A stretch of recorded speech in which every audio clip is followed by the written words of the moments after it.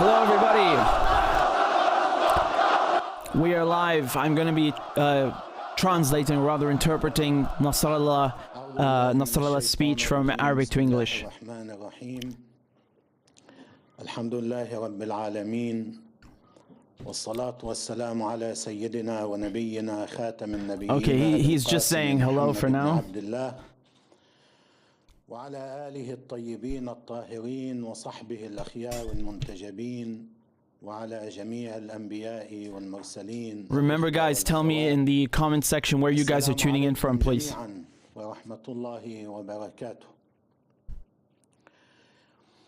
أرحب بهذا الحضور الكبير والمهيب في احتفال اعتزازنا وافتخارنا بالشهداء، بكل الشهداء الذين اجتمعنا اليوم في حفل تكريمهم وفي حفل تجديد البيعة لدمائهم ولأهدافهم.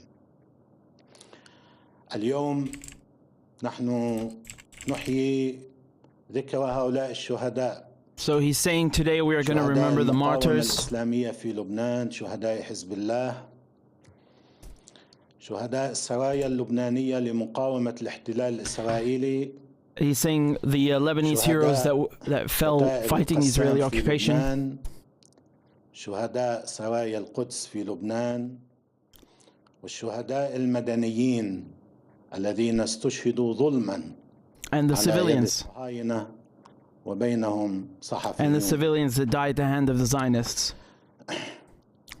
نتوجه بالدرجة الأولى إلى عوائل الشهداء.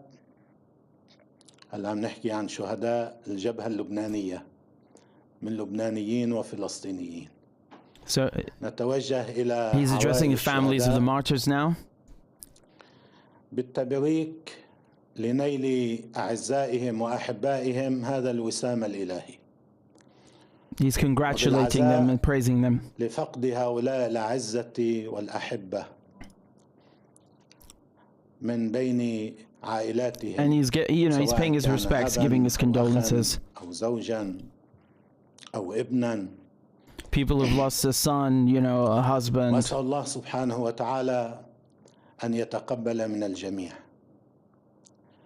ويمتد تبريكنا وعزاؤنا إلى كل عوائل الشهداء في قطاع غزة في الضفة الغربية. And he's talking about the West Bank. He's referring to the martyrs in the West Bank. فيه شهداء the martyrs that died in Gaza. معركة طوفان الأقصى التي أصبحت ممتدة في أكثر من جبهة وفي أكثر من ساحة وفي أكثر من ساحة. الشهداء هلا ما حيحكي كتير عن الشهداء، بعد كم يوم عندنا احتفال يوم الشهيد، إن شاء الله بنحكي أكثر. لكن he said he's not going to talk too much about the martyrs because he'll talk about them again in a few days. عظيما. يكفي أن نقرأ بعض آيات الله سبحانه وتعالى في حقهم ليكون ذلك موضع اعتزاز وافتخار لعائلاتهم ولنا جميعا، ولنكون على يقين إلى المكان الذي مضوا إليه، إلى العالم الذي رحلوا إليه، إلى ما لا عين رأت ولا أذن سمعت ولا خطر على قلب بشر. يقول الله سبحانه وتعالى عن الشهداء: والذين قتلوا في سبيل الله فلن يضل أعمالهم سيهديهم ويصلح بالهم ويدخلهم الجنة عرفها لهم يا أيها الذين آمنوا إن تنصروا الله ينصركم ويثبت أقدامكم. وفي سورة آل عمران: ولا تحسبن الذين قتلوا في سبيل الله أمواتا بل أحياء عند ربهم يرزقون فرحين بما آتاهم الله من فضله ويستبشرون بالذين لم يلحقوا بهم من خلفهم ألا خوف عليهم ولا هم يحزنون يستبشرون بنعمة من الله وفضل وأن الله لا يضيع أجر المؤمنين. هم الآن أحياء الآن أحياء، وليس المقصود في يوم القيامة. في يوم القيامة كل الناس سيكونون أحياء، أما الآن الشهداء هم الأحياء الفرحون المستبشرون المتنعمون برحمة الله وفضله. ولا تقولوا لمن يقتل في سبيل الله أموات بل أحياء. Okay, so you can see me now on the split screen. He's saying things from the Holy Quran, and he's talking about these are basically like religious verses. So nothing political yet, but he's going to get to everything about October 7th in Gaza and everything in a few minutes. Okay.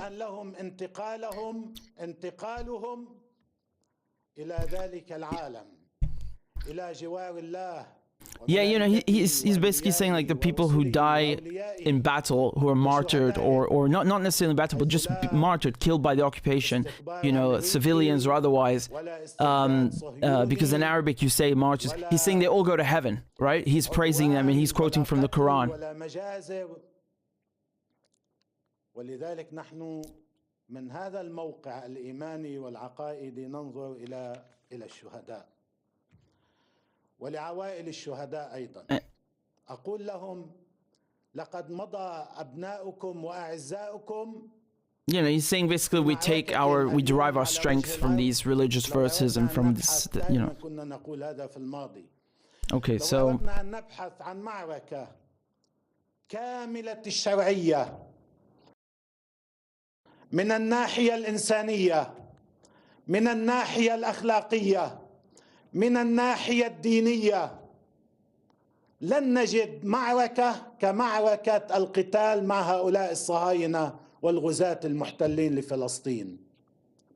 So he's saying, if we're gonna fight, if we're gonna have a battle, we're gonna do it from a humanitarian point of view. We're gonna do it with ولذلك هي من أوضح وأعظم وأبين مصادق القتال في سبيل الله سبحانه وتعالى. This battle in Gaza is basically the most important one. There is nothing more important. It's the quintessential battle. نتوجه إلى عوائل الشهداء أيضا لنفتخر بهم، لنعتز بهم. لقد سمع العالم وسمعنا مواقفهم وكلماتهم التي تعبر عن الصمود والثبات واليقين. We've heard from all over the world. والتسليم والرضا. How everybody stands with Gaza.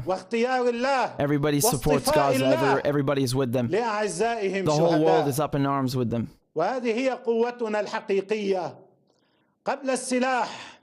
قوتنا الحقيقية في هذا الإيمان، في هذه البصيرة، في هذا الوعي، في هذا الالتزام العميق بالقضية، في هذا الاستعداد العظيم للتضحية، في هذا الصبر الذي لا حدود له، الذي يعبر عنه than this fight. This is the quintessential one. It's about all of these values. وعوائل الشهداء. وأيضا التحية، كل التحية للشعب الأسطوري، للشعب الذي لا نظير له في هذا العالم، لأهل غزة وشعب غزة الذين شاهدناهم على شاشات التلفزيون. Our salutes, our respects to the people of Gaza. They are real men, real women. They are the true people. We respect them. They're standing for defending their land. كل ما قدمه هو فداء للمقاومة، فداء للأقصى، فداء لفلسطين. هنا القوة الحقيقية. All these people who died, all these deaths, they died for Palestine. والبيان عن التعبير عن عظمته وعن جبروته وعن إيمانه وعن صموده وعن صبره. وكذلك ما نشهده في الضفة الغربية. This leaves us speechless. We have no words to say. وصلابة وشموخ وصبر وفي كل الساحات. أيها الأخوات، اليوم My brothers and sisters, today I will focus my speech on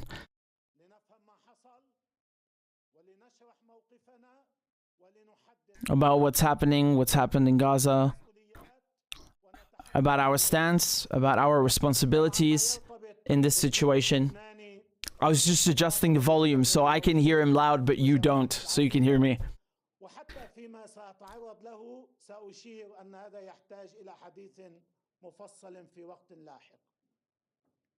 And other things will also be explained and detailed.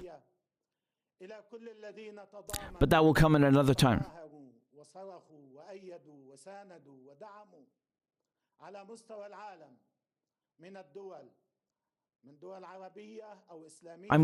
I'm giving you the remember, I'm going to give you the idiomatic translation, which is how it should be done. I'm giving you the meaning, not like literally translating every word. That's not how you do it. So I'm listening, I'm digesting it and giving it to you with the meaning.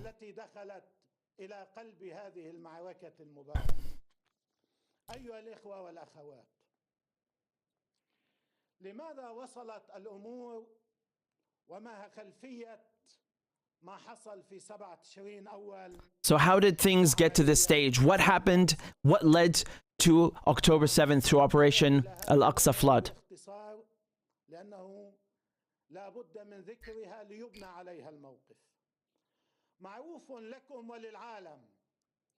He also said, just by the way, he said he paid his respects to the people of Yemen, of Iraq, who are fighting with the people of Gaza. That's important to note.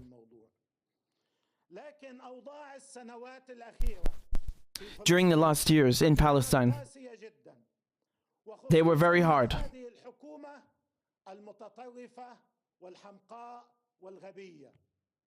Especially this extremist right-wing government. He's talking about the Israelis.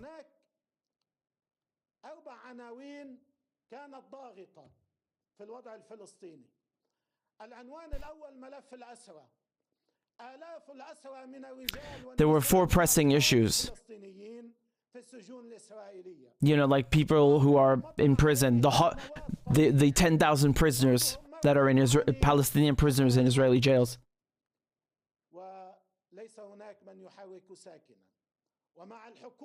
And nobody was doing anything to help them, to free them, to liberate them.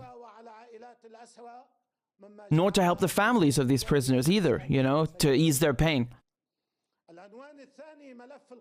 The second theme is about Jerusalem and about the Al-Aqsa Mosque, and especially about what happened during the last months and the weeks that led up to October 7th.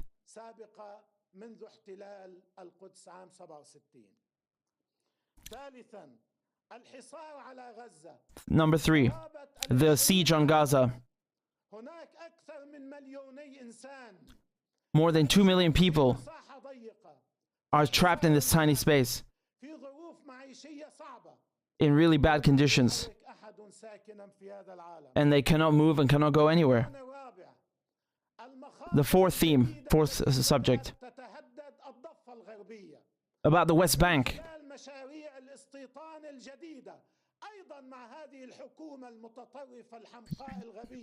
The dangers and threats that have been posed to the West Bank by Netanyahu's government.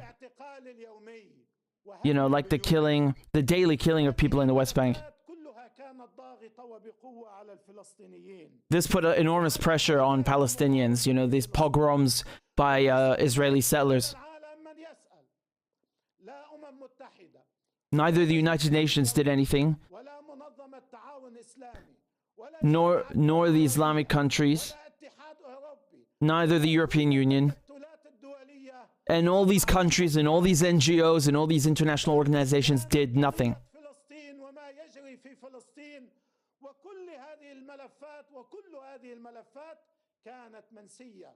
All the entire Palestinian cause and struggle was just, abandoned and left on the side. It's like no one cares.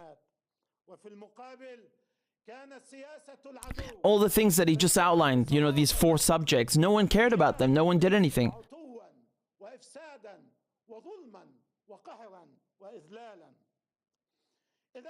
It's just oppression.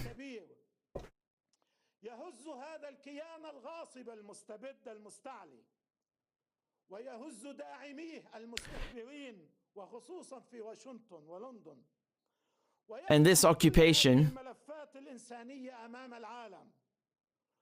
ويعيد طرح قضية فلسطين المحتلة وشعبها المظلوم المحاصر. The oppressed people of Palestine living under this terrible situation من جديد كقضية أولى في العالم.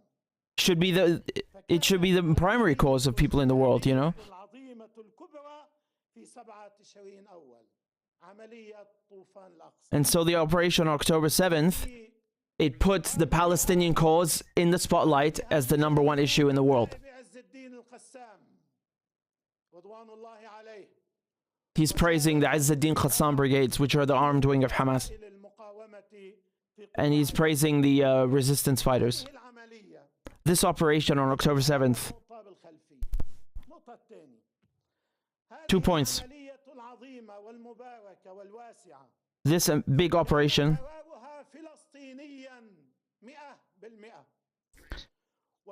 this decision was Palestinian. Palestinians made the decision to launch that operation. No one else. It was 100% Palestinians who decided. Not Lebanon, not Iran, Palestinians.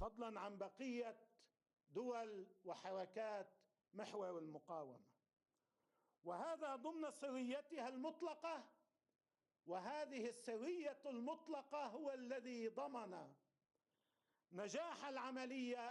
And the secrecy of this operation, the silence that preceded it, the operational security guaranteed its success. Remember, there's a saying in English, loose lips sink ships, right? بعض المثبطين أو المخذلين أو الفتنويين خلافا لما يظنه البعض فهذا الإخفاء لم يزعج أحدا في حركات المقاومة ومحور المقاومة على الإطلاق بل أثنينا عليه جميعا. The secrecy, the operational security, طبيعيا لنجاح العمل وليس له أي تأثير سلبي. It caused no disruptions. It didn't upset anybody. No disturbances in the entire resistance axis. فريق أو حركة مقاومة في محور المقاومة بل بالعكس هذا الأداء من الإخوة في حماس ثبت وأكد الهوية The people who carried out the operation, الحقيقية للمعركة والأهداف وقطع على الأعداء their secrecy, their level of operational security was very big. It was very great because they didn't tell any of the other factions, even within the resistance axis itself, right? So the other people that are fighting with them now didn't even know that this was going to happen. That's how, secret this thing was. That's how well planned and executed it was. It was a complete surprise to everybody, including those in the resistance axis, essentially.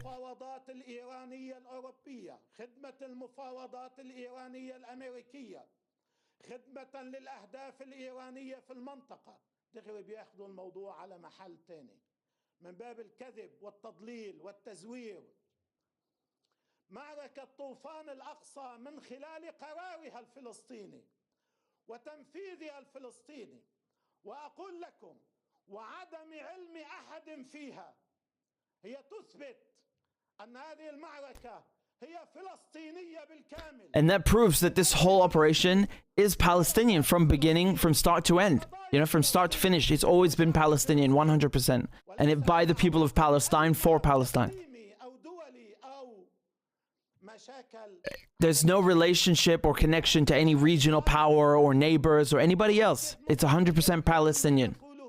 It's got nothing to do with, regional causes or regional ambitions. What he's really saying is that basically this was 100% Palestinian. There was no connection to Iran, because that's what the Americans were saying. So he's saying that even Hezbollah didn't know about this. Nobody knew about this. It was 100% Palestinian, and the level of secrecy was so professional that, that's how it was. That means that the Palestinians decided what to do, when to do it, and what the objectives were. All right, so that makes it 100% Palestinian, and therefore, a legitimate national liberation cause.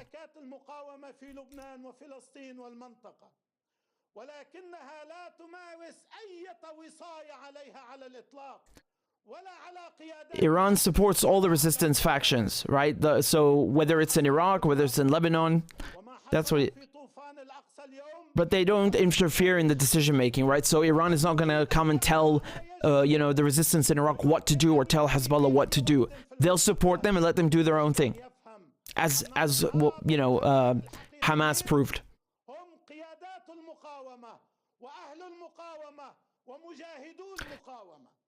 Those who take these decisions, they are the leaders of the resistance. It's they are the primary decision makers in this case. Nobody else.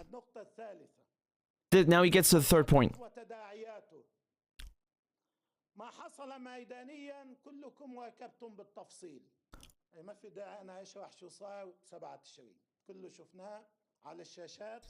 You saw what happened. You saw what happened.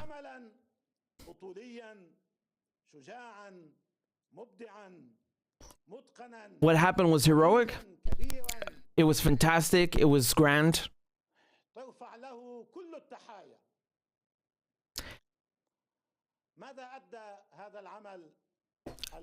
Tip your hat to them is what he's saying.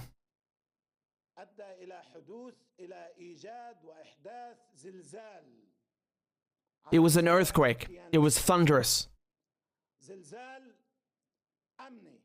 It was a shockwave. It was a shockwave in politics, in security matters, intelligence, in economics, in every domain. It was a shockwave. It was an earthquake.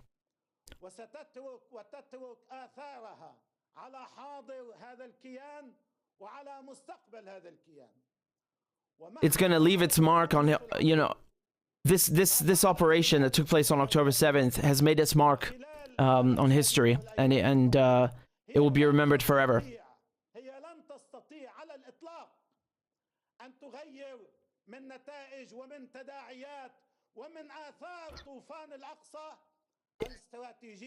It will live forever in infamy, and it's never going to change the results. It's not going to change what happened that day. It's never going to be altered or changed or taken away, because the Israelis were humiliated. That can never be taken away, no matter what the Israelis do.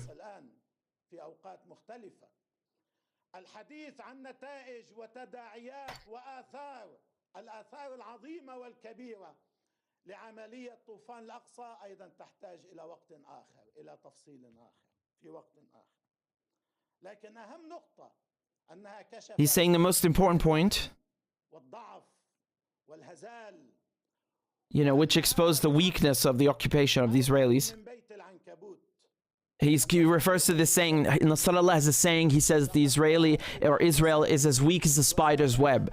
So that's what he's saying now. He's going back to his saying, they're as weak as the spider's web.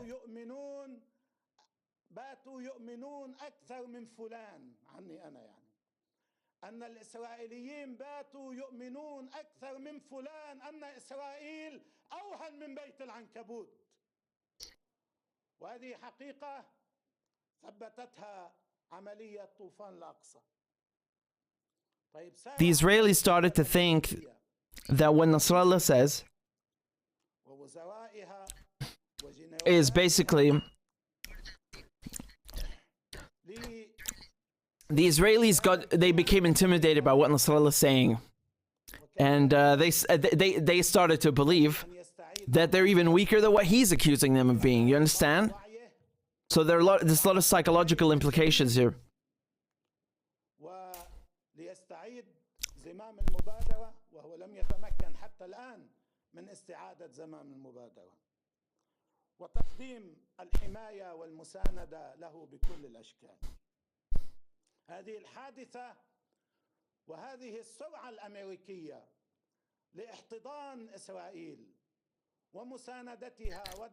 He's saying that the Americans and their support for Israel, the Israelis are they're basically going and begging them for help as usual, like they do.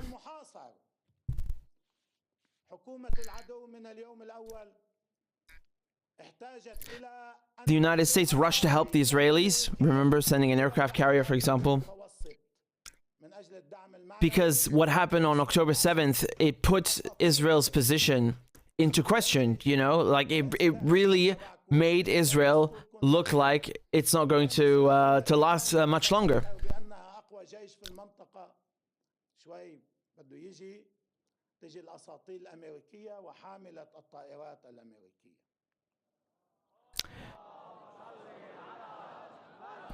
They always say that, you know, the Israelis are the strongest army in the region, and now they need the Americans to come and help them. Otherwise, they're nothing. You have generals that are coming over to help and supervise.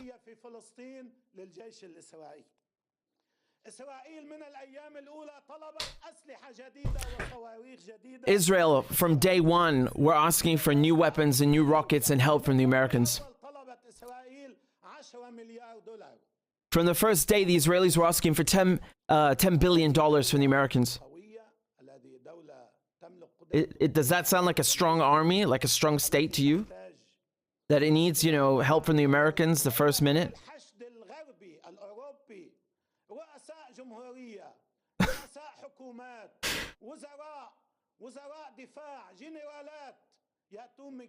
All these presidents, all these ministers going to visit Israel and help them, you know, it's like they just need everybody's support, otherwise they're nothing. All of them running to Israel's help, you know, to Israel's aid, coming to Israel's aid. Now he moves on to the next point.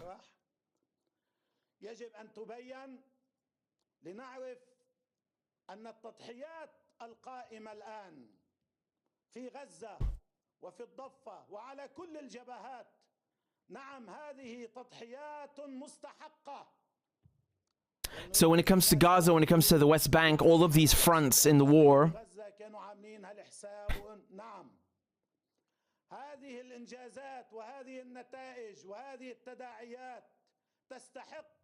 all of these martyrs that died there, they gave their sacrifice, they gave their lives, right?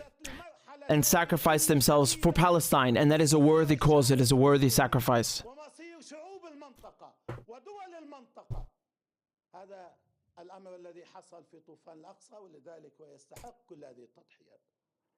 ولم يكن هناك خيار آخر وليس هناك خيار آخر. الخيار الآخر يعني السكوت، الصمت، الانتظار، انتظار الموت، انتظار ذهاب الضفة، انتظار ذهاب الأقصى، انتظار المزيد من الحصار، انتظار موت الأسرى. You know, the Israelis, with all the help from the Americans, they couldn't even begin to go into Gaza, right? Despite all this help, they're still unable to go in.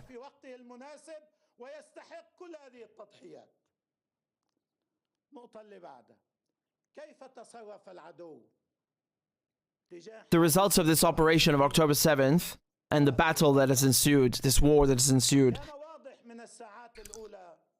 it has defined new rules of engagement. The rules of the game have changed. This is a new period.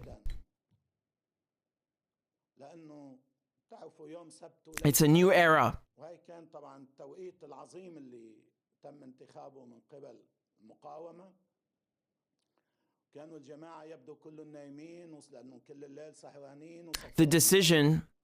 The decision to defend Al-Aqsa, because remember, that's what October 7th operation was named about. He said it was the right decision, the honorable thing to do, the courageous thing to do.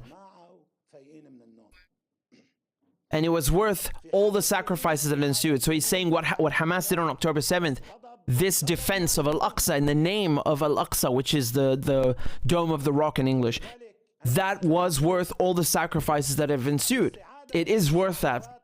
That's what he's saying. الذين ارتكبوا المجازر بحق المستوطنين الإسرائيليين وليس ما يتهمون به حماس وبقية فصائل المقاومة. وبدأت الآن أصوات ومقالات وتحقيقات في داخل الكيان الإسرائيلي تقدم شواهد على هذا الأمر.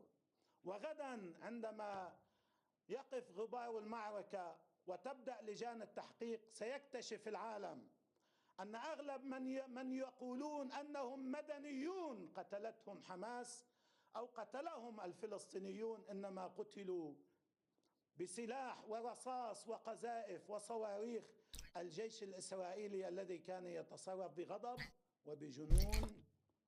He's basically saying when they found out that the resistance went in on October 7th, they actually penetrated the fence.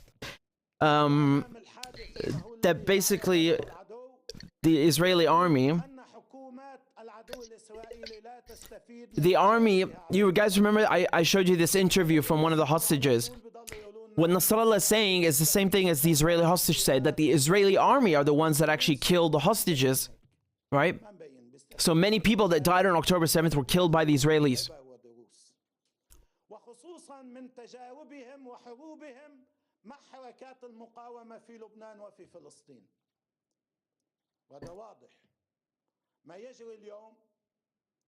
جرى بالسابق طبعا مع فارق سأتحدث عنه في لبنان في تموز 2006 وفي حروب متكررة مع غزة مع فارق كمي ونوعي ولكن من نفس الطبيعة ومن نفس الجوهر. من أهم الأخطاء التي ارتكبت في الحروب السابقة ترتكبها حكومة العدو الآن هي الأهداف، هي طرح أهداف عالية لا يمكنهم أن يحققوها ولا يمكنهم أن يصلوا إليها. مثلا عندما قالوا أن الهدف هو القضاء على حماس في قطاع غزة. على حماس كل They never learn. يعني مرة بيقول الإسقاط.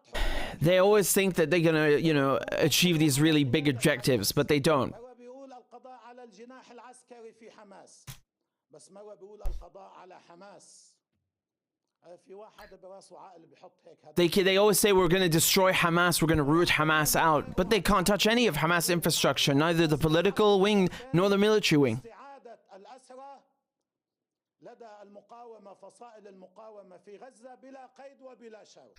Nor the leaders and commanders and heads of Hamas, right? Even though the Israelis, they claim they've killed them, it's not true.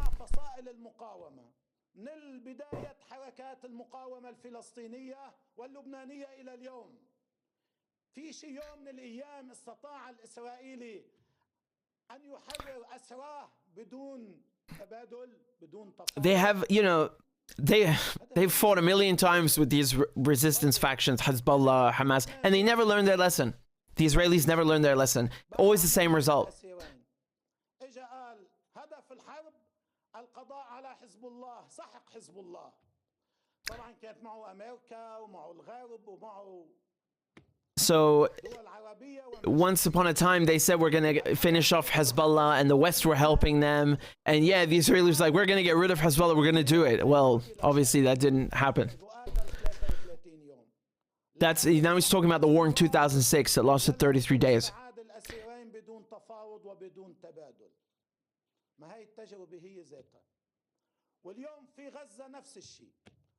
They didn't want to negotiate about prisoners.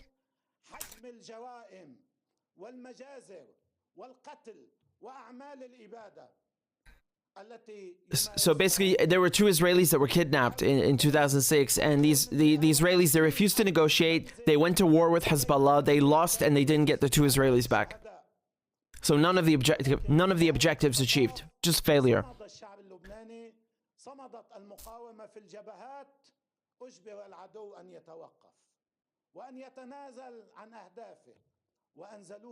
So he's still talking about 2006, how they killed.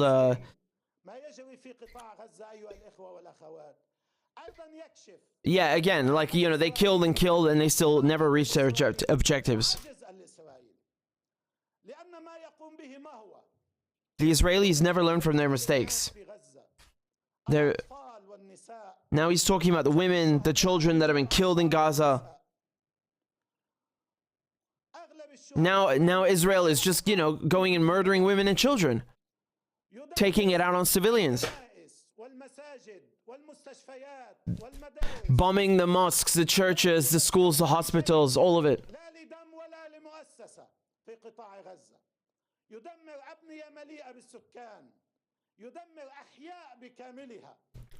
Bombing entire families, killing entire families, bombing entire residential blocks, laying waste to the cities. هذا يستطيع أن يفعله أي جيش يملك بعض الطائرات وبعض الصواريخ ولكن This is just an army that's, that's an aerial power, just dropping bombs, but nothing more.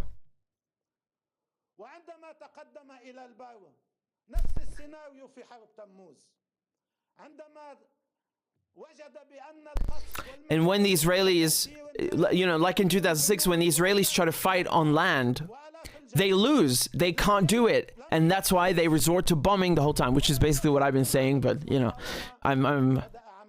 I'm just telling you what he said.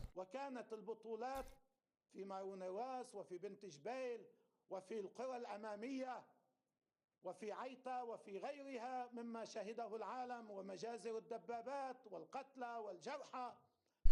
So basically, in 2006, they were also killing civilians. They started to try going in on land. They couldn't do it and just, go back to killing civilians. It's the same kind of routine. They have no power. They have no resourcefulness, no capabilities on the ground. They just can't hack it.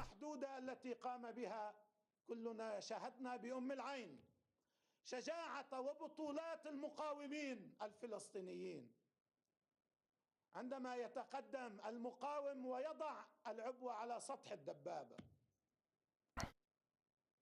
We've seen with our own eyes how, the resistance fighters are so brave. And, they just charge at the Israelis and they get the job done. هذا الذي تصرف به العدو وما زال. في الجهد العسكري المباشر تردد وارتباك وخوف وضعف. نعم ما يتقنه.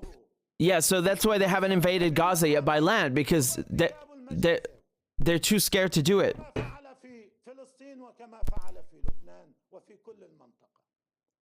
والهدف هو أن يمس بإرادة قيادة المقاومة لترفع الأعلام البيضاء لتستسلم لتخضع. وأنا أعتقد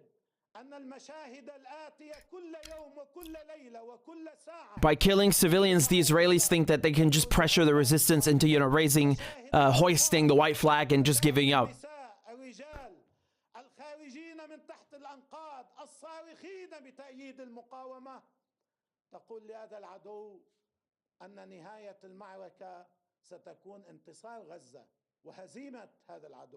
وأنك لن تستطيع من خلال القتل والمجازر أن تصل إلى أي نتيجة على الإطلاق. أيها الإخوة والأخوات، النقطة اللي بعدها، كل هذا الذي يجري في قطاع غزة ويراه العالم. Seeing all these people being slaughtered in Gaza. يؤكد لنا من جديد. أولاً الطبيعة المتوحشة والهمجية.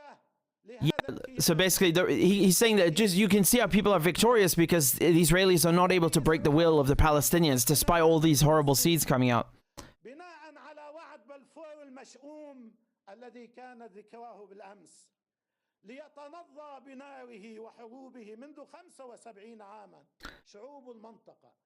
Yesterday was the Balfour Declaration anniversary.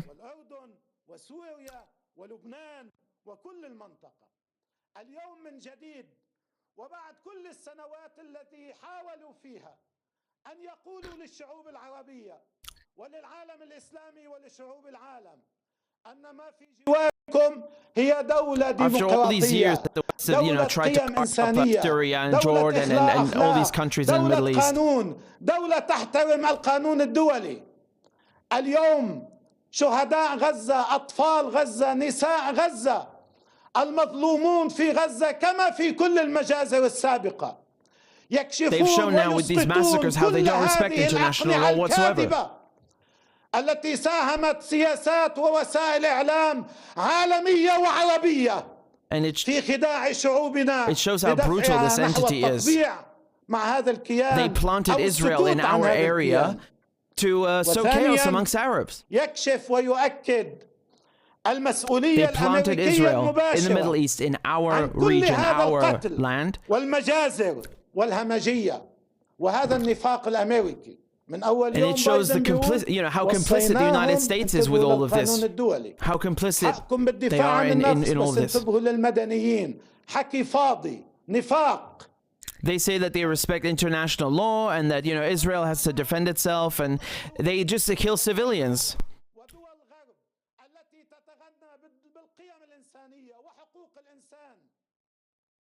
And, you know, they talk about human rights in the West, and they talk about international law, but they don't mind this taking place right now. They don't say anything about it. They were saying that Hamas, you know, they were accusing Hamas of like cutting babies' heads and all this stuff, but they couldn't provide one shred of evidence. Meanwhile, look at the weapons that they're using in Gaza that do actually kill babies and cut their heads off. The Israelis are literally doing that. And they're using white phosphorus as well, which is forbidden under international law. It's banned in most countries.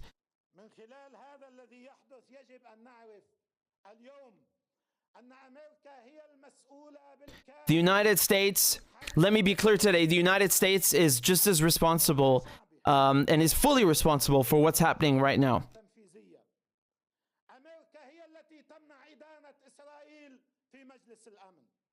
The United States is the one that protects Israel in the United States Security, United Nations Security Council. We might as well call it United States Security Council.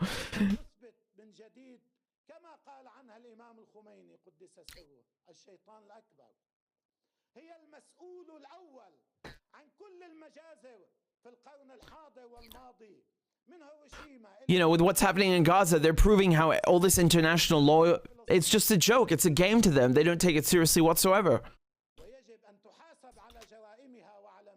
And it shows that America, the United States, is the one that is responsible. And Israel is just a tool. It's basically, you know, an errand boy for the United States.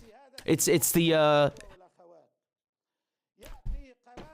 executive. And it shows how they are against the people of the region. They work against the people of Palestine, of Syria, of the Levant, of the entire Middle East.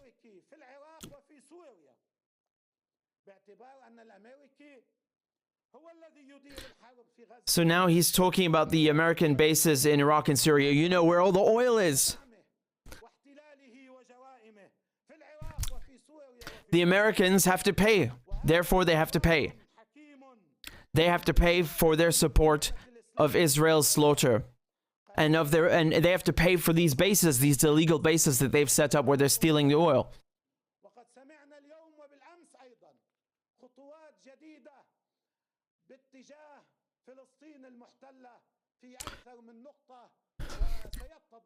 We can see how, you know, the Iraqi and the Yemeni resistance took the decision to intervene in this conflict to help and stand by Gaza, which is a really heroic act, and it's the right act. It's the right thing to do.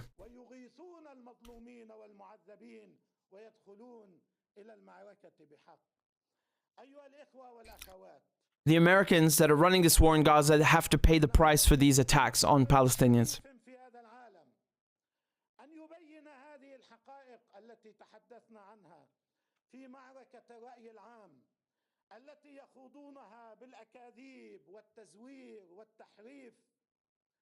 Any decent person on the planet should be standing with the Palestinians.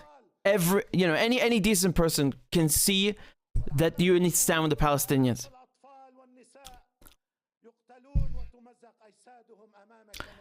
The whole world can see what's happening to these children and the women and the civilians. Therefore, any decent person should, you know, show some solidarity and tell the truth about what's happening, you know, expose it. And defend the people of Gaza, you know, defend the civilians against these lies that are being told about everybody in Palestine, right?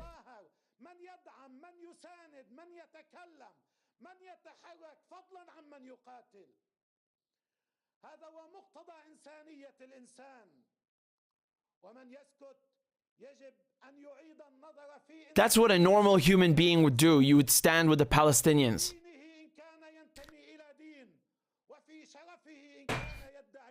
This is the battle between humanity and cruelty. What the United States, Britain, and Israel are doing, it's it goes against everything that stands for everything that comprises humankind. It goes against humanity itself, what we are doing. in Britain, U.S., and the Israelis. آثار وسلبيات وآلام قيام هذا الكيان. التبعات لم تكن فقط على الشعب الفلسطيني، كانت على الأردنيين والمصريين والسوريين واللبنانيين، ولعله لبنان من أكثر الدول والشعوب التي عانت من آثار وجود هذا الكيان. Not only are the Palestinians paying for the presence of the Israelis, but it's also the Syrians that are paying for this crap. Jordanians that are paying for this crap.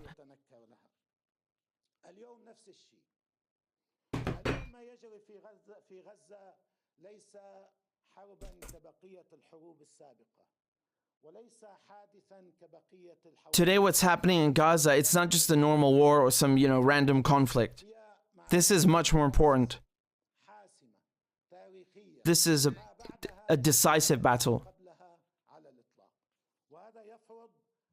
What came before is not going to be like what we see afterwards. And everybody who's complicit is, not everybody who's complicit. He's just saying that everybody should, pull their weight and do their bit. There are two goals that we have to work on.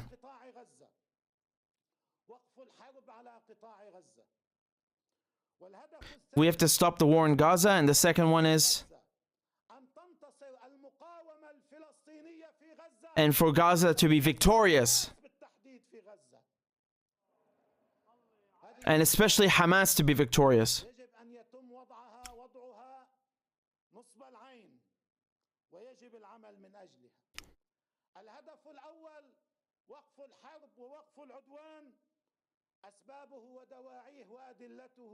إنسانية وأخلاقية ودينية وشرعية وليست قابلة للنقاش. The reason to stop the war in Gaza, it's religious, it's the moral thing to do, it's the humanitarian thing to do. Without question, this is for the good of all Palestinians, not just in Gaza.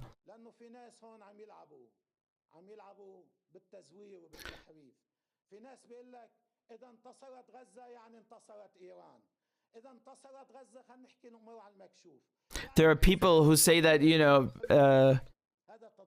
basically, if Gaza doesn't, they're basically trying to say that if Gaza wins, then Iran is going to win. They're trying to conflate the two. Whereas when Gaza wins, it's all of Palestine that wins. That's the truth. All of Palestine wins. It's also for it's for the victory of the Aqsa Mosque and also the Church of the Holy Sepulchre.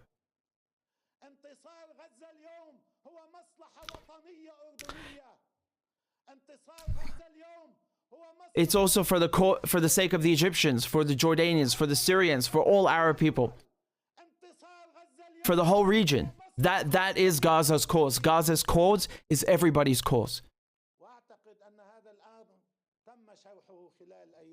There will be a victory for all these countries, Lebanon, the whole Levant, all the Arab world, for humanity.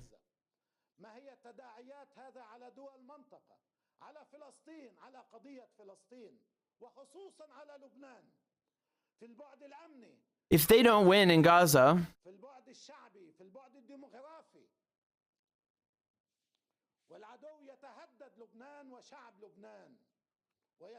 if they don't win in Gaza, the Israelis they're gonna push forwards and threaten the Lebanese. Then it's gonna be like dominoes.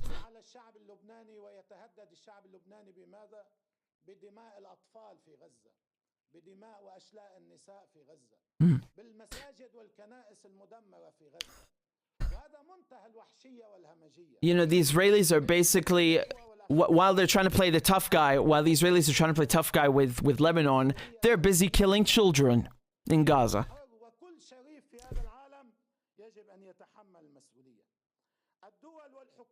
It's the responsibility of every decent person in the world to take up the cause of Gaza, to defend Gaza.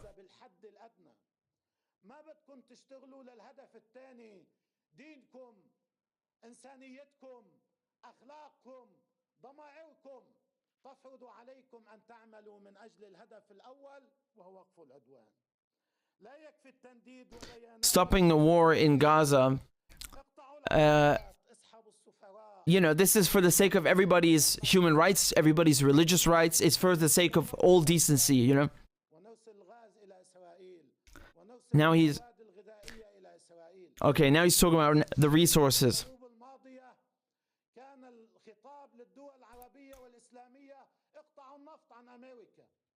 Yeah, right, so... Hold on. Amen.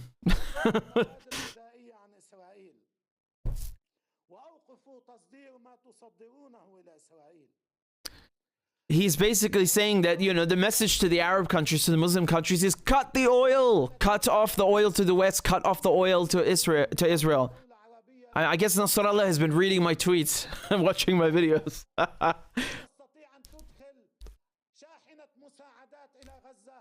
You can't even get a flotilla.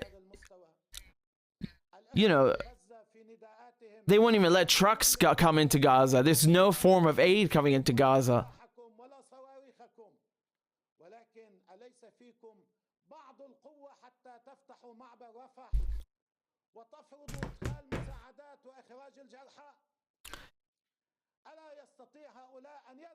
Can't...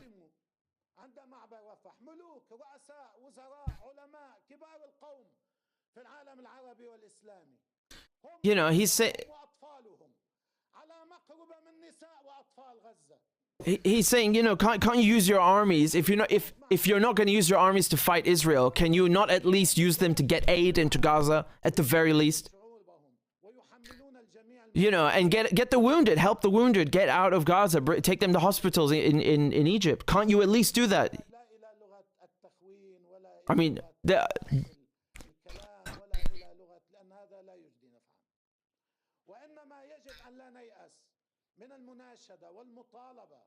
he said, I'm going to stop here. You know, he says, I'm not going to go any further on this point because he doesn't want to talk about the betrayal. Okay. But he's still going. Okay. He's saying this just in... Nasrallah says, I'm saying this just in case I manage to prick somebody's conscience and move them into actually doing something for the Palestinians and for Gaza. Also, you can see on the screen scores of people. I mean, I can't even be bothered to count them. The last thing he said was that it's not enough to condemn what's happening. They need to stop. They need to cut ties with Israel. And you know, cut off the oil and all these resources to Israel and all exports. That's what needs to be done. He's saying our honorable brothers in Yemen, the Yemeni army, Ansar Allah, the Yemeni people, the resistance fighters, the Mujahideen. And despite of all these bullshit threats from the Americans, from the Israelis, they persist. They fired, you know, they did their bit. They fired their rockets. They fired their ballistic missiles.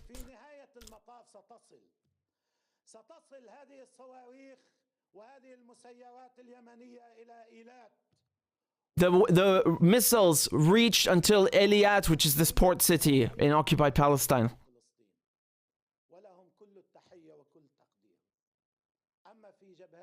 I salute them, he says. I salute them.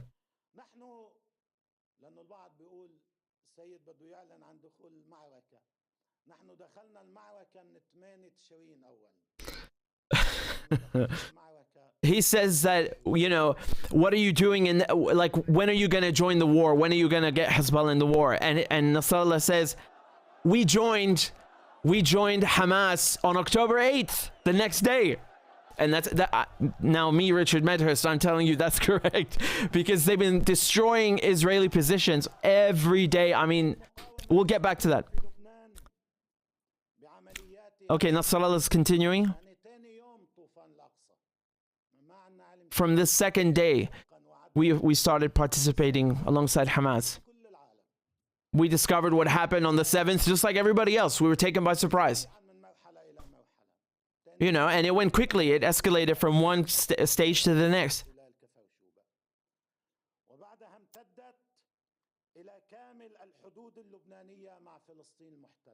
You know, and now it's gotten to the Lebanese border with occupied Palestine. The whole battle, the whole war has now stretched it's not just in Gaza, it's stretched all the way to Lebanon. Now there's a very important point.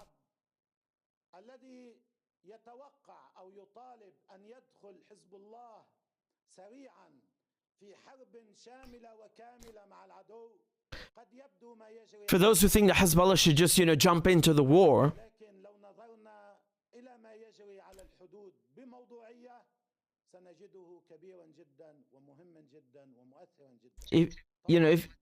if you look objectively, it's what's happening at the Lebanese border with occupied Palestine. You can see that Hezbollah is already doing something. Hezbollah is already doing its part. You know, so he's responding to those who say, he's saying to those people who, you know, who say, where's Hezbollah? Why didn't they jump in? Well, he's telling them the whole border, the whole Lebanese border with occupied Palestine, they're there, they're doing their part.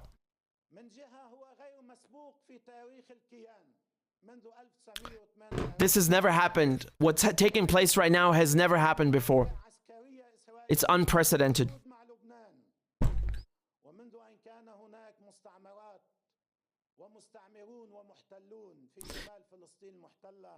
Yeah, so the settlers,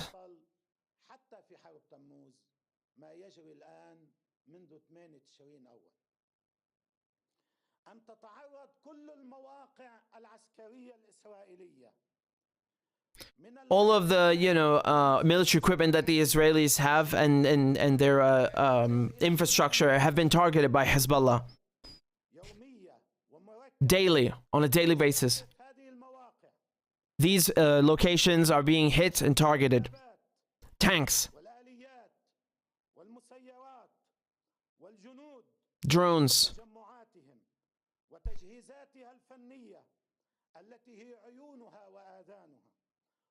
And they've taken out the Israelis' eyes and ears. They've blinded them now. You know, because they've taken out the radar and the surveillance towers.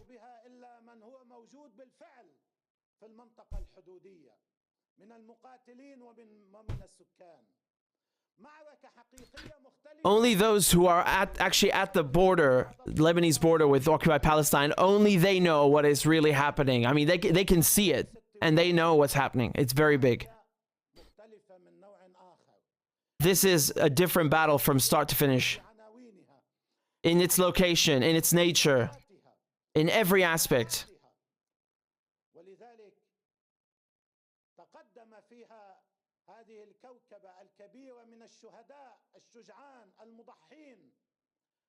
You know, there's been a large number of marchers.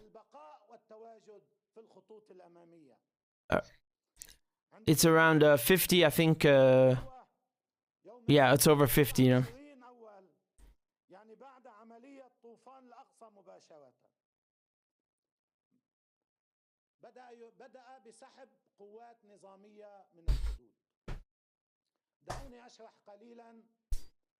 So he says, let me describe what's going on, and I'll explain the situation at the border.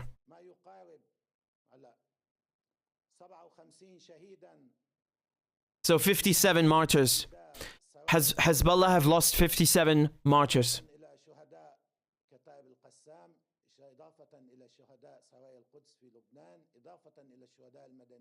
This is in addition to the martyrs of Saraya al-Quds that are in Lebanon. Right, this is, I'll get back to this later after this point. So you can see there are resistance fighters from different factions that are there, okay? Going back to Nasrallah now.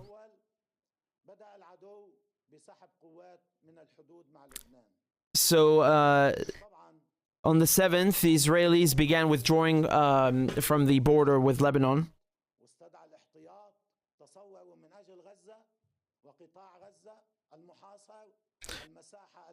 they started withdrawing because they wanted to move these troops and forces over, down south to Gaza.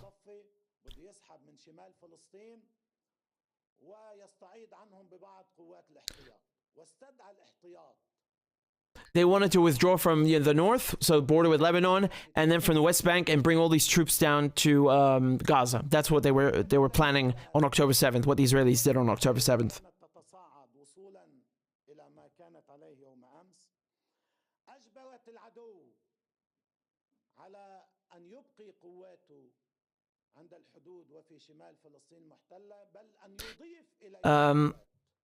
From what's been happening,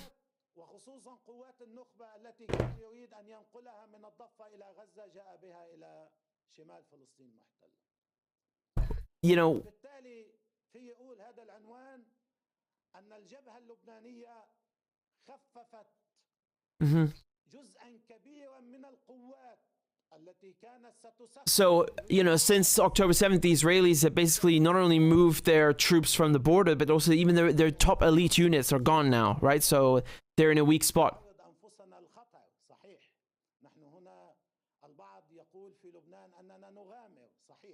He says, yes, we are exposing ourselves to danger, but we've made the Israelis pull their troops up north away from Gaza, right? This is what I was talking about with you guys.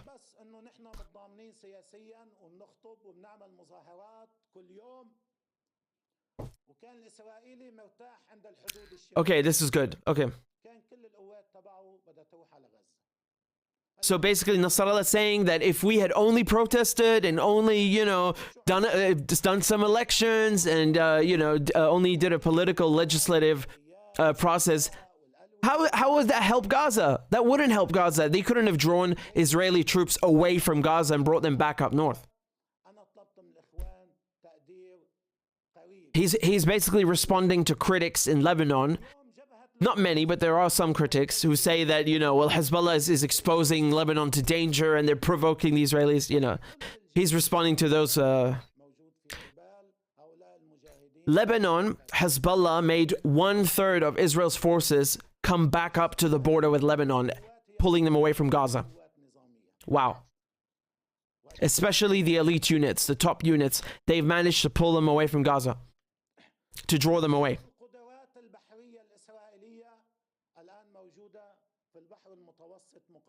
Half of the Israeli Navy is, basically half of it's dedicated just to fighting Lebanon, right? That didn't go well in 2006.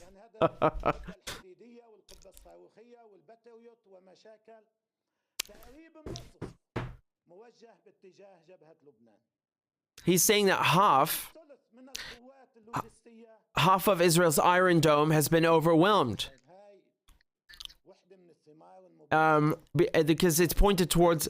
Okay, so he's saying half of it's pointed towards Lebanon, right? I thought he was going to say it's been overwhelmed. Excuse me. Right, so he's saying that this is an accurate figure, that half of Israel's Iron Dome is pointed or directed towards Lebanon, meaning it's made to intercept rockets from Lebanon.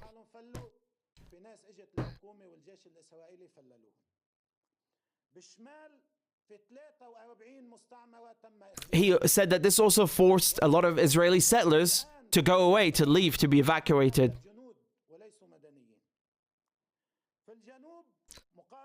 And most of those so-called civilians are not civilians because they're in the Israeli army. I swear Nasrallah has been stealing my videos and tweets. I'm joking. The evacuation. So basically, look, having Israeli troops being pulled, down south and then back up north, and having the settlers evacuated, this is putting a lot of psychological stress on the Israelis. It's messing with them, and it's also putting stress on their infrastructure.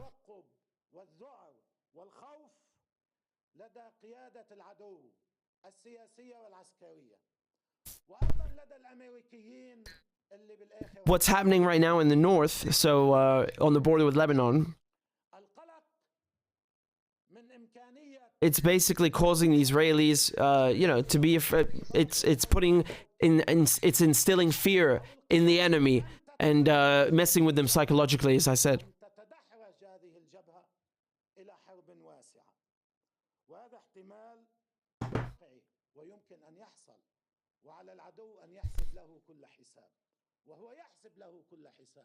So he's saying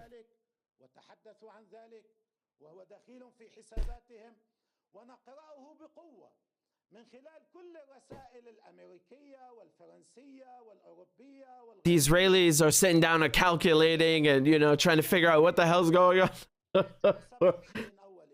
And that this is basically making the Israelis stressed. It's putting pressure on them. And that is what Hezbollah want to do. They want the Israelis to be scared shitless, sitting down and trying to figure out what's going on.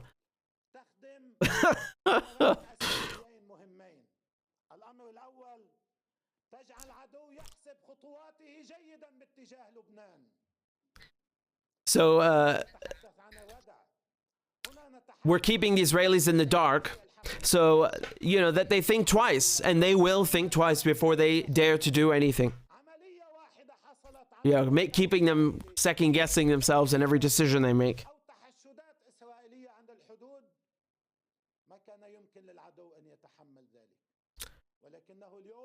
He says that expanding the war and expanding the front to the north, with Hezbollah, this is a possibility. This is a possibility. It's something that is, an option.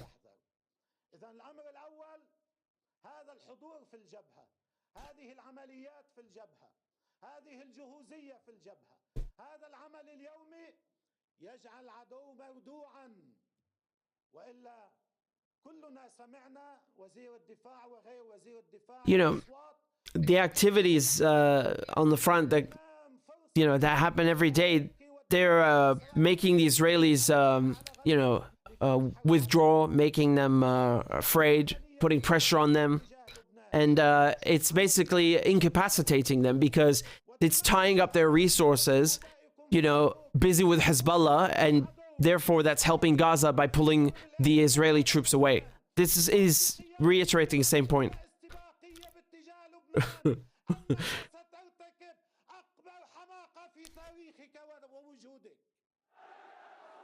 He's saying if this is to make sure the Israelis know any stupid shit that they do, they're gonna pay very, very, very costly and greatly for that mistake if they screw around. In other words, I don't want to swear, but F around and find out. You know the saying, guys.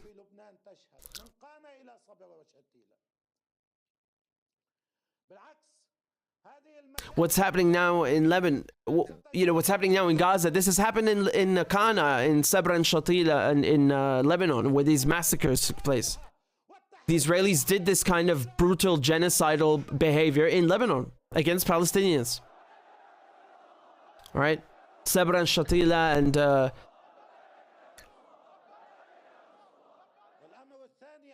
what Israel is doing in Gaza, it just drives us even more to resist against them, to fight against them, to repel them.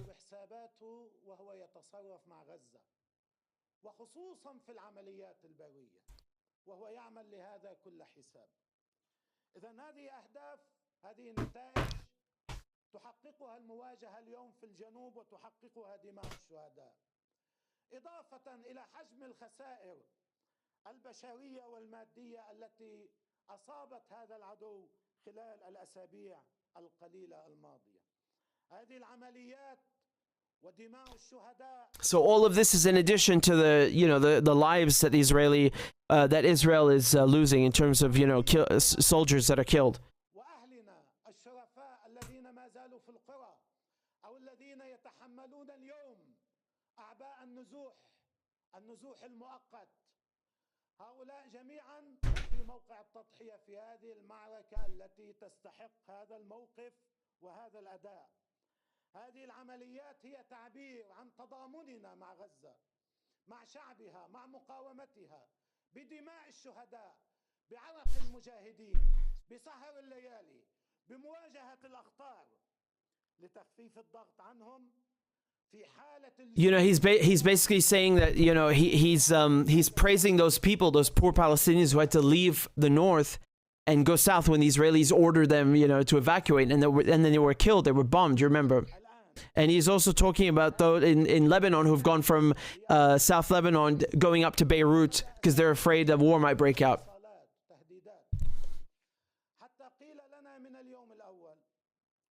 I remember there were lots of photos of cars, just like, you know, the whole highway blocked.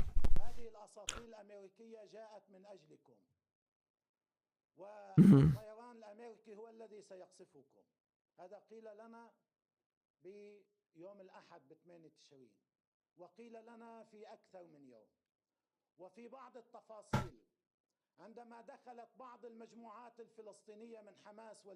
He's saying that if the Americans want to get involved, Hezbollah has no problem hitting the Marines, as they've done before, actually.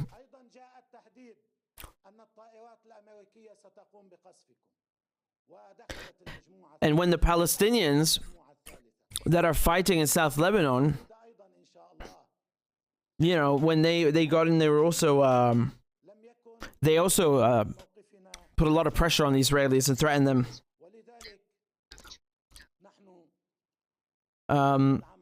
Sorry, excuse me. He was saying basically that the Palestinians that came to fight in South Lebanon, right, which is something we've you know, that they also received a lot of threats. They were exposed through Hezbollah, and they persisted, they persevered.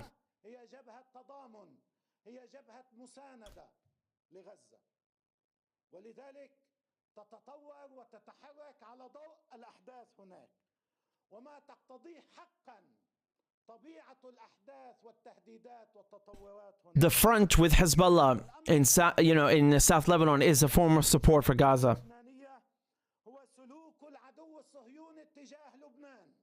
You know, and we will base our next moves, we will make our next moves based on what's happening in Gaza. You know, that's going to be our compass.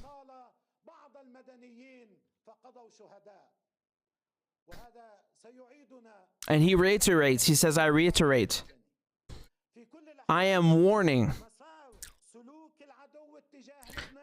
He says, I am warning you, if you even just think of attacking Lebanon, you are going to pay very, very dearly.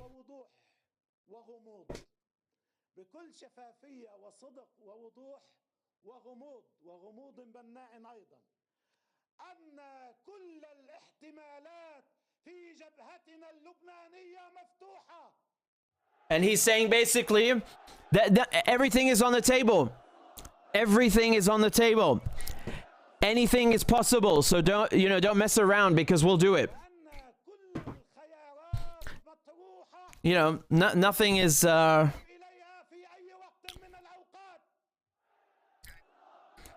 he's saying anytime, any place. You know, nothing is off the table. Nothing is off the table.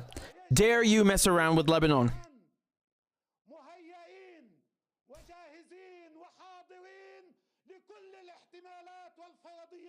We are ready for all possibilities. We're prepared for any outcome. Yeah.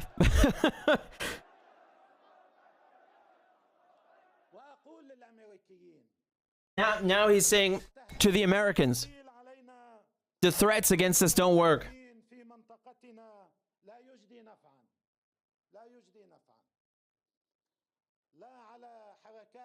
Your threats against us and other resistance factions don't work.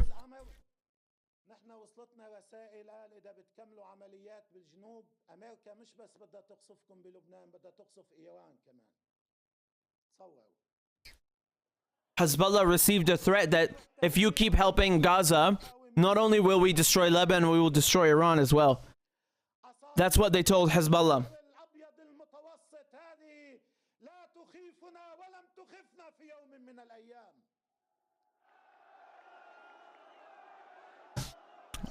So Nasrallah saying all these ships you brought to the Mediterranean Sea, they don't scare us.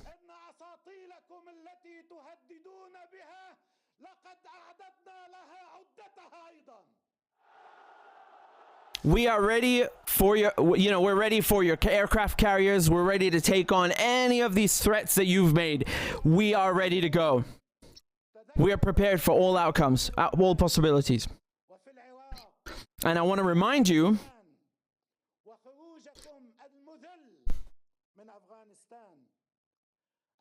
he's basically saying, I want to remind you about your failures in Lebanon. Oh. He's talking about the bombings. In the 1980s, Hezbollah blew up the U.S. Army barracks. Because you know what the Americans do is that they come and put, hundreds of Marines in an embassy. They turn it into a military base. Hezbollah blew it up. They killed 200 plus Marines, and the Americans left the same day.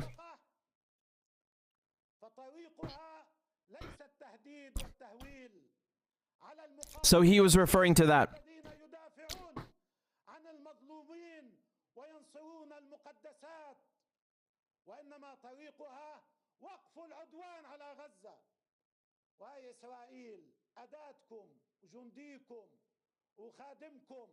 وتحت وصايتكم أنتم الأمريكيون تستطيعون أن توقفوا العدوان على غزة لأنه عدوانكم. من يريد منع قيام حرب إقليمية والخطاب للأمريكيين يجب أن يسارع. We are not the ones that are creating problems. We're not the ones that are provoking these issues. You are the instigators. You are the agitators, you are the provocateurs, and we will act accordingly. Nothing is going to...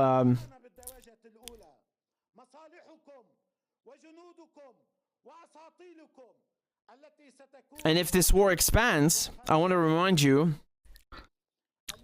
that you, the Americans, it's your soldiers...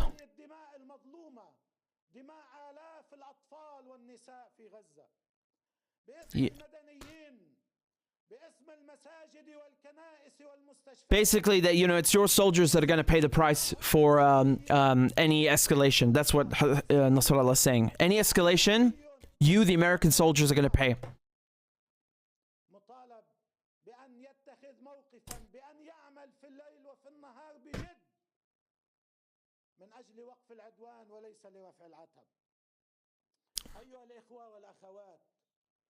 في الأفق أقول لشعبنا الفلسطيني ولأهلنا في غزة ولكل المقاومين الشرفاء في فلسطين وفي منطقتنا. في الأفق نحن جميعا منذ قيام المقاومة بعد قيام الكيان نخوض معركة صمود. معركتنا لم تصل إلى مرحلة الانتصار بالضربة القاضية. He's saying you better stop the war in Gaza before it turns into a regional war, before it escalates.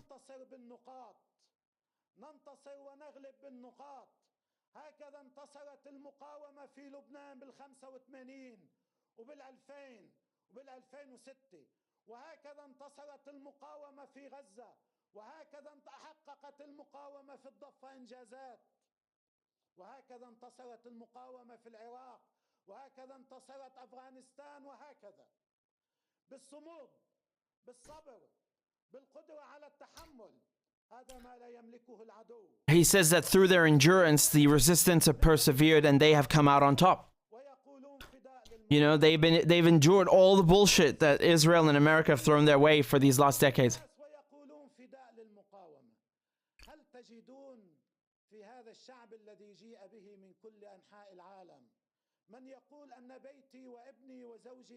In Gaza, when people are pulling their dead relatives out of the rubble,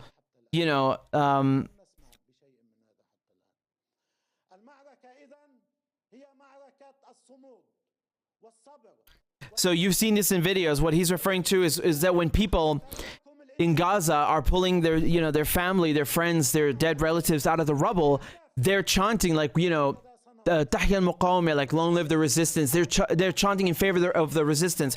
So Nasrallah's point is that you can't break people. Even in their worst, lowest moment, they are still, strong. They remain steadfast. أولا إيمانا بالوعد الإلهي الذي وعد المؤمنين الصادقين. This is a battle of patience, a battle of tolerance. هذا وعد الله ولم يخلف الله معنا في يوم من الأيام وعده عندما وجدنا حقا وحقيقة صابرين صامدين ثابتين نقاتل في سبيله مهما بلغت التضحيات هي دليل الصدق والإخلاص الذي يستجلب النصر الإلهي. هكذا كنا في كل الحروب السابقة. You know, our sacrifices, our tolerance, our endurance are our victory. تجربتي الشخصية مع سماحة الإمام القائد السيد الخامنئي الذي كرر أكثر من مرة في هذه الأيام يقينه وإيمانه انطلاقا من يقينه بالوعد الإلهي أن غزة ستنتصر وأن فلسطين ستنتصر، وهو الذي قال لنا ذلك بعد أيام قليلة من حرب تموز حين لم يكن هناك أي أفق للانتصار، عندما قال لنا ستنتصرون بل ستتحولون إلى قوة إقليمية. أنا أقول لأهلنا في غزة بالرغم من كل الجراح، لأهلنا في الضفة، لكل الشعب الفلسطيني. So he's saying, I'm saying to the people in Gaza, لكل الذين تخفق قلوبهم للأطفال والنساء والمظلومين في فلسطين وفي غزة. you know, all the pain that you've endured, all the sacrifices that you've made, all the جميعا وصبرنا واحتسابنا ما يجري وما نقدمه من دماء وتضحيات في عين الله وفي سبيل الله سيكون نتيجته النصر الأكيد إن شاء الله. ونحن وإياكم وإن كنا اليوم نحتفي you know, basically all your sacrifices, all the pain you've endured, they will result and lead you to victory. You will be victorious. للاحتفال إن شاء الله بانتصار غزة وشعب غزة ومقاومة غزة. والسلام عليكم. Okay, so he praised the resistance in Gaza, the people of Gaza, and Gaza itself, and that's the end of the speech. I can't believe we've been going on for for an hour or something. Well, you know, it passed by fast. I mean, that was really the most you know, anticipated speech of this whole war, and I guarantee you, I'm telling you, the Israelis were waiting for this speech more than anybody. More than anybody. The Israelis can't believe that for almost a month, you know, he hasn't said a word. That Nasrallah hasn't given a speech, nothing has happened. They can't believe it. How is that possible? You know, he's basically been leaving, you know, he's been leaving them in suspense, keeping them in suspense. And you know, that's that's how it is. But I'm going to proceed with the analysis. Okay, so I just want to remind you guys, please hit the like button. We've got over 5,300 people watching on Rumble. Again, guys, before I proceed, look, I don't want to, you know, go off too much about this, but they demonetized my YouTube channel because I'm covering the war. Not only they demonetized it, they removed the videos, and they don't tell me why. I suspect the Israeli Foreign Ministry and their troll farms were not too happy about me, you know, telling the bloody truth. But this is where we're at. So I'm trying to move to Rumble now. So if you've just come over from YouTube, remember to make an account. Remember to subscribe. You know, we were almost at 200,000 on YouTube. And these assholes, you know, they take away my primary source of income. They censor my work, my journalism. They're crap, you know, honestly. So let's rebuild it on Rumble. And if you're able to donate, please do send a few bucks on PayPal or join on Patreon. It really helps. And it's really necessary. As I said, they took away my primary source of income just for doing my job, which I think is bullshit. You know, I guess that's Western freedom of speech for you. So we actually we got something on PayPal from Virginia. They said, you're doing wonderful journalism. You're opening America's eyes. Thank you for your excellent reporting. I hope so. Thank you so much. I appreciate that. And we also have another thing on PayPal. This is from Agneta, but there's no note. Nevertheless, thank you, Agneta. So let me just man, there's so much stuff to talk about. It's insane. Okay, give me a second to get everything ready here. Okay, 1 second. Excuse me. Okay, so we're also live on X, by the way, on Twitter, whatever we're calling it these days. Okay, and I saw also on Rumble some of you guys sent super chats, so thank you very much for that. I will try and read them in a bit. Let me just go through a few of them. Rigo said, "You're the greatest," sent from Germany. Dankeschön, vielen Dank.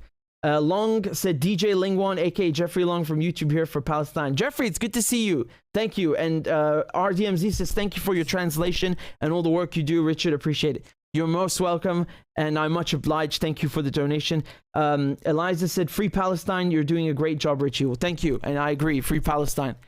Okay, so where do we begin? Man, he talked about everything, and you know, obviously he's been plagiarizing my work because I'm kidding. I found it interesting that he touched on these points because these are things that I mean, I don't mean interesting in the sense that I didn't expect it, just that it was good and it's necessary that he did this. What am I talking about? I'm talking about, for example, when he says a message to the Arabs and to the Muslims. He's saying it's not enough to just condemn, you know, like Erdogan, for example, or, you know, the I don't know, the Saudis, for example. They are just condemning. It's not enough. It's not enough. You need to cut the goddamn oil. You need to cut the bloody gas. You know, I did my video in Arabic. I did a video in Arabic about this specifically. So I'm so glad that he said that. And you can be sure that my video reached some of their ears, and Nasrallah's video absolutely is going to reach their ears. No question about it. No doubt about it. This speech that I just interpreted, that I translated for you, is going to be watched by millions, if it wasn't already watched by millions. So, no doubt, every person was watching that. The Americans, the Israelis, you know, Lebanon. I mean, Hezbollah is the key. I'm gonna get to, man.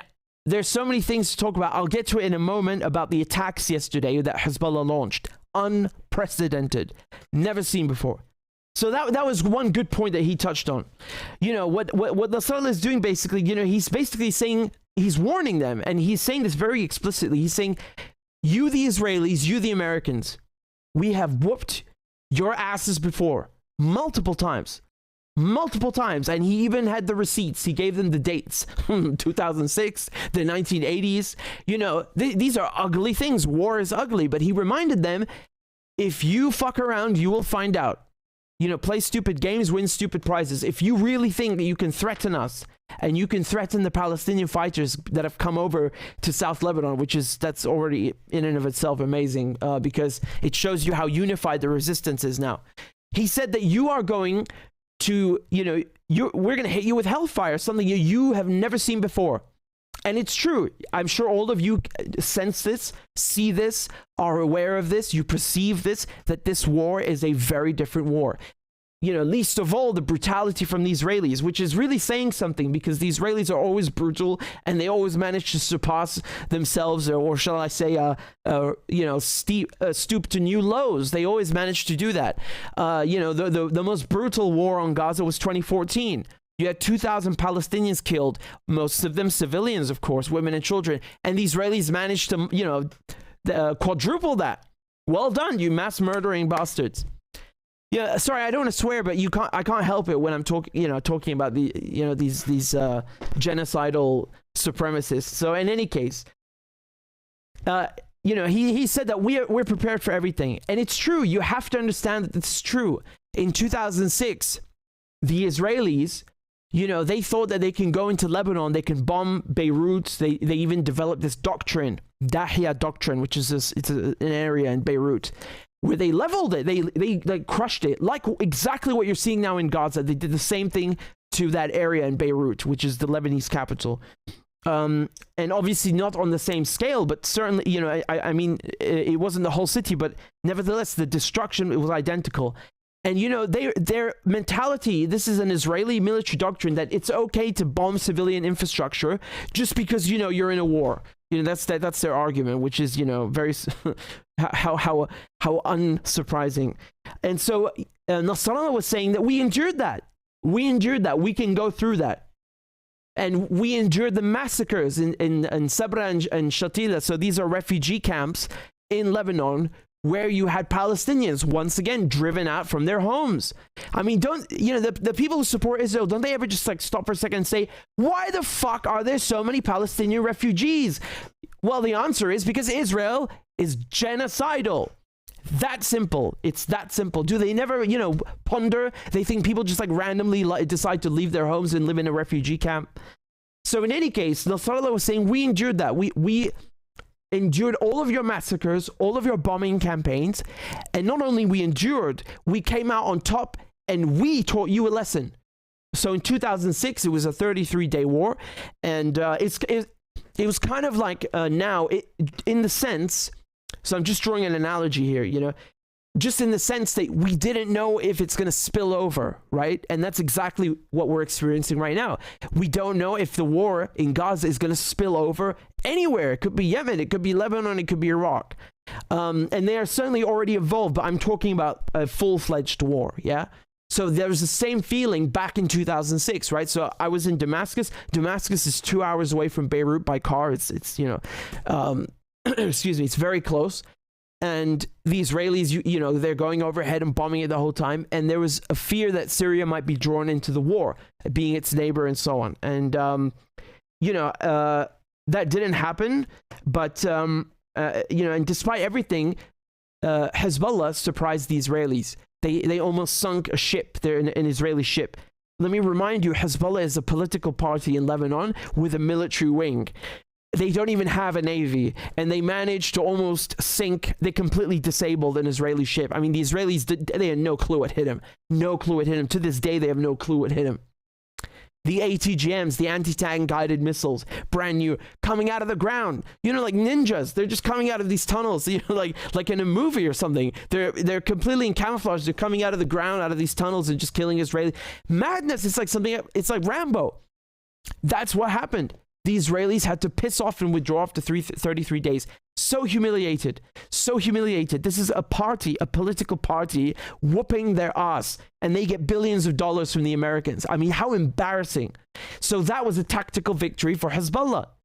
The second time, remember, Lebanon today, I'm going to pull up the map again and show you. Today, as I'm speaking to you, were it not for Hezbollah, Lebanon today would still be occupied by Israel. The Israelis were not kicked out of Lebanon by the UN, by UNIFIL.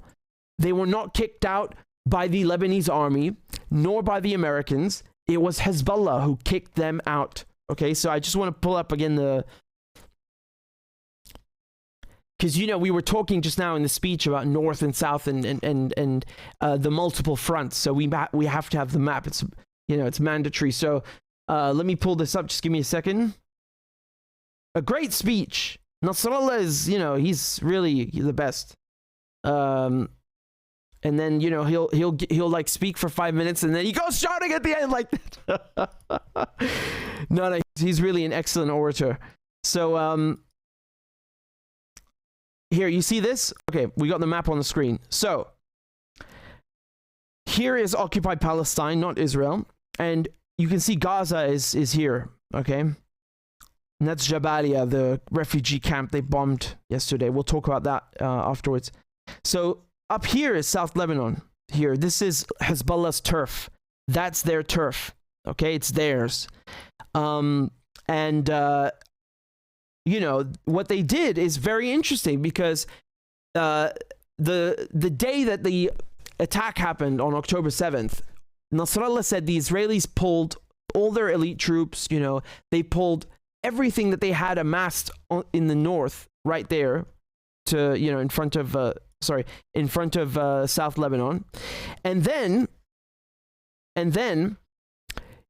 because Hezbollah began shelling the positions that they have, on the border, these radar towers, electronic surveillance, infrared sensors, you name it. The Israelis suddenly got worried and they thought, shit, maybe the north is going to be opened up as a second front. So what happened is all the troops that went down to Gaza, the elite troops had to be sent all the way back up to the north. And I told you this myself. I told you this numerous times. Hezbollah they're stretching the Israelis thin, which is a brilliant military tactic. I mean, it's brilliant because they did it without opening a new front. Obviously they're shelling each other, but it's not a full-fledged war. So this is basically maximum gains with minimum losses because no civilians are being killed. Yes, they lost 57 martyrs, as he said. He made it clear that these sacrifices are worth it for Gaza. They are necessary. They are worth it.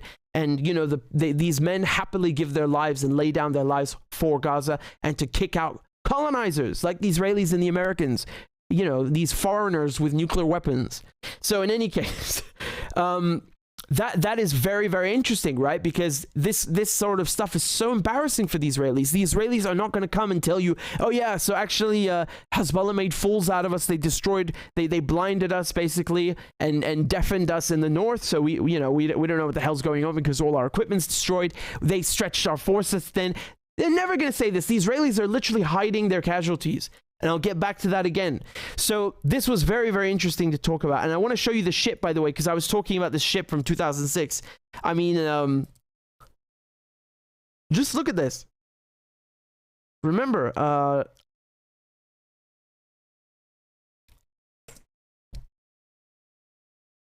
that was such an intense war. And not to mention they have the rockets, the missiles, that Iran provided Hezbollah with. So in 2006, the point that I was driving at is that Hezbollah completely took the Israelis by surprise. Could you imagine what they would do today? Can you imagine? Here, Israeli ship.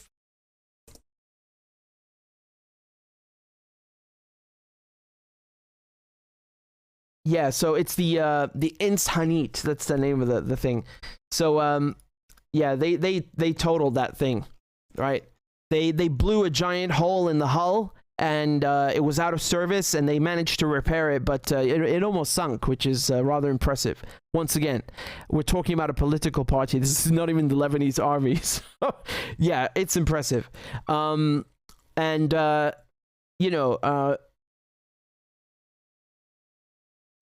The thing is that I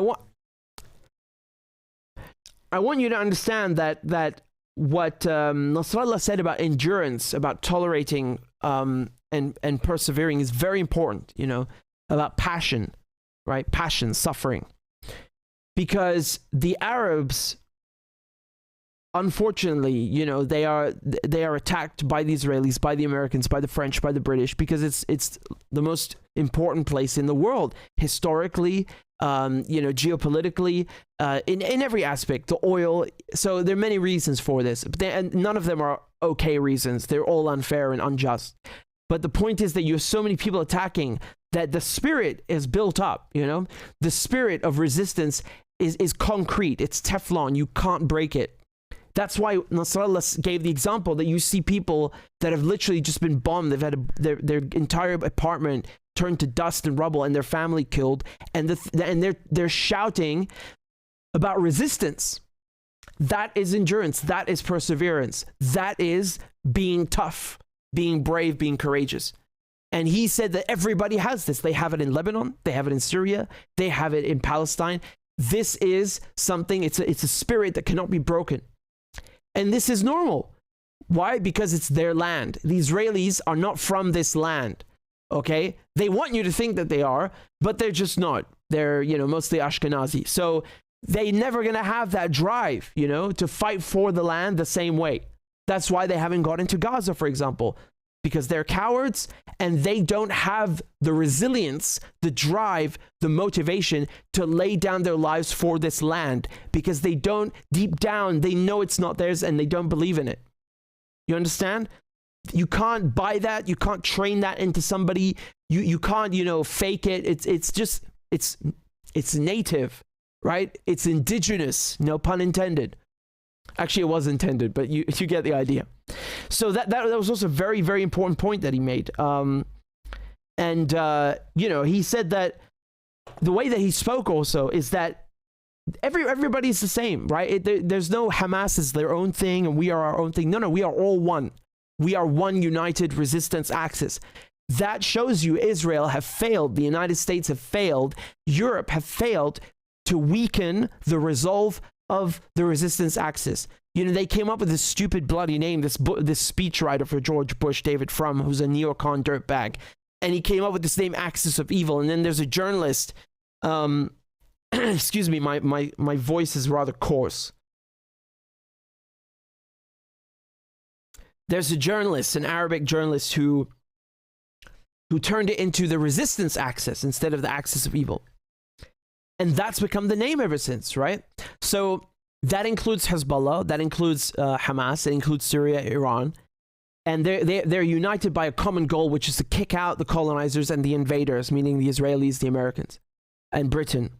And so, you know, that is also another very important thing, because it shows you that whatever you do in Gaza, you are going to have repercussions outside of Gaza.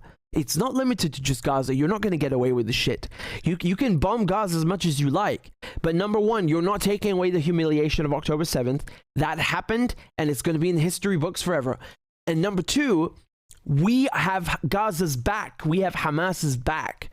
We are with them. We stand with them, and we will make you pay whatever you think you have in store for us. We have something bigger in store for you that you can't even imagine. And this is not just blah, blah, and hot air. As I gave you an example of 2006, this has happened in the past.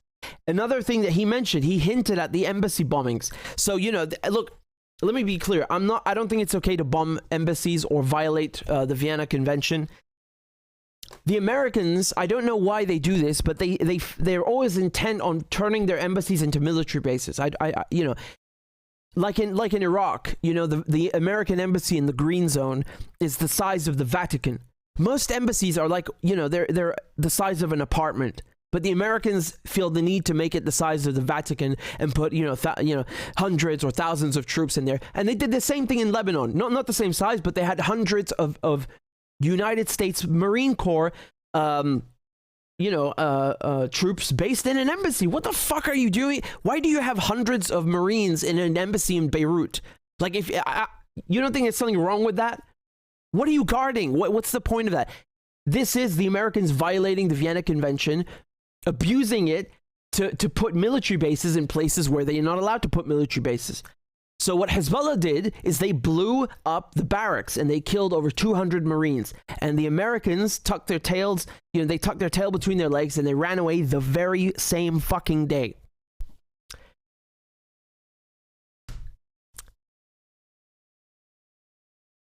So, you know, his point was that if the United States, you know, Biden, who can't even string a proper sentence together, or the Israelis think that, you know, they're going to get one over Hezbollah, they are sorely, sorely mistaken, and there's historical precedents to prove it. Well then, I think we'll stop here regarding the speech. I'm still going to refer back to what he said because it relates to the next topics. Okay, just give me a second. So I wanted to go through the events that happened in the last days. And just before I forget, guys, I made 2 videos. You saw them, right? The ones with the analysis videos. I did a part 1 and a part 2 about why they're bombing Gaza. Like, why are the Americans and the Israelis and the Europeans allowing this genocide to happen? Why are they okaying Israel's behavior?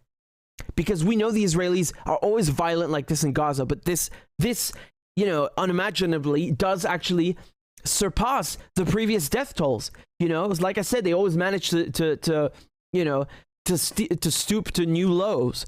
So my what I tried to answer is, you know, why are they behaving so violently? Why are they so desperate to kill everybody in Gaza and destroy it? Because remember, half the homes have been damaged or destroyed. Half of them.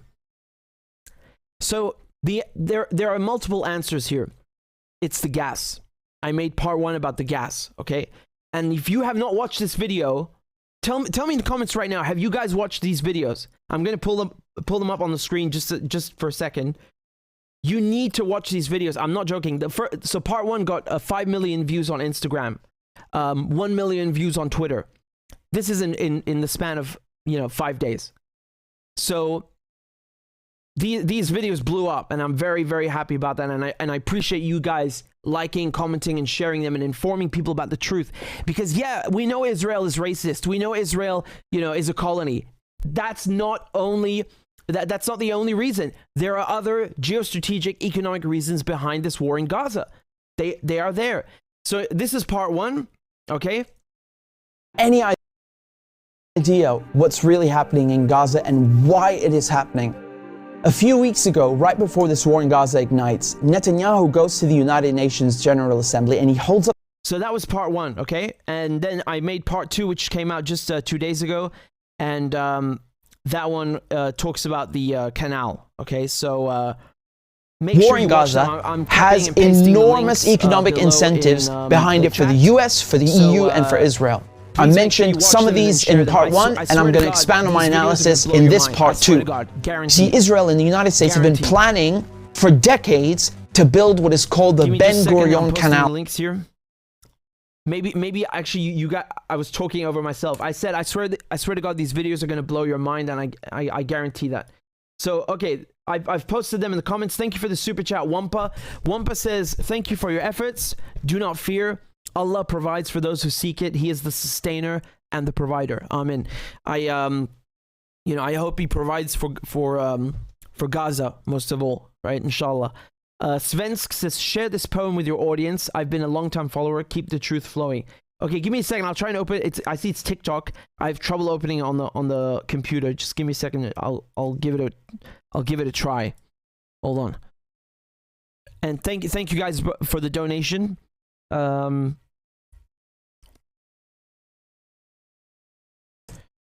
Yeah, it's not opening. It's asking me to log in. I'll check it out afterwards. Just give me a second to write it down. Thank you again. I appreciate it, Svensk, and then I'll read it to you guys next time, okay? So, there you go. We also have one here from a donation from Corridor. Says, thanks, Richie, for your excellent work. Bless you from Australia. Well, thank you very much. Thank you. Shout out to the Aussies down under that are watching. Svensk, thank you for the other super chat. Svensk said that the Israeli Zionist apartheid state cannot handle Hamas. Then they threaten Hezbollah and think they can punish Iran. It really is funny. They fear people who do not fear death. They live like Ali and die like Hussein. That's hey, that's the thing. It's I don't. Nobody likes war. No one wants to kill. No one wants to die. But the Israelis and the European colonizers, they put you into a corner where it becomes about survival. And it's funny because the Israelis like to pretend that their survival is at stake. What a bunch of bollocks. These people have like 2 passports. They can go live anywhere they want, and they just choose to like come and just impose themselves on land that doesn't belong to them. I'm going to show you a video here that is going to just make you angry. Okay, it's really going to make you angry. Give me 1 second to find it.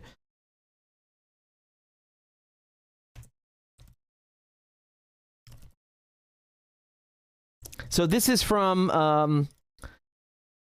oh boy. This is from an Israeli spokesperson, okay? And he's on BBC. God, I mean, I'm just angry thinking about it. You guys in the comments, I see that you were saying that you did see the videos that I made, the analysis videos. AC World Traveler says, yes, excellent video. Thank you very much. And we see here also that Varantier says, yes, I saw the videos.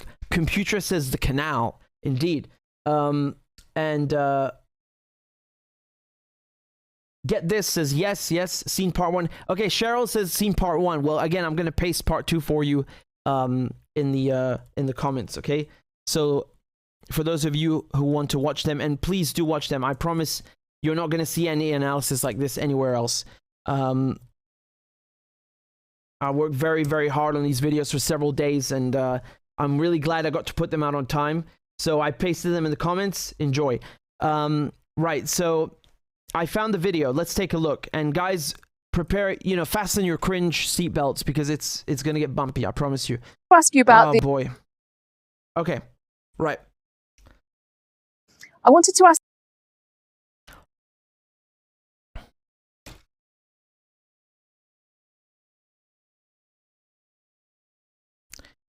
So the BBC are interviewing a spokesperson from the Israeli army.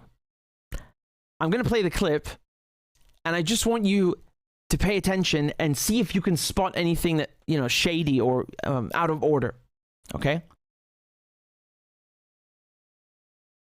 I wanted to ask you about the Al-Quds hospital, which has been the subject of some discussion for a few days. The Palestinian Red Crescent said that they were told to evacuate, which they said is impossible with a number of people there. And they say that there is increasing bombardment in that area. Is that something that is being taken into account as the Israeli Air Force continue those airstrikes? We're aware of the hospitals, and we're also outraged by the fact that Hamas are using these hospitals as terror bases. We talked about the Shifa hospital. Hamas are using the hospitals as terror bases. What are you, fucking Shrek? Why do you... He's Scottish. He's Scottish. He's from the UK. And he's a spokesperson for the Israeli army? What? That is being taken into account as the Israeli Air Force continue those airstrikes. We're aware of the hospitals, and we're also outraged by the fact that Hamas are using these hospitals as terror bases. We talked about the Shifa hospital. This is something that they do. And I would also say, Anna, that Hamas can move their people. They have the capability. I've been looking at our ISR picture, and Hamas are moving around. They can move people from the hospitals. It's their responsibility. They brought this on their people. I wanted to ask you about the... Listen, mate, you need to hop back on whatever plane you came, you arrived on and go home. Do you see the problem here? When we talk about colonizers, this is what I mean. This man is Scottish. He is British. Okay? What the fuck are you doing in Palestine, justifying genocide against Palestinians? Go home. Go home. This is what I'm trying to explain to you. All Israelis are like this guy. They come from Germany. They come from Ukraine. They come from Australia. They don't come from Palestine, though. They don't come from Palestine. Palestine has always had Jews. Jews, Christians, Muslims living together peacefully for thousands of years. Never, ever, ever, ever had something like this, what's happening now. Never. What's the problem here? It's colonizers. It's people who have multiple passports, who are privileged, who get to go on BBC and justify genocide with no pushback. That's how fucking privileged they are. And then they're acting like they're victims.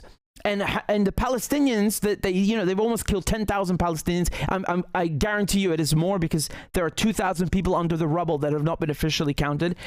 They killed 10,000 Palestinians.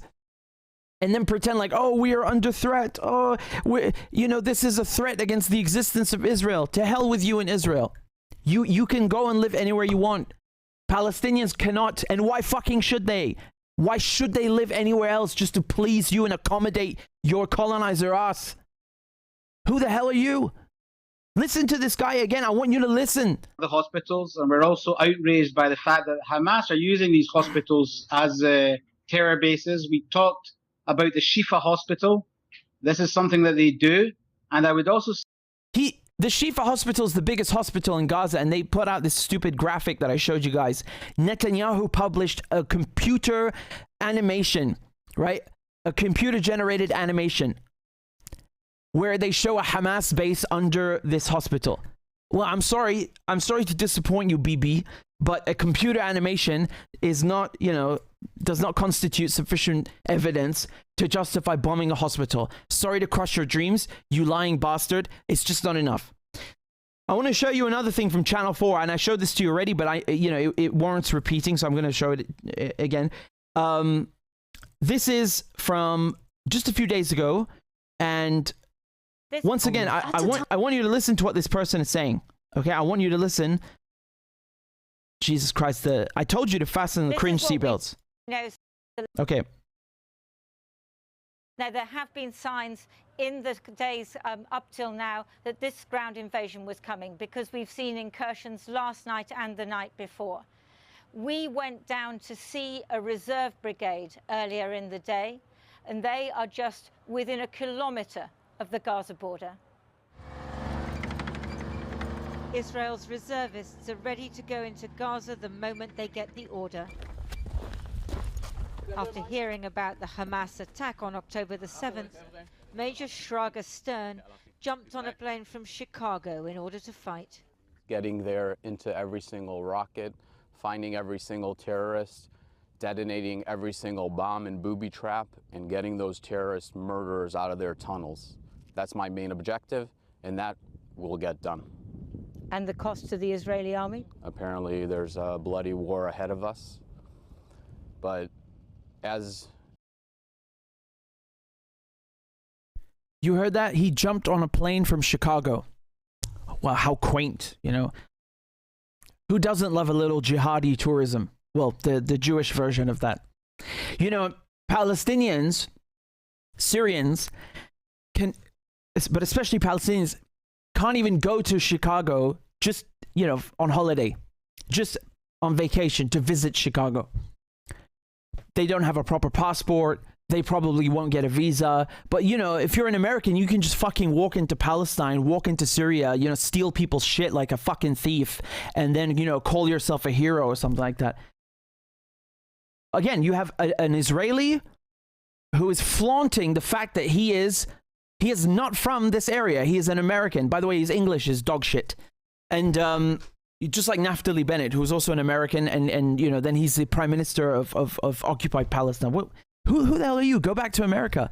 You know, I find this bewildering because in the United States, they're complaining about, oh my God, the open border. Oh my God, look at all these migrants and refugees. Oh, so you don't like the refugees coming to the United States because you ruined their country with your CIA wars. But you're okay with this guy coming from Chicago, you know, gearing up and then murdering people. That's fine.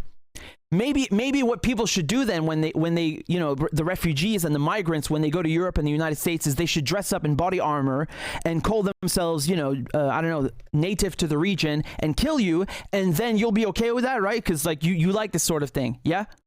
I'm just trying to understand. I'm not suggesting anything. I'm just trying to understand. Fucking double standards. You can't even get a visa to go on holiday in Chicago, and this ghoul is coming on jumping on a plane. Like, who the hell are you, you stinking twat? Do you see what we're talking about? Do you see what the problem is here? You have people who are squatters, who are thieves. They are privileged to be able to travel wherever they want, to do whatever they want, including genocide, without consequence, without criticism. Jesus, I mean, it's beyond privilege. This is, you know, something else. And then they want to tell you that they're native to the region. You got pretty good English, mate, for somebody who's native to the region. You know, and then they'll pull out, oh, well, you know, we were here 3,000 years ago. How the fuck do you know that? How do you know where your ancestors were 3,000 years ago? You don't even know where they were 300 years ago. What a load of rubbish. And no, I'm very sorry, the Bible is not, God is not a housing agent, and the Bible is not a lease for an apartment. I'm sorry, that doesn't work. It just doesn't work, yeah? Otherwise, I'd go to France and kick somebody out and say, you know, well, my ancestor came over with William the Conqueror, so, you know, I was here 1,000 years ago. Give me your apartment, you racist. This is the kind of, you know, madness that we're dealing with. This, like, racial supremacy, you know, it's like, I explained this. Israel is the Jewish European version of ISIS. They're religious extremists. They think the land is, you know, belongs to them. They get to decide who is really Jewish and who is really Semitic, you know, like who is pure enough for them, you know, and then if you stand in the way, they'll come and kill you. And of course they benefit and work for the CIA. They fit all the criteria, you know. Well done. This is what we're dealing with. And if you don't bend over and allow foreigners, colonizers, because look, the problem is not emigrating. I wish that these people would emigrate, you know, go through the process. I wish, because there would be no problem at all. There would be no war. There would be no Israel. There would be no occupation, you know, of Israel is occupying 3 bloody countries. So emigrating somewhere is not a problem. Invading somewhere, you know, taking somebody's home, killing them, that's a problem. Yeah, it's a big problem. That's what this is about. It's got nothing to do with religion.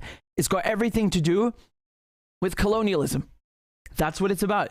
These people are psychotic. I mean, in France, you know, what they used to do is they would they annexed Algeria, annexed it, right? So that it was not just colonized, they made it part of France. They annexed it, cut it up into 6 départements, which is like a state, or a county, if you will. Okay, those are in different, I meant in England. So the point is that, you know, they would move there, they had children who were born there, and they called themselves les pieds noirs, black feet, because of the, you know, the sun. And they really believed, like, this is our land, this is France, we are native to this. And, you know, lo and behold, it took a few years, but in the end, they all ran away back to France where they fucking came from. 1.5 million of them fled because the Algerians took back their country. So, you know, the audacity, like, these people are coming from America, coming from Scotland, and telling Palestinians to leave their home a second time. How fucking dare you? I mean, the balls, the nerve to speak, to think like this. These people are coming from America, from Europe, and telling the owners of the land, who have already been made refugees once by Israel, to be refugees a second time, and even better, to leave Palestine and go to Egypt, to the fucking desert. Why don't you go to the desert? Huh? If it's such a brilliant plan, why don't you fuck off to the desert? See how you like it. Jesus Christ, the nerve of these people. How dare you? How goddamn dare you? You sick, arrogant bastards. And they call other people terrorists. Jesus Christ. Jesus help us. You call other people terrorists. My God. My God. I'm out of words. Really, I'm done. So let me show you what else the Israelis did, yeah? In their spare time.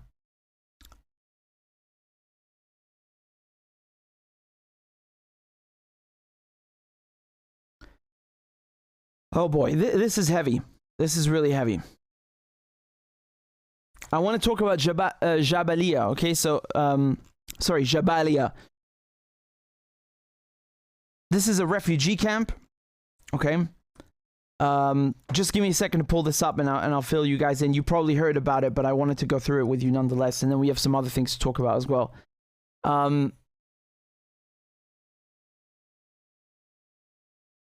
You see, I just want to say one more thing. Just one more thing.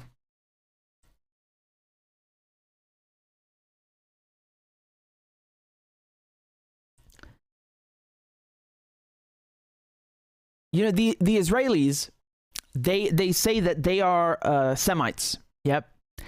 The thing is that some of them are Semites, yes, but they're a very tiny percentage. And these are the Jews that, you know, were there and never left.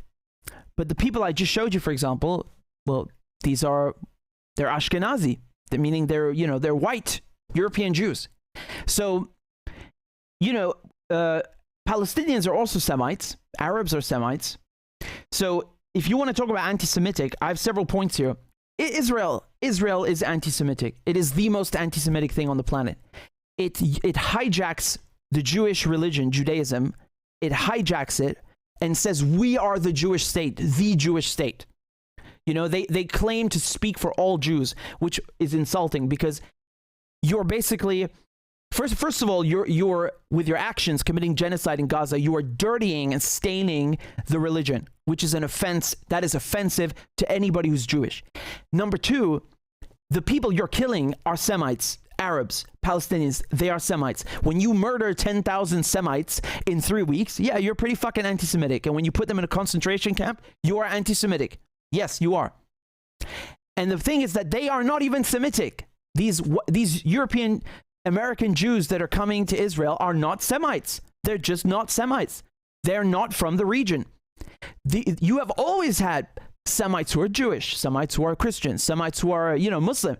And they never left. They are in the region, you know? And the thing is, what Israel did is Israel on purpose destroyed all the Jewish communities in the Arab countries so that it could steal the Jews from those Arab countries and put them in Israel. So that, number one, it could, you know, legitimize itself as the Jewish state. Like, oh, look, we have all the Jews in the world here.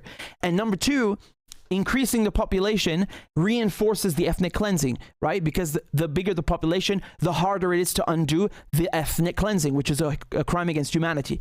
So what they did is, for example, in Iraq, the Israelis bombed a Jewish temple, a synagogue, to scare Iraqi Jews into running away and moving to Israel. Once again, I'm going to repeat that. The Israeli Mossad bombed a synagogue in Iraq, in Baghdad, to scare Iraqi Jews into moving to Israel. Israel also used and exploited. What they would do is they would go to the Jewish community in Egypt, for example, and exploit it and use the people without them knowing for the Mossad, for spying or for sabotage. And then what they did is that they basically turn people against the Jewish community, because now everybody's saying, well, are you working with the Mossad? How do we know who's working with the Mossad? So they go and corrupt and dirty the name of the Jewish community. And they don't even care about the Jews that are killed or you know, sent to prison because of their actions. The whole scandal in Egypt with the Mossad. They even bombed American and British institutes that were run by the embassies. You know, so much for allies, right? Jesus. So they did that on purpose. Israel did that on purpose. They turned the people against the Jewish community in Egypt so that the Jews would be scared and move to Israel. So they did this everywhere. In Syria, for example, there are no more Jews. Israel took all of them against their will. They didn't even want to go. And I find that disgusting, because what makes Syria really great is the fact that you have a million different religious groups and ethnicities. It's like a fabric, a patchwork, you know? And they took away the Jewish community from Syria. And they, on top of that, they were, you know, when the earthquake happened a few months ago in Turkey and Syria, the Turkish authorities caught Israelis trying to steal an ancient Jewish artifact from Syria, right? Which was, it's always been in Syria. It comes from Syria. You know, Syria has some of the oldest monasteries on the planet, Christian monasteries.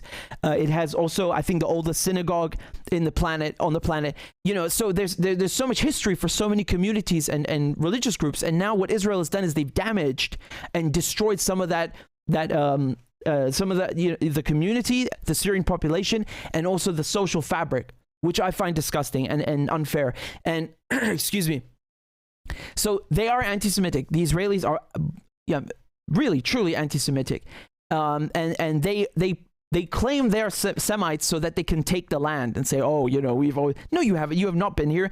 Every Israeli prime minister is Eastern European. They come from Poland, from Ukraine, from Russia, you know, and there's, once again, there's nothing wrong with emigrating somewhere. On the contrary, Jews were emigrating to Palestine for 4 decades with no problem.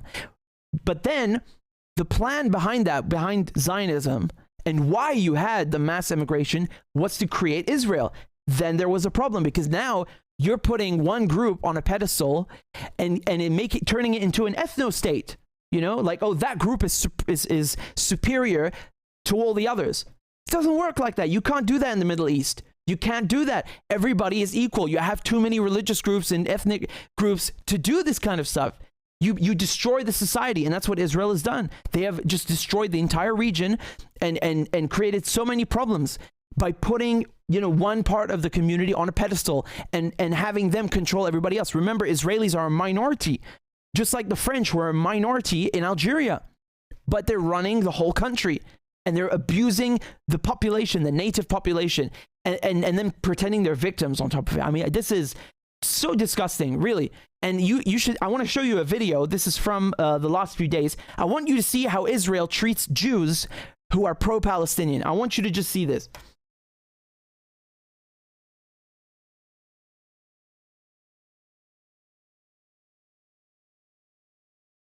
Here.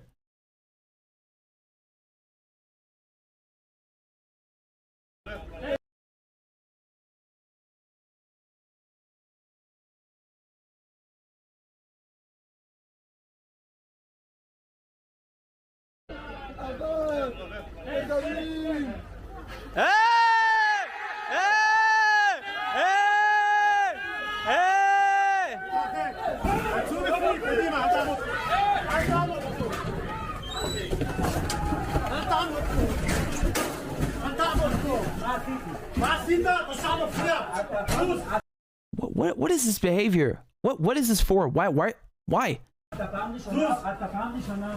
Jesus.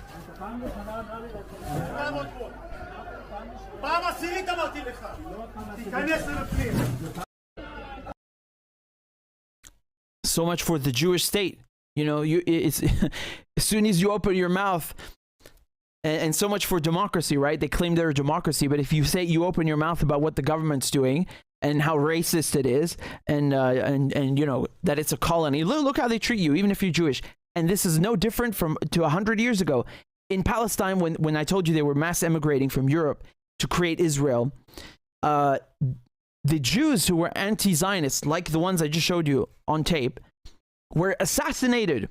One of them was going to London to talk to the British government to convince them not to do, you know, what the Balfour Declaration set out to do, which is create a Jewish state in Palestine, you know, as if Palestine belongs to Britain or something. You know, the arrogance.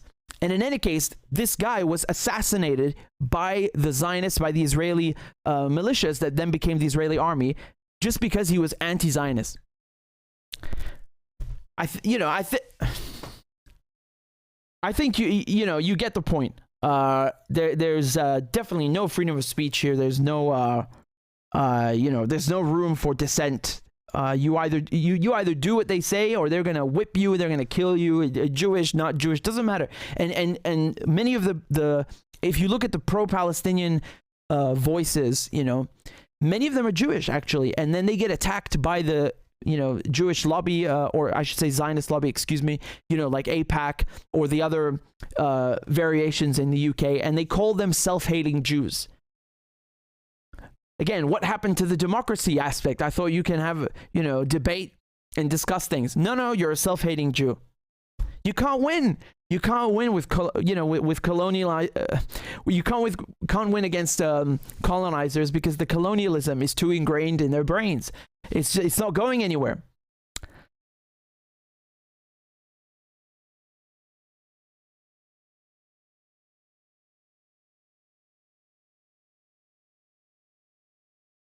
I want to show you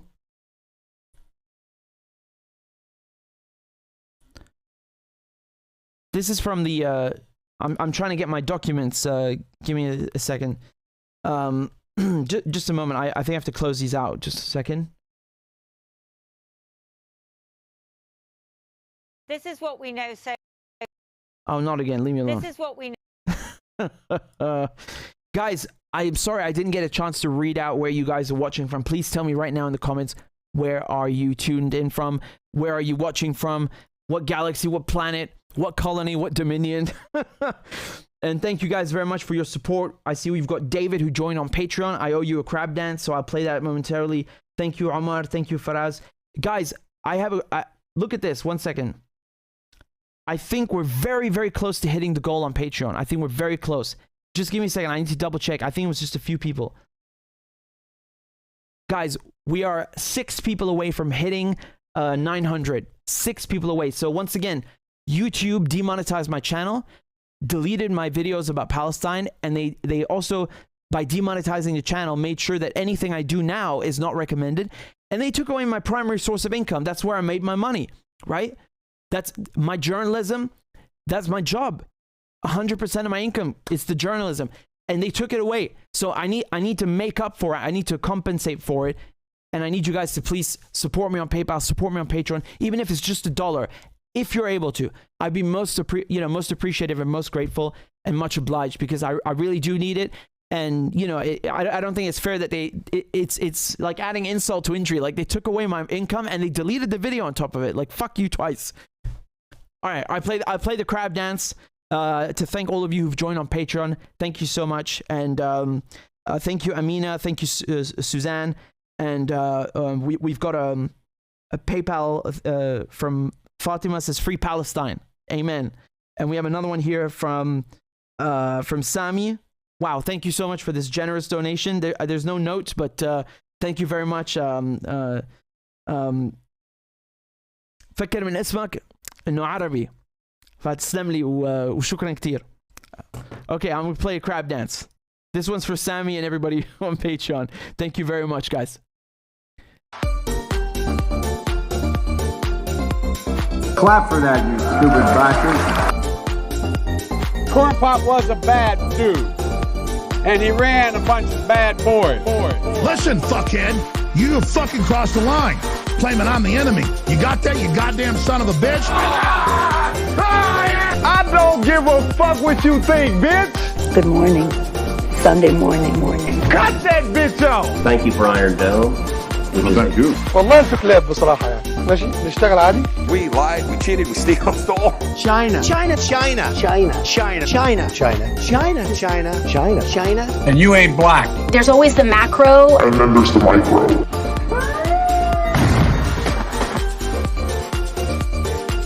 Do not come. Do not come. I'm gonna come. You talking to me? Ladies and gentlemen. I'll have 2 number 9s. A number 9 large. We got him. Because I have to do it myself. I know it's not. I've fallen and I can't get up.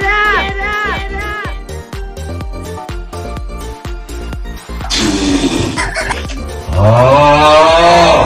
Disgusting! She was 12, I was 30, but anyway.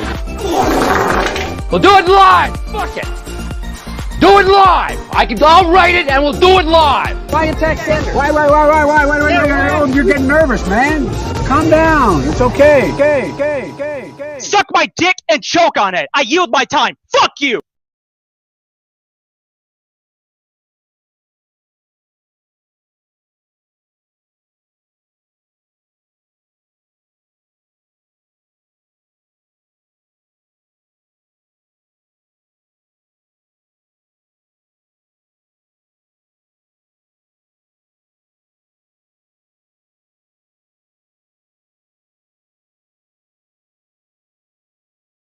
I swear it never gets old. Thank you so much. I'm most grateful. It's good to have a little laugh before we go into, the next topic because it's rather unsavory and not very nice. Thank you, Kate, Ali, and Adam for joining on Patreon. I'm most grateful. Keep it coming, guys. And I see we've got people tuning in. It never gets old. Oh God, you must be hearing me double. Okay, I fixed it. In any case, I see we've got people tuning in from Scotland. We've got people tuning in from Mexico, from Vietnam, Ireland, London, Amsterdam, Brazil. The use says, Richard, is Joe Biden's cabinet all dual citizens? I don't know, actually. It's a good question because I know some people in Congress are, I think, about 50. I mean, Congress is like 435 members, right? About 50. But look, I want to be clear. Usually... and I mean, generally, it's considered anti-Semitic or anti-Jewish to assume that, anybody who's Jewish has like dual loyalty to Israel. Fine, I understand. But the thing is, the Israelis perpetuate this anti-Semitic smear because they say they're the Jewish state and they claim they speak for all Jews. Even Trump himself, I thought of this idiot because of he was in the crab dance just now. You remember he was speaking once, I don't remember where this was, but he was speaking to a mostly Jewish audience, and in the United States these are Jewish Americans, and he says, "Your Prime Minister Benjamin Netanyahu." What do you mean, your Prime Minister? They're Americans and you're the president.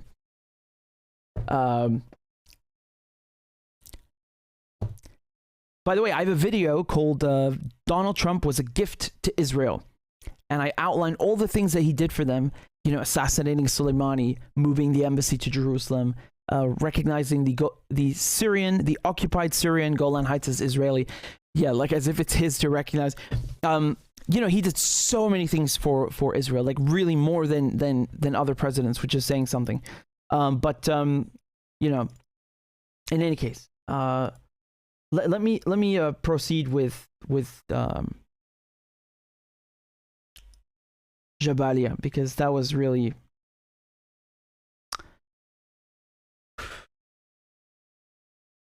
okay.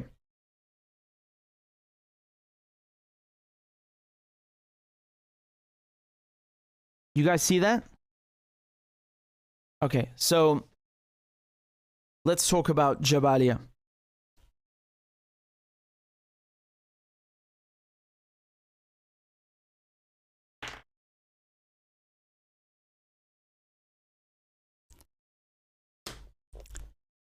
So the Israelis decided to bomb Jabalia, which is Gaza's largest refugee camp. And as a result, you had 400 casualties. Okay, so they're still digging people out of the rubble. It's not clear how many of those are dead or deceased, killed, and how many are wounded. I think it's at least 50 killed. And of course, the first thing the Israelis do, right on time, is they say, "Oh, there was a Hamas commander hiding in there." Yeah, okay, sure. I'm still waiting for the Israelis to show me one single dead Hamas fighter. But anyway. Look at this. I just want you to look at the size of this crater. I want you to just, kind of take this in. Who behaves like this? Do you think this is a proportionate response? Do you think this is normal behavior? What do you think the world would say if somebody bombed a Jewish refugee camp or an Israeli refugee camp, right? I mean, again, Judaism and Zionism are two completely different things. But I just want to ask you, what do you think the world would say? I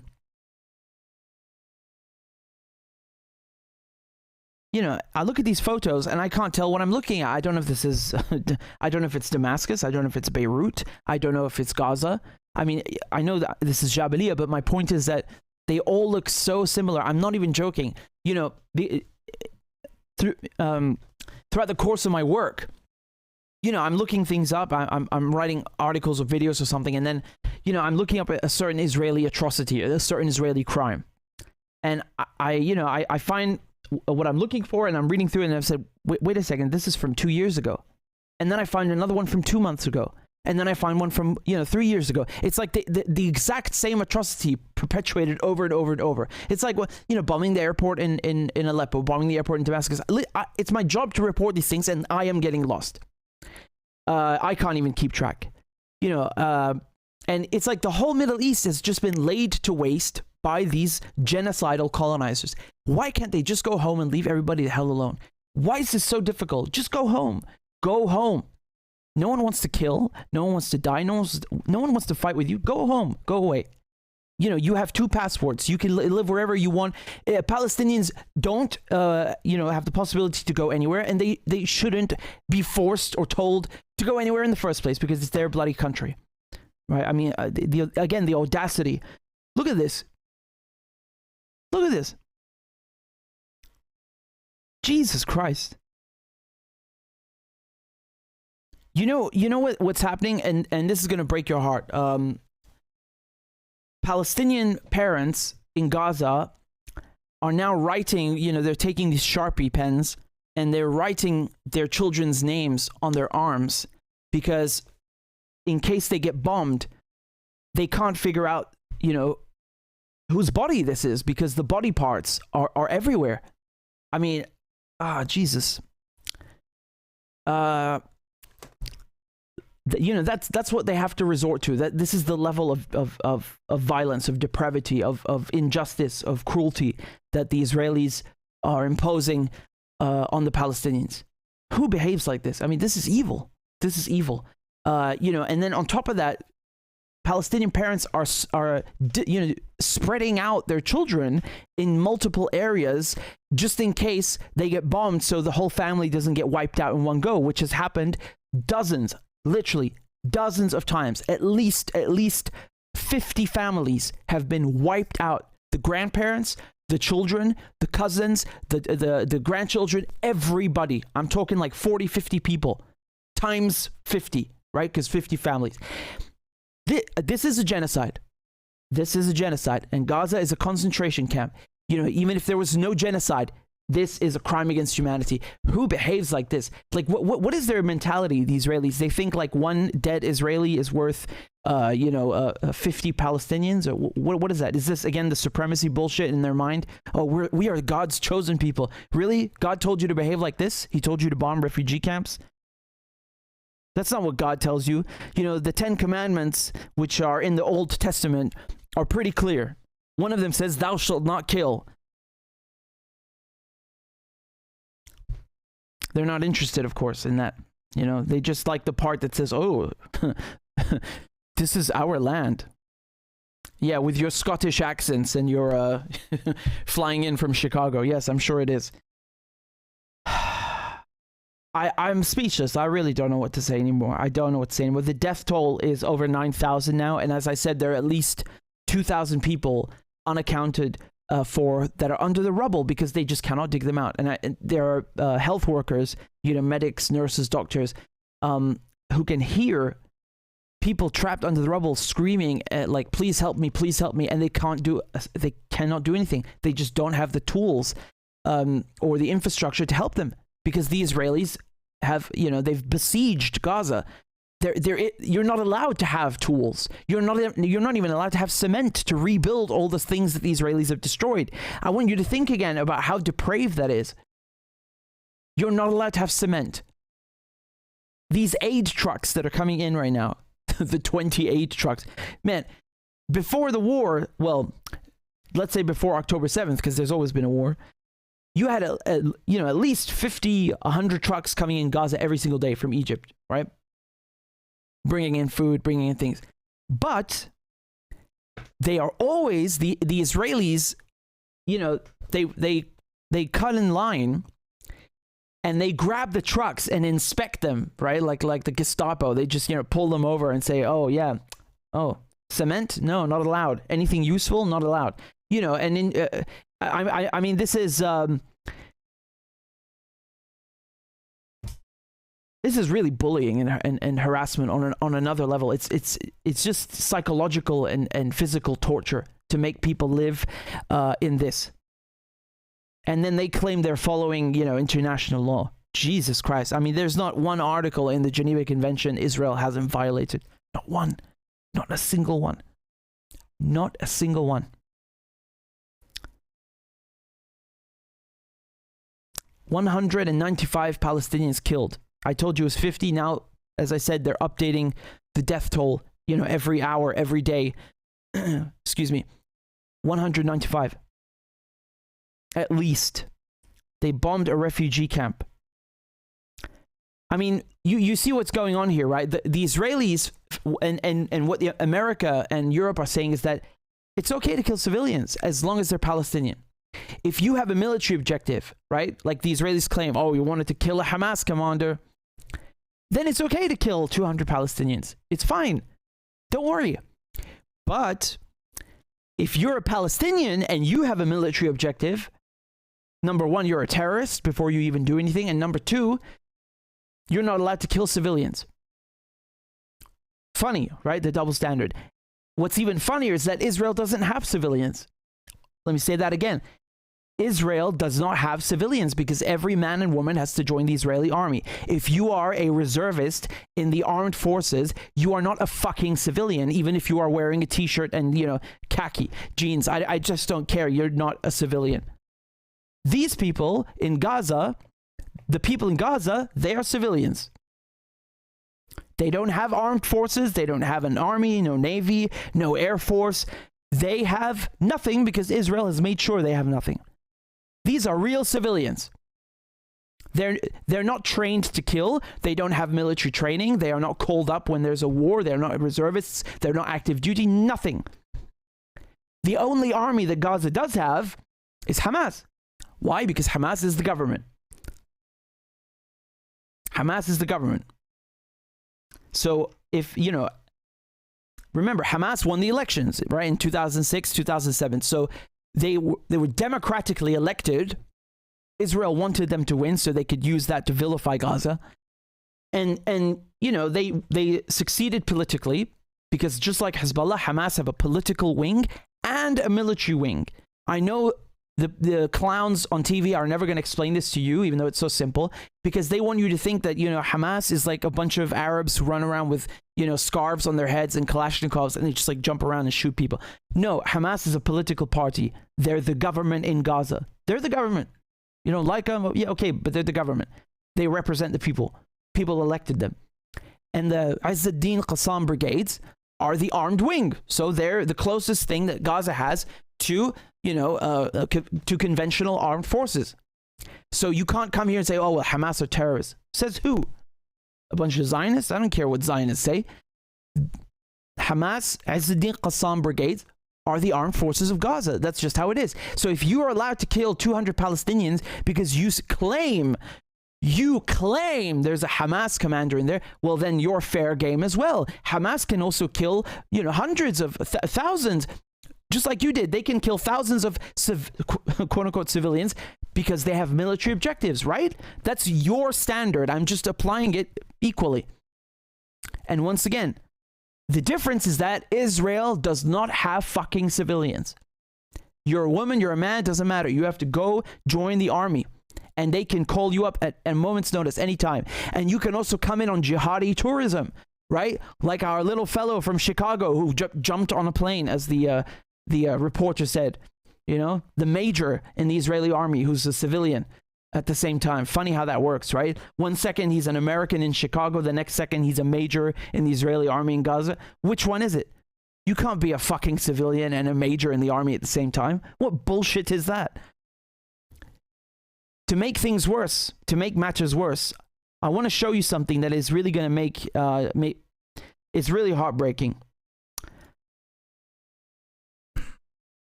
This is from Iraq Body Count. Okay, so Iraq Body Count are excellent, really honorable, noble people, and they deserve all the support they can get. Please donate to them. They have counted every single casualty since Britain and America invaded Iraq in 2003. And now they have also compiled data about Gaza.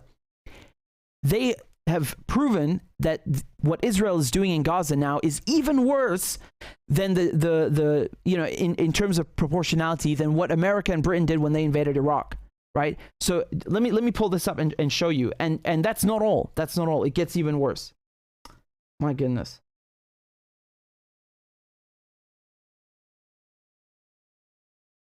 Here's the comparison, okay, with the invasion of Iraq. So, after 24 days of Israel's onslaught on Gaza, we could draw some comparisons, some disturbing comparisons to the invasion of Iraq in 2003. Iraq had a population of 27 million, no air force, but remained a militarized country. Nonetheless, their forces were vanquished in 21 days. The accompanying civilian carnage caused by the US and UK then tailed off until the attacks on Fallujah in 2004. In Gaza, where they have a population of 2.3 million, remember half of them are children, Hamas, a vastly smaller force, is unvanquished after 24 days. Okay, let that sink in. The IDF's civilian death toll is even higher than America and Britain's over the same time period and shows no signs of tailing off. And when expressed as a proportion of the population, this is more than 10 times higher than for Iraq over the same number of days. Okay, so just to reiterate, Israel have managed to kill 10 times more civilians in Gaza than America and Britain did when they invaded Iraq in the same period of time.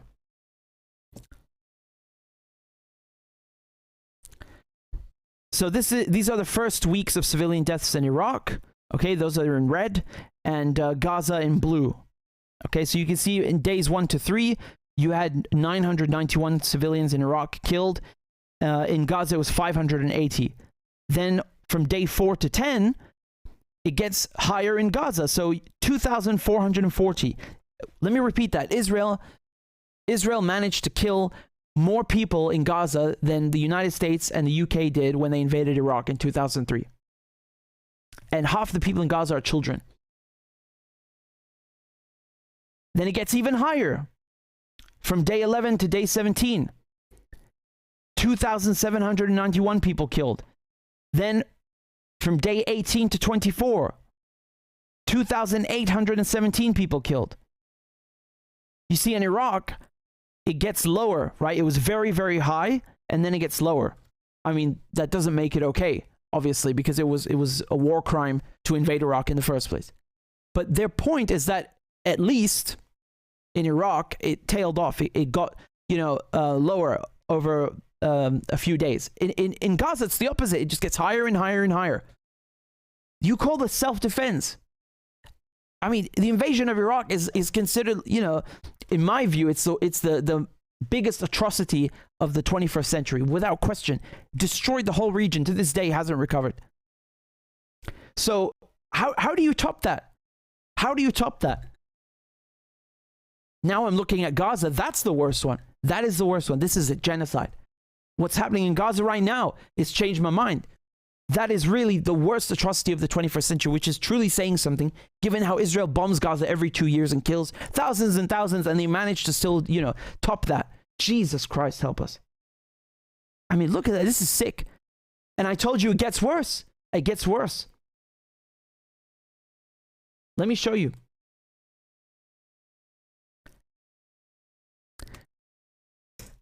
What age group do you think those victims in Gaza belong to? Tell me in the comments right now. I'll wait a few seconds till you get them. God, oh my God. Sorry, I've just seen a video from something that just happened in Gaza. Jesus Christ. Oh my God.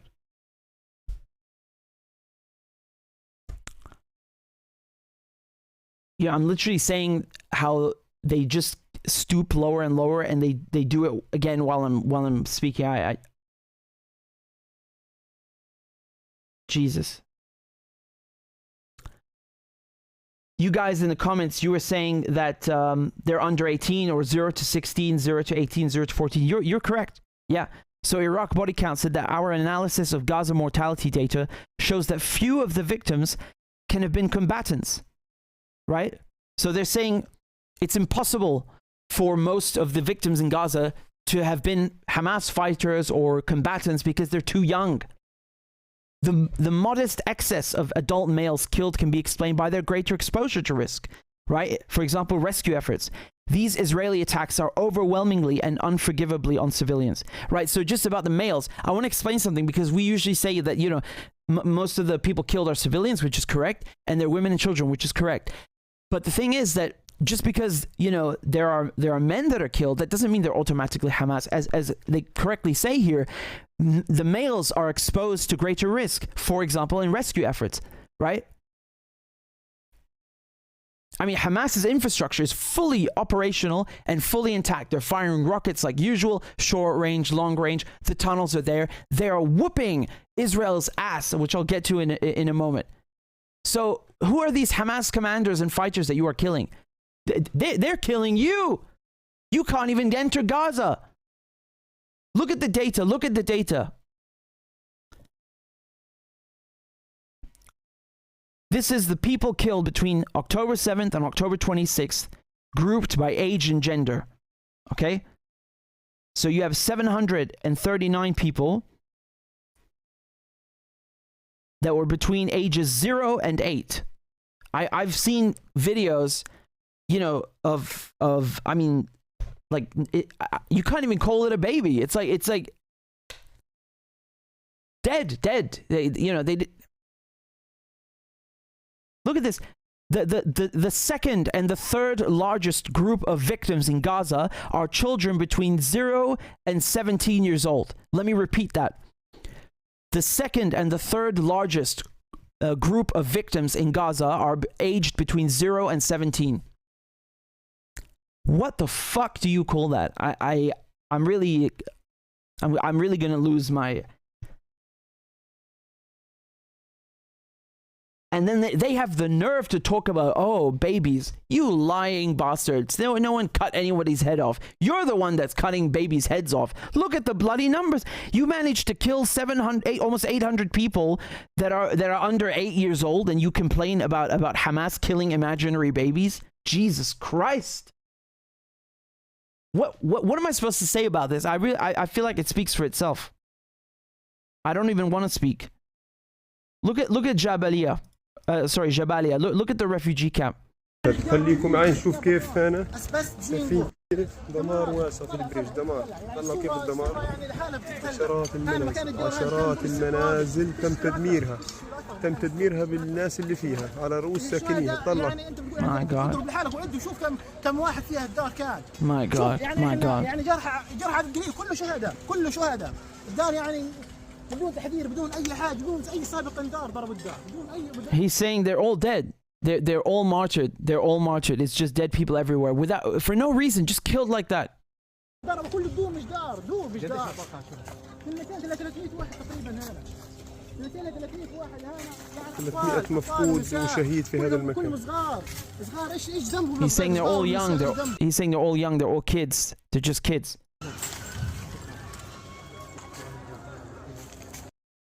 Well, what is this? I mean, what are you trying to accomplish with this? I mean, ask yourself this question: if you were living in Gaza and Israel did that to you, you wouldn't join Hamas? Israel is the best recruiter for Hamas. Hamas don't even need to say anything. Who could live under this shit, under this torture, this genocide from Israel, and then not resist? You wouldn't be a human being. You wouldn't be normal if you didn't resist. You'd be a masochist.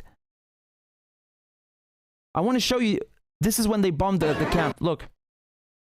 This is the moment they hit Jabalia. Look. It's just children standing everywhere. This became this.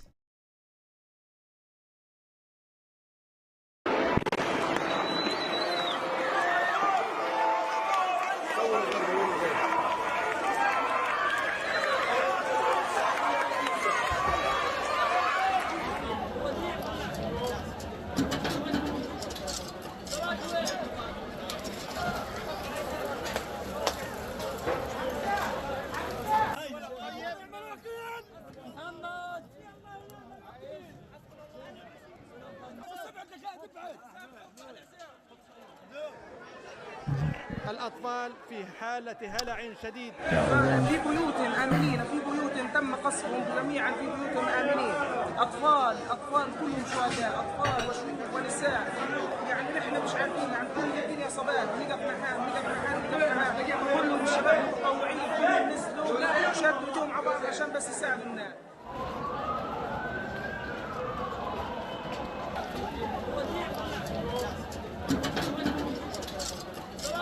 ايهم اطفال قاعدين في اكياس بنعبيهم، اكياس بنحط فيهم يا عمي، في اكياس. اللي صار الان في مخيم جباليا. He said that they're stuffing the children in bags. That's what's become of them. Again, guys, I'm really sorry to show you this. I know it's very upsetting for me as well. It's just how can I not show this? You know, how can this happen to people in Gaza and then I don't show you this? And it gets hidden. My God. ايهم اطفال قاعدين في اكياس بنعبيهم، اكياس بنحط فيهم يا عمي، في اكياس. اللي صار الان في مخيم جباليا مش قادر اوصف، مش قادر. انتوا وصفوا لحالكم، انتوا شايفين هذا. You see the size of that crater?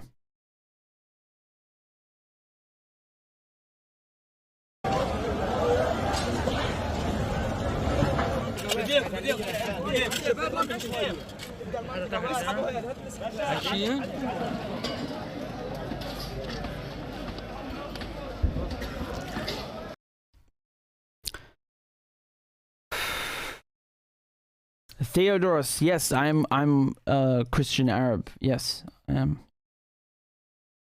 Here, look, there's more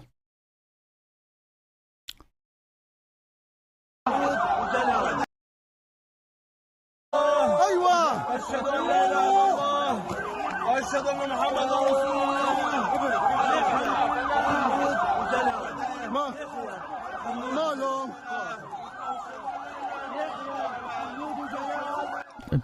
People are just in shock. They're in shock, complete shock. So that is, I mean, this is one of the biggest atrocities the Israelis have committed and managed, you know, in the last 3 weeks, which is really saying something. Every day they managed to top. I think one of you just sent me something because, you know, obviously I'm delivering the news to you regarding Jabalia, but there are other things that are taking place, and I want to show you. It seems, yeah. Oh my God! Oh my God! Oh my God!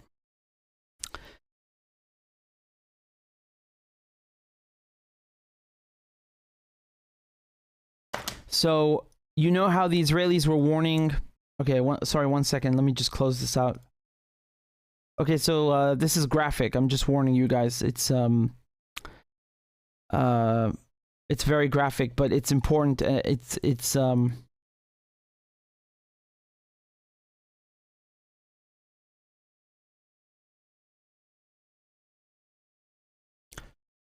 You know how the Israelis have been warning for days, threatening, I should say, to bomb the main hospital, El Shifa Hospital in Gaza, which is, I mean, a war crime that goes without saying. You've got thousands of people that are, first of all, they're not even receiving proper care because of the siege, and you know, Israel has cut off all fuel, so the equipment doesn't work properly. They've had to turn off the freezers for the dead in the morgue, and there are thousands of refugees hiding in the hospital, you know, taking shelter. And now Israel just bombed the main gate of the hospital. I mean, again, this is a graphic video, so I'm just warning you, but you have to see it because this is it's breaking news and it's very, very important. And yeah.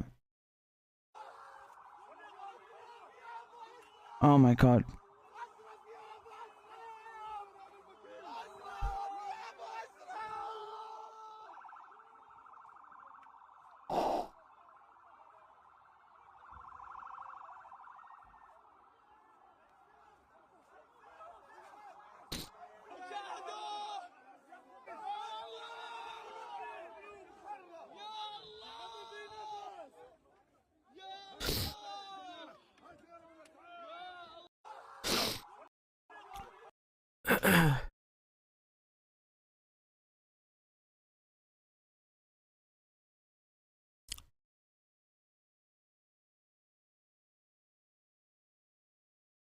Let me see if I can find anything else.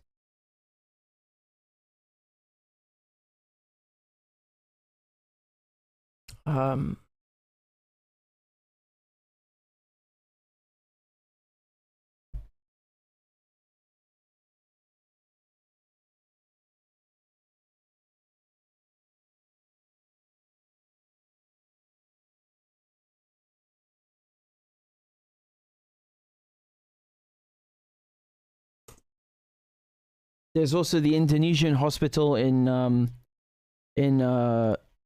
Gaza, which is the only hospital that treats cancer patients, and that's been knocked out. It's out of service now, and you have cancer patients who've died. I mean, here's another video from what just happened.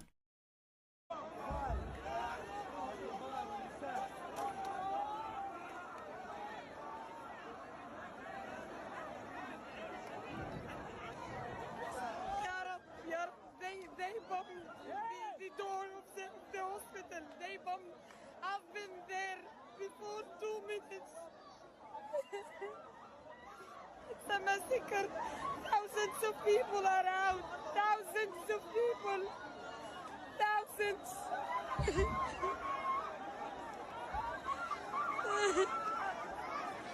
All of these people lost their homes. They are evacuating to Shifa. They are sitting outside because there is no places in Shifa. They bombed the place outside. They bombed the door. I've been there just before 2 minutes. It could be me.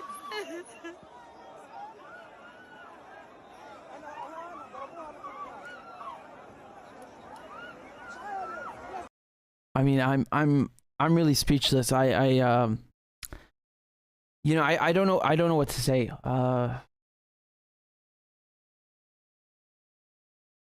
Really, I don't know how you behave like this, and then you claim, like, you know, you're God's chosen people. I mean, this is lunacy. This is lunacy. This is calling it a war crime is too much. You know, it's an understatement. And of course, you know what they will do now on BBC. They will do absolutely nothing. They will say nothing. They will bring on some Israeli. Maybe he'll have a German accent this time instead of a Scottish one. And oh, there was a Hamas commander. Really? Yeah. What did the horse do to you? They don't even leave animals alone. Right? Everybody, anything living has to be killed because it's Palestinian. Really disgusting. I mean,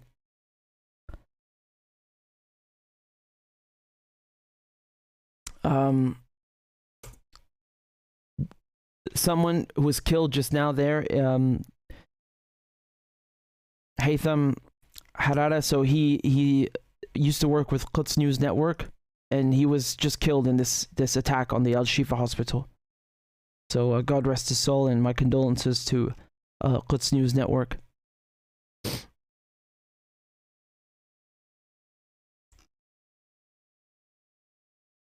Yeah, there's really I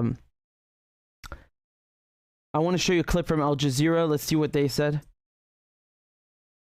Let's start with the very latest, this strike on a Shifa hospital. Tell us about what that has done. Yes, Sami. So that was a drone missile that was hit on the front gate of Shifa Hospital. Of course, there are casualties from that strike between killed and injured. We still don't know the exact figure since the attack has just happened. Let's note that the Shifa Hospital has over 5,000 patients of the injuries in that complex, and tens of thousands of displaced people in the front yard and the backyard of a Shifa complex. Shifa is the largest hospital in Gaza City and the Gaza Strip. But this is not the only attack.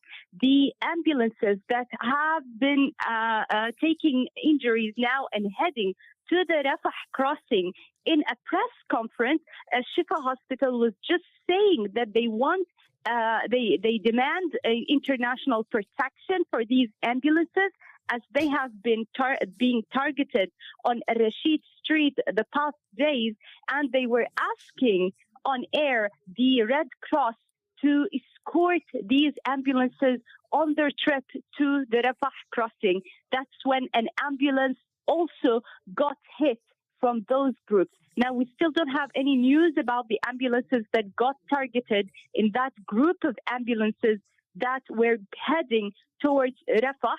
We know this from local sources at a Shifa hospital itself, just after the striking of the front gate of a Shifa. There's nowhere safe in Gaza. And this goes back to this, without question, relates to what I said in my analysis video, that they are trying to make Gaza such a hell, so unlivable, that you just run away. And you look, the thing is that the Palestinians are strong. They've gone through everything, and they refuse to leave because they know that Israel is never going to stop taking more land. And if they leave now, you can't blame them if they leave. How could you blame someone for leaving, this hellhole? I mean, it's not a hellhole. Israel made it one, right, by bombing it. But you understand my point. It's a normal, human or survival instinct to just leave the war zone. You can't blame them. But Palestinians know that if they leave, they're never going to see Gaza or Palestine again, because this already happened to them. Many people in Gaza don't come from Gaza. They come from just outside Gaza or other places in Palestine that now have Israeli settlements built on top, because they were these Palestinians in Gaza were turned into refugees. Israel stole their homes and their land once already. So this idea that, just go to Egypt for a while we, deal with Hamas and then you can come back. What a load of horseshit. They're never coming back. They are never going to see their homes. So, and even right now, without leaving Gaza, just in Gaza, you saw, and as I told you before I played the clip, thousands of people are in the hospital in addition to the thousands of patients. Those people are already displaced. That means they've already lost their home a second time because Israel bombed it. I mean, Jesus Christ, how do you expect people to live? The children, for example, I know we always count casualties and like injuries, wounded and dead. I think there should be a third category regarding, post-traumatic stress disorder and mental illnesses. How could you live in that environment and not, unfortunately develop, some sort of mental illness because of that, or trauma, right? How could you not? You know what I mean? That's another form of violence, and it's another form of injury. You don't see it, but it's there, and it affects people. So I saw I was telling you about the horse. You saw the horse they killed. There was even a video of a dog who couldn't eat because it was so frightened. It was shaking from the bombs. And of course, human beings the same. People are you're gonna have people like that who have shell shock from this crap. And I told you half of the people are children. So they're going through bombing after bombing, year after year, in their formative years, right? As they're growing up. What do you think that does to someone? Jesus Christ. And they have the nerve to talk about 40 imaginary babies. You don't give a Israel doesn't give a goddamn crap about children. I just showed you second and third largest group of people killed in Gaza are children between 0 and 8, and then 17 years old. I mean, if you add them together, they're more than the men. So you could say the largest group of people killed in Gaza are children between 0 and 17. Wow. Once again, I go back to my conclusion. Israel are either evil and doing this on purpose, or they are the sloppiest, most pathetic, incompetent army in history. And either way, they should leave Gaza and get out of Palestine because this is not their home. One way or another, they are leaving. This is not their home. You cannot commit genocide and get away with it.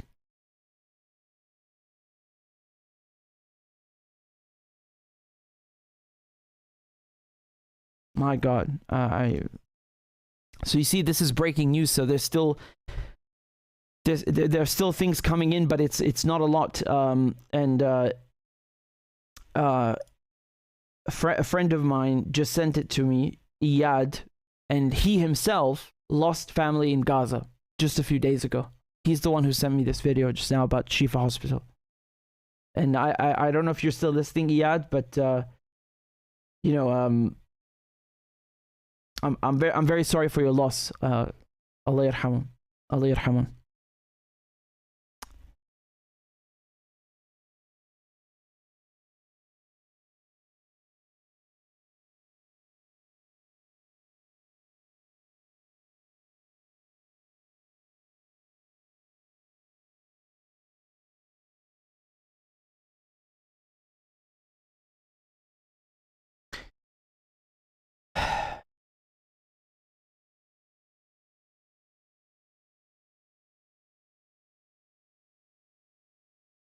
You can see there's another angle here where, just to give you an idea how crowded the area is, right?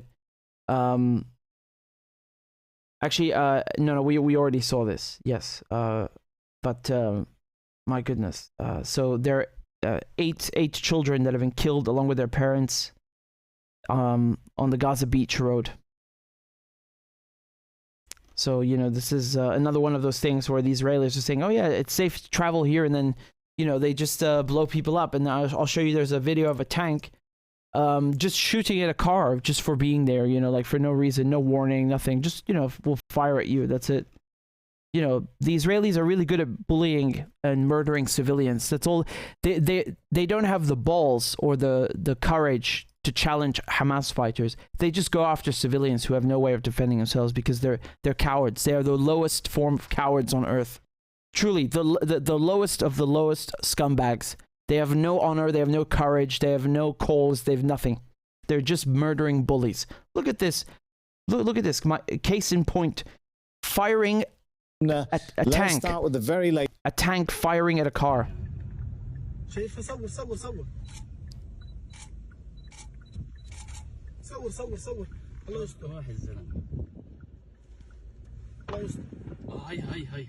هيا في دبابة في دبابة مشت ايه لا حول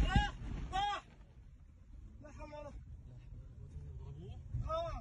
لا حول ولا قوة إلا بالله لا حول ولا قوة إلا بالله راح فيها الراجل لا حول ولا قوة إلا عينه كاملة يا الله عينه كاملة ارجع ارجع ارجع.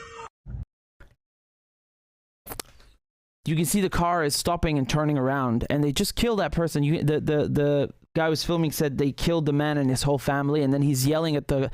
You can see here there's another car coming, and he's warning them, turn back, turn back. He's yelling at this car, turn back, because they don't know that there's a tank up ahead. What is that? You know, they think they're brave. You know, shooting, firing a tank shell at civilians. Who behaves like this? How depraved! This is what people's money goes to. People's tax dollars. God.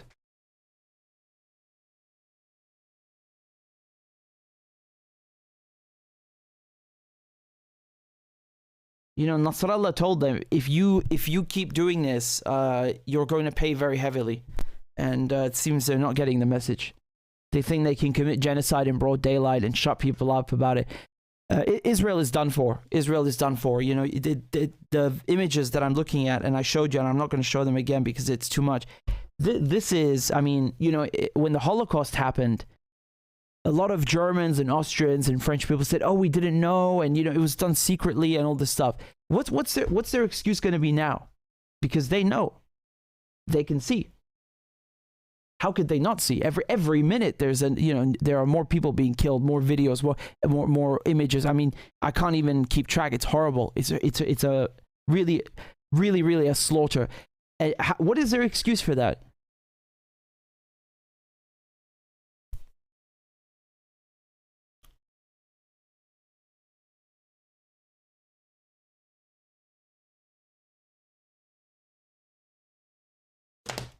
I want to talk to you about what happened in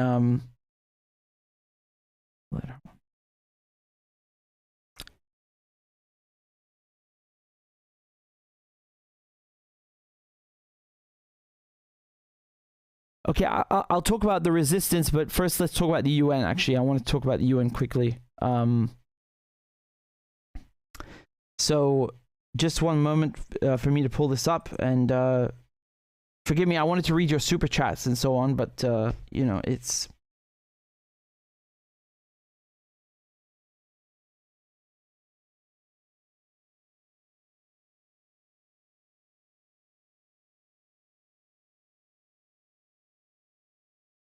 my goodness.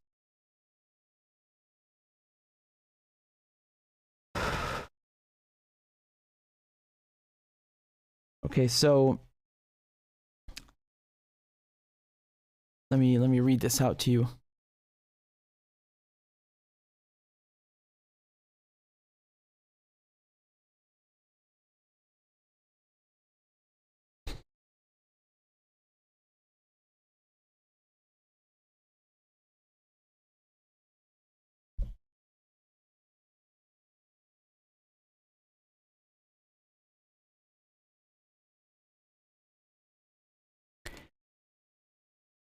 So, can you guys see that? Okay.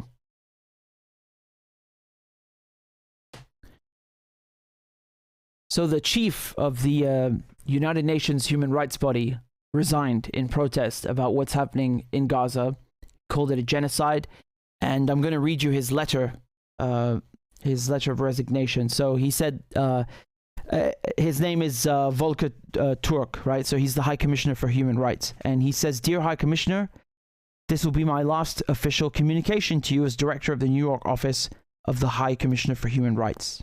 Okay, so this is UNHCR. "I write at a moment of great anguish for the world, including for many of our colleagues. Remember, Israel killed 50, what was the number again? We can't even keep track. At least 50 UN staff. So that's what he's referring to. He says, "Once again, we are seeing a genocide unfolding before our eyes, and the organization that we serve appears powerless to stop it. As someone who has investigated human rights in Palestine since the 1990s, lived in Gaza as a UN human rights advisor in the 1990s, and carried out several human rights missions to the country before and since, this is deeply personal to me. I also worked in these halls through the genocides against the Tutsis, Bosnian Muslims, the Yazidi, and the Rohingya. In each case, when the dust settled on the horrors that have been perpetrated against defenseless civilian populations, it became painfully clear that we had failed in our duty to meet the imperatives of prevention of mass atrocities of protection of the vulnerable and of accountability for perpetrators, and so it has been with successive waves of murder and persecution against the Palestinians throughout the entire life of the United Nations. High Commissioner, we are failing again. As a human rights lawyer with more than 3 decades of experience in the field, I know well that the concept of genocide has often been subject to political abuse, but the current wholesale slaughter of the Palestinian people, rooted in an ethno-nationalist settler colonial ideology in continuation of decades of their systematic persecution and purging based entirely upon their status as Arabs, and coupled with explicit statements of intent by leaders in the Israeli government and military, leaves no room for doubt or debate. In Gaza, civilian homes, schools, churches, mosques, and medical institutions are wantonly attacked as thousands of civilians are massacred. In the West Bank, including occupied Jerusalem, homes are seized and reassigned based entirely on race, and violent settler pogroms are accompanied by Israeli military units. Across the land, apartheid rules. This is a textbook case of genocide. The European ethno-nationalist settler colonial project in Palestine, he means Israel, has entered its final phase toward the expedited destruction of the last remnants of indigenous Palestinian life in Palestine. What's more, the governments of the United States, the United Kingdom, and much of Europe are wholly complicit in the horrific assault. Not only are these governments refusing to meet their treaty obligations to quote-unquote ensure respect for the Geneva Conventions, but they are in fact actively arming the assault, providing economic and intelligence support, and giving political and diplomatic cover for Israel's atrocities.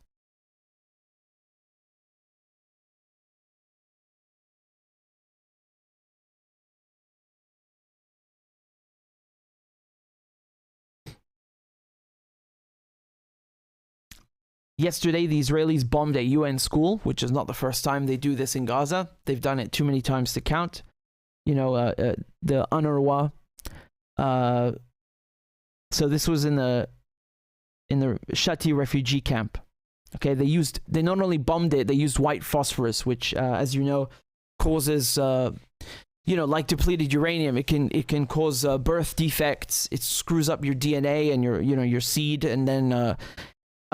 People in Iraq and Fallujah, for example, when the Americans used white phosphorus and used depleted uranium, their children have more birth defects than in Nagasaki and Hiroshima. That's how bad it is. Because you don't know that it's there. When a nuclear bomb goes off, you know not to go near the area, but this stuff, you don't see it, you don't understand it. It just looks like, smoke. It seeps into the environment.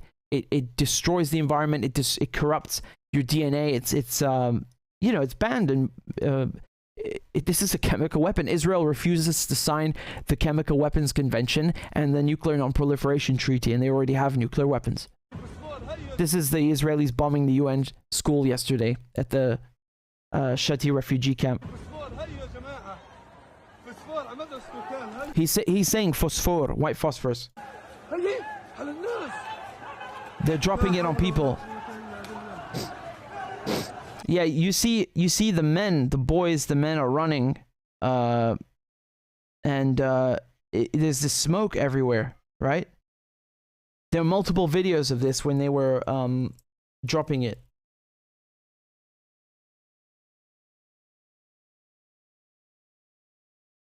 Here, look at this.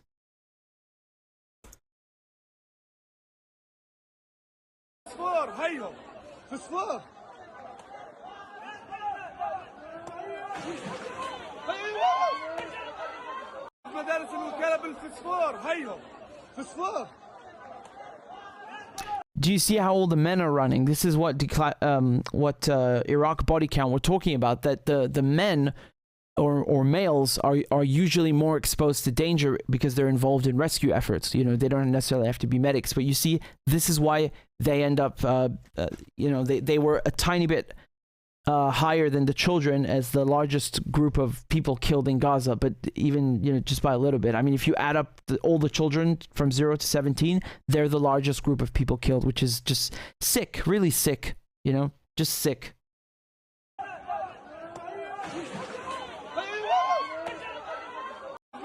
you know, God knows what you know, diseases or illnesses or, you know, conditions these poor men might get because they were trying to, you know, put this thing out. So, you know, hopefully they don't get anything, you know, hopefully they don't develop any illnesses. God forbid. It's really horrible, you know.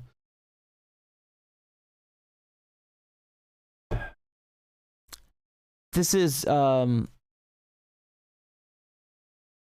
for the Office of the High Commissioner of Human Rights in New York, and you know, he said we are seeing a genocide in Gaza unfolding before our eyes, and the organization we serve appears powerless to stop it. So remember, he's in New York, Volker Turk, who wrote that. He's both in Geneva and New York, but you know, they're very clear on this. I mean, these guys, they are the most qualified people on the planet to talk about this, and they're being very clear about what's going on in Gaza. It's a genocide, right?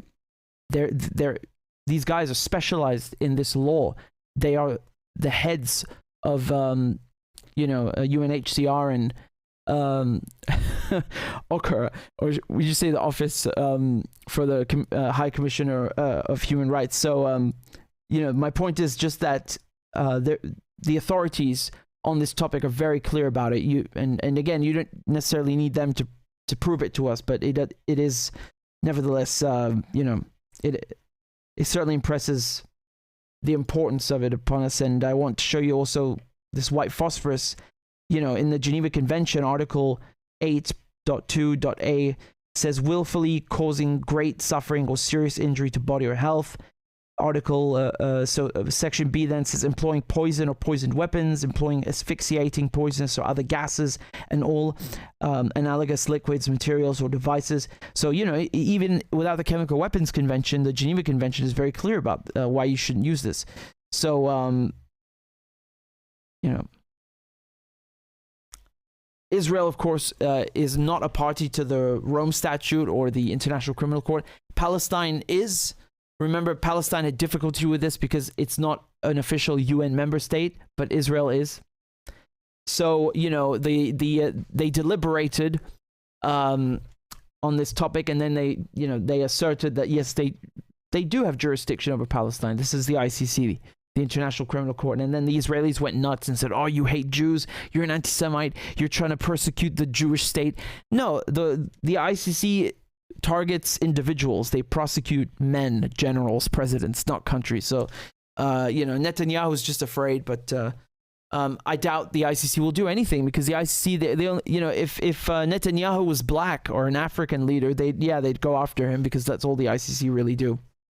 They never go after the you know, the NATO war criminals, which are the biggest ones, or Israel. You know, they're untouchable. My goodness. And look at this, how people, there's no food, there's nothing. My God. There's nothing left. My goodness, look at the state of things.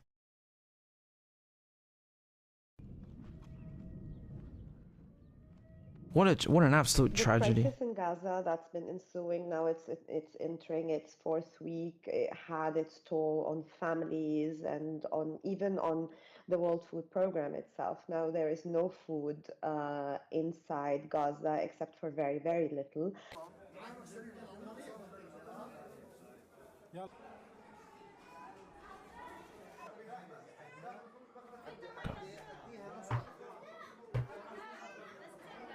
The World Food Program has been operating and working across the Gaza Strip for years and years and years, and we had food stocks that allowed us to provide food assistance. Now we have reached more than 500,000 people with food assistance. In the beginning of the crisis, we used to work with 23 bakeries. Now they are only down to 1 bakery. So you heard that? There used to be 23. The UN was working with 23 bakeries. Now there's just 1. Because the others are, you know, shut down or destroyed. Because of lack of fuel. So okay. So she said lack of fuel. Well, again, you see why sanctions kill people. And when you besiege a town or a city or a country, and everything runs on fuel, the generators, electricity, the whole grid depends on fuel. I mean, people starve, and the UN staff are starving. They've literally announced this and said this publicly, that everybody is starving, including the UN, who, usually might have access to a little bit more food because they're the ones distributing the food, as you can see with the World Food Program. There was a video I saw of people, basically the you need to understand that in Gaza, civil order has collapsed and the health system have collapsed, and now they've bombed the hospital, the biggest one. I mean, every aspect of what's happening, like I said, whether we talk about animals or we talk about the electricity grid, we talk about the air, water, everything has been destroyed by the Israelis. And this is why you have to remember what I said in my analysis videos. The goal here is pure terror. They want to terrify people. They want to make them run away, and because Gaza will become so unlivable, they will flee to Egypt, or if they're in the West Bank, they'll flee to Jordan, and then Israel can do what?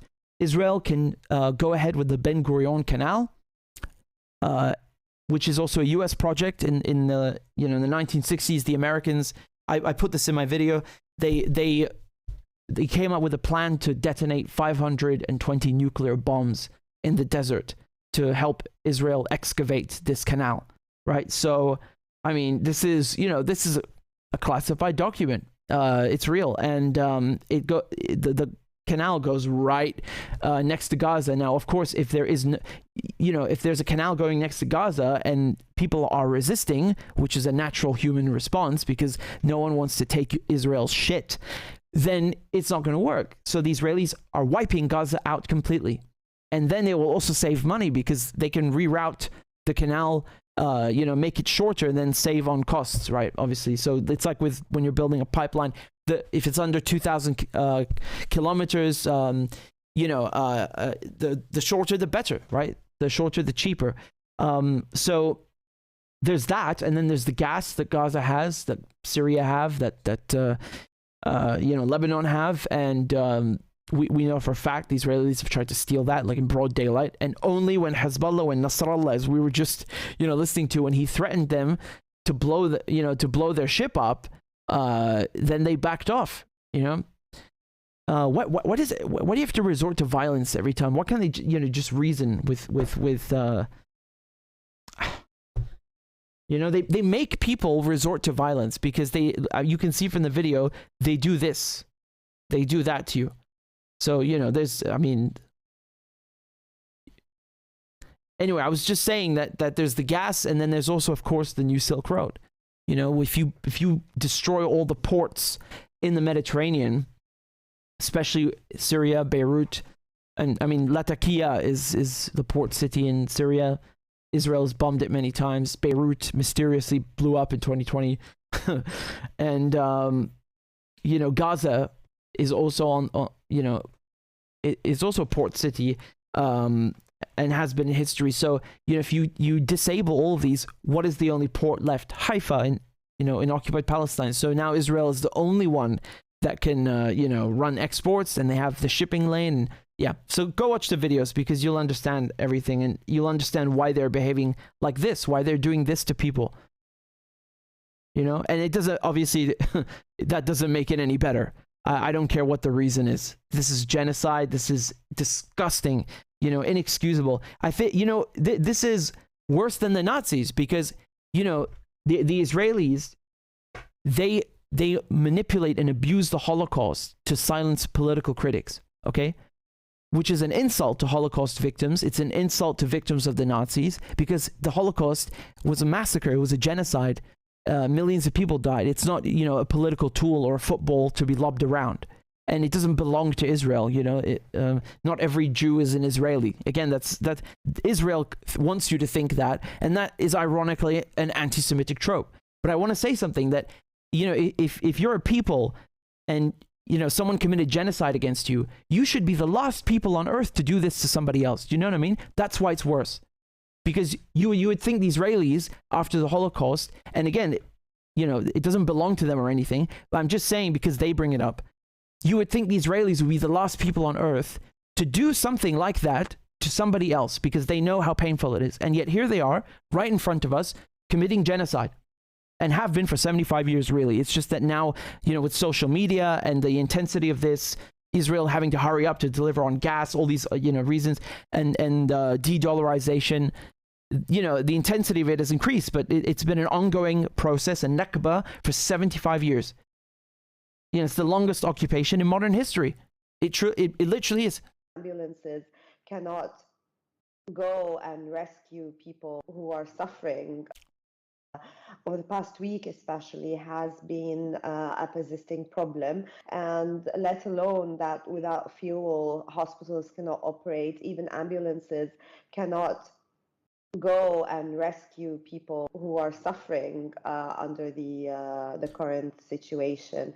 Also, the World Food Programme has been providing assistance through cash cards that people can go and use these cash cards in food stores across the strip. So far, more than 280,000 people have been able to redeem their assistance through the cards. But the other problem is that shops within the enclave are very cannot restock, and stocks are depleting.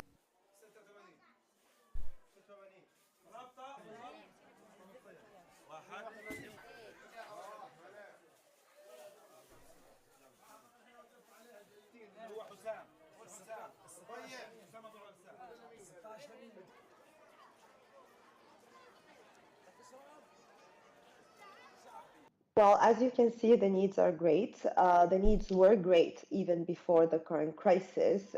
Before the current crisis, there were 1.6 million people inside the Gaza Strip who needed food assistance. Food insecurity was rampant. So she said 1.6 million people in Gaza, so, the majority, were already food insecure before October 7th. Syria as well is, a victim of the Israelis and the Americans, and you have 90% of Syrians who are food insecure and living in poverty. So thank you, America, for that, and thank you, Israel. Inside the Gaza Strip, and also unemployment was about 50%. Yeah.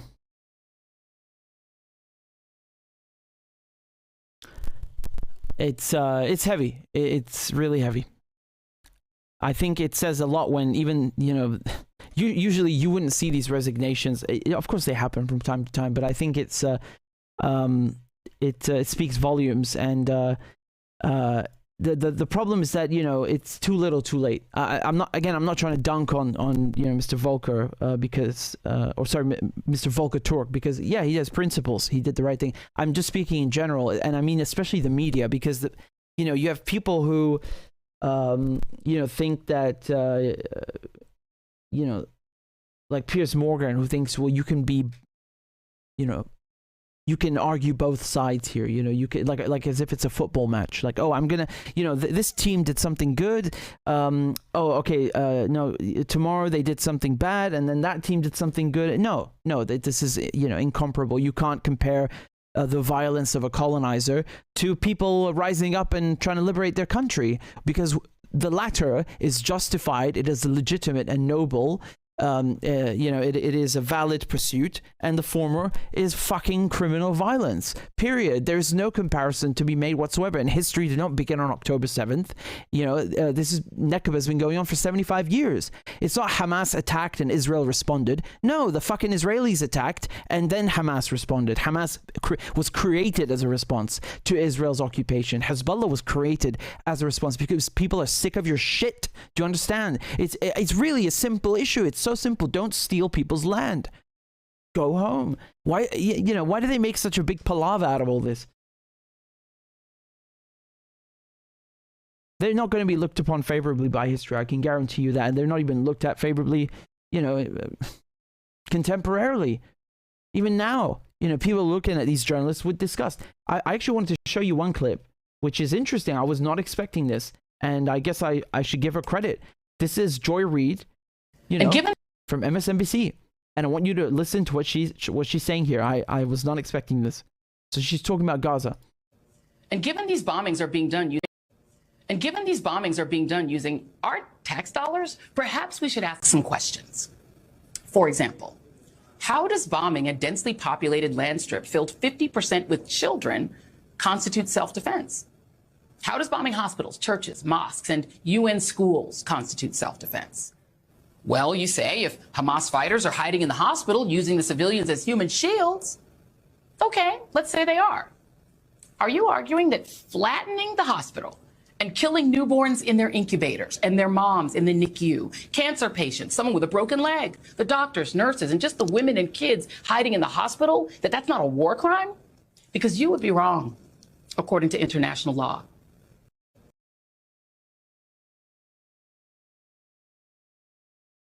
I was not expecting that. Wow. Actually something good for once on mainstream media. Unfortunately, I think it won't last too long because they'll go back to the usual programming. But yeah, credit to her for saying that. We're not asking much here, just the truth, basic facts. That's it. The Israelis think that one of their objectives is that they want people in Gaza to hate Hamas, to say, oh, Hamas brought this upon us. That's never going to happen, ever. Because this tactic has been tried with sanctions, for example, in Venezuela, in Syria. It never works. People never rise up against their leaders. As a matter of fact, they hate America even more as a result, because America is the one choking them, cutting off their fuel, cutting off their food, cutting off their water, stealing their resources. They're not stupid. They know that you're fucking them. They know it's not their government. Not their government has done nothing even, it doesn't even come close to what you're doing. So, people in Gaza are going to resist even harder. You heard Hassan Nasrallah, what he just said. This is not just Gaza's thing. This is every decent human being's fight. This is, it's already a regional war. I mean, in a sense, because the Israelis are being pounded on multiple fronts. Let me talk about that now.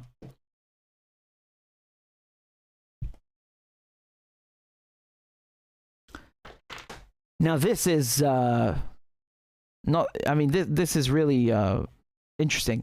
Okay, you guys are going to enjoy this because it's so wild.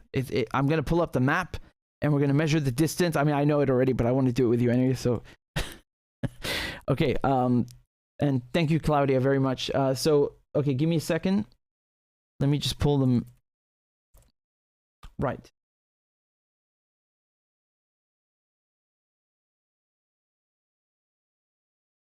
Yeah, so as I was saying in my video in the analysis in part 2, I mean, the Arab countries, just in general, they could destroy Israel and the West right now for what they're doing in Gaza. And what I mean by cutting off the oil and the gas, cutting off all these resources, because it's not only that. Look at the map. You see. So you guys know what a strait is, right? So strait. It's a tiny, passage between two land masses where ships can, come through. So this is the Strait of Gibraltar, for example, between, Spain and Morocco. Actually, Gibraltar is British because it's strategic. So yeah, but Gibraltar is originally it means the mountain of Tariq. So it's Jabal Tariq, and it became Gibraltar. So I want to just show you briefly how all the most important shipping lanes and most important straits in the world are in Arab countries, all of them. Look, so I showed you between Spain and Morocco, okay, the Strait of Gibraltar. There you go. That's number one. Then we go to the Suez Canal. Suez Canal is a canal. It's not a strait, but nevertheless, it's a vital shipping lane. So, that's number 2. And then, of course, if you go down here to number 3, you have Bab el-Mandeb Strait between Yemen and Djibouti. And so basically Arabia and the Horn of Africa. And then you go up here, you have the Strait of Hormuz between Iran and Oman. Right? So, these are all related to what's happening in Gaza, and I explained it in the video. I know I keep telling you to watch them, but once you finish them, you'll know why. So, my point here is just that I feel like the Arab countries should be doing more. They could easily,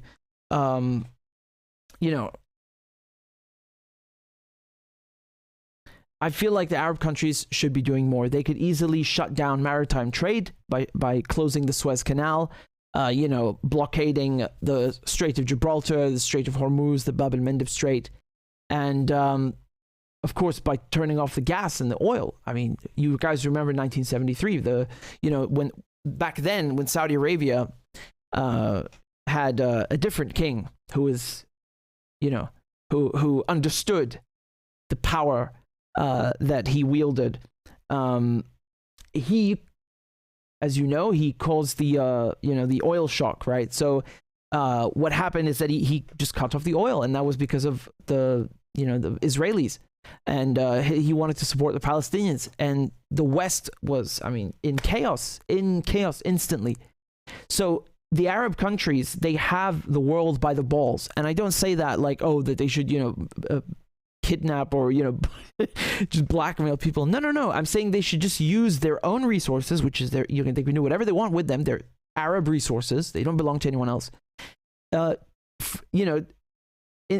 the to the benefit of the Palestinians, which is a just, noble cause. It's not asking much. It's been done before and it works. So the problem is though is that now the people that are sitting on these thrones, they are Zionists. And, I watched, for example, an interview with the, in Jordan, okay, I'll show you again on the map. Jordan is next to Syria and Iraq. So the king of Jordan is a kingdom, yeah? And the king of Jordan, Abdullah II, he is actually a colonel in the British Army. Did you know that? Let me repeat that. He's a colonel in the British Army.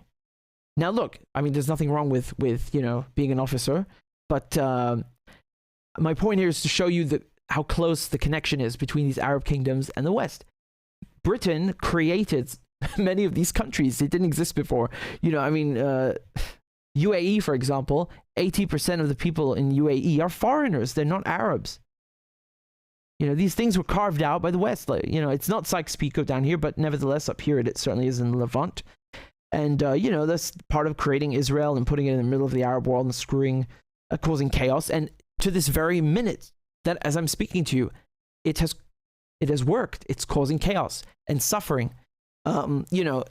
Pakistan and India, for example, the British tactic when being kicked out of a colony was to fuck it up, scorched earth. Like, okay, you want to kick me out? I'm going to burn your house down. That's the British exit policy and strategy. So with Iran, for example, Abadan used to be the world's largest oil refinery, and it's in Iran. Britain built it, right? So British Petroleum, BP, used to be called Anglo-Iranian and then Anglo-Persian Oil Company. They built the oil refinery, and because they were kicked out when Mossadegh nationalized the oil, there were plans to torpedo, with actual torpedoes to sabotage and blow up the whole refinery, right? So there are numerous examples, and Israel is one of those, scorched earth policy. Like, okay, you don't want us? Fine, we're going to leave, this wedge right in the middle that's going to cause chaos for 100 years. So the problem is also these, like I said, some of these Arab kings, they're not Arab kings. They're really not. They don't represent their people. Pick any Arab country, and the people there, they want to help Palestine. They would, give everything they have. They would take the clothes off their own back and donate them to the Palestinians if it helped them. And it certainly would. They would do it willingly, happily. I would do it happily. The oil, the gas, these are precious resources. Why not just shut them down for a week? Just a day. Look how they will stop bombing Gaza. Just look how they will stop bombing Gaza.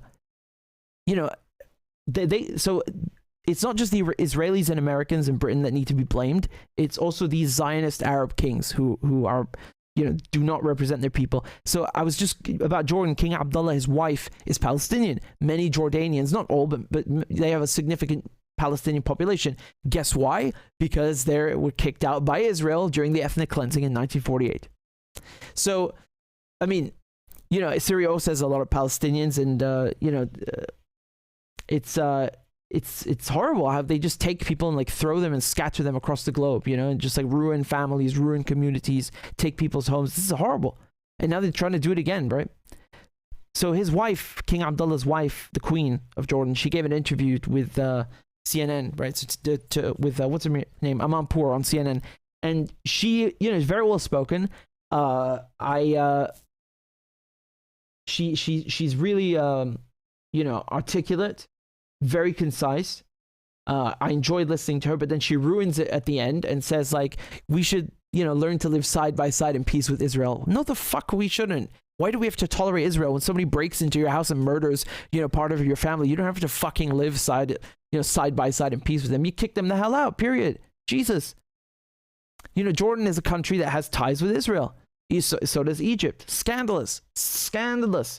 What do you guys know that Bolivia cut ties with Israel? Bolivia. Let me look at the map again and show you. Bolivia is nowhere near the Middle East. It's all the way here in South America, Latin America.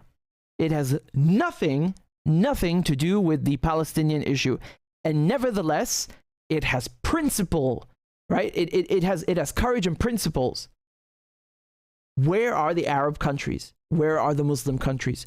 Why aren't they doing the same? When it comes to Colombia and Chile, they didn't cut ties, but they withdrew. They recalled their ambassadors, which is the step before you cut ties.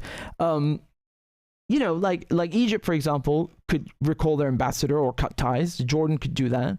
I think Jordan only just recalled their ambassador, but too little, too late. I'm sorry. What were you doing? You were waiting for them to kill 7,000 people before you recall the ambassador. Jesus, you shouldn't even have ties to begin with. No one in Jordan wants you to have ties with Israel. So the countries that did the Abraham Accords, like Bahrain and the UAE, cut ties. Saudi Arabia said it's putting normalization with Israel on hold. What do you mean on hold? Cancel it. Punish them. I mean, with the oil, like cut the oil production and see how fast they stop bombing Gaza. If only we had real Arab leaders. If only they killed the real Arab leaders, like Gaddafi. That's why they killed him, because he's a real one. He's a real one. He wouldn't tolerate this shit. So that's why they try to get rid of Bashar al-Assad. That's why, that's why they try to ruin all these countries. Because you either accept what they want, you normalize ties with Israel, you accept this colony, you accept the banks in the city and Wall Street taking over your country and the corporations taking over your country's market, or we'll come and fucking coup you and kill you and ruin your country. Your choice. It's mafia. Mafia. They're the global mafia. We need some real Arab leaders. We really do. Turn off the oil, the gas, and shut the Suez. They will stop bombing Gaza in 1 hour. If not a few minutes. They will be in fucking panic mode. They won't know what to do. They'll be running around like headless chickens.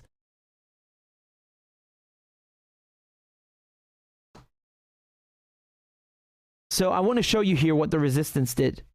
I'll show you some real Arabs. I'll show you some real men. Okay?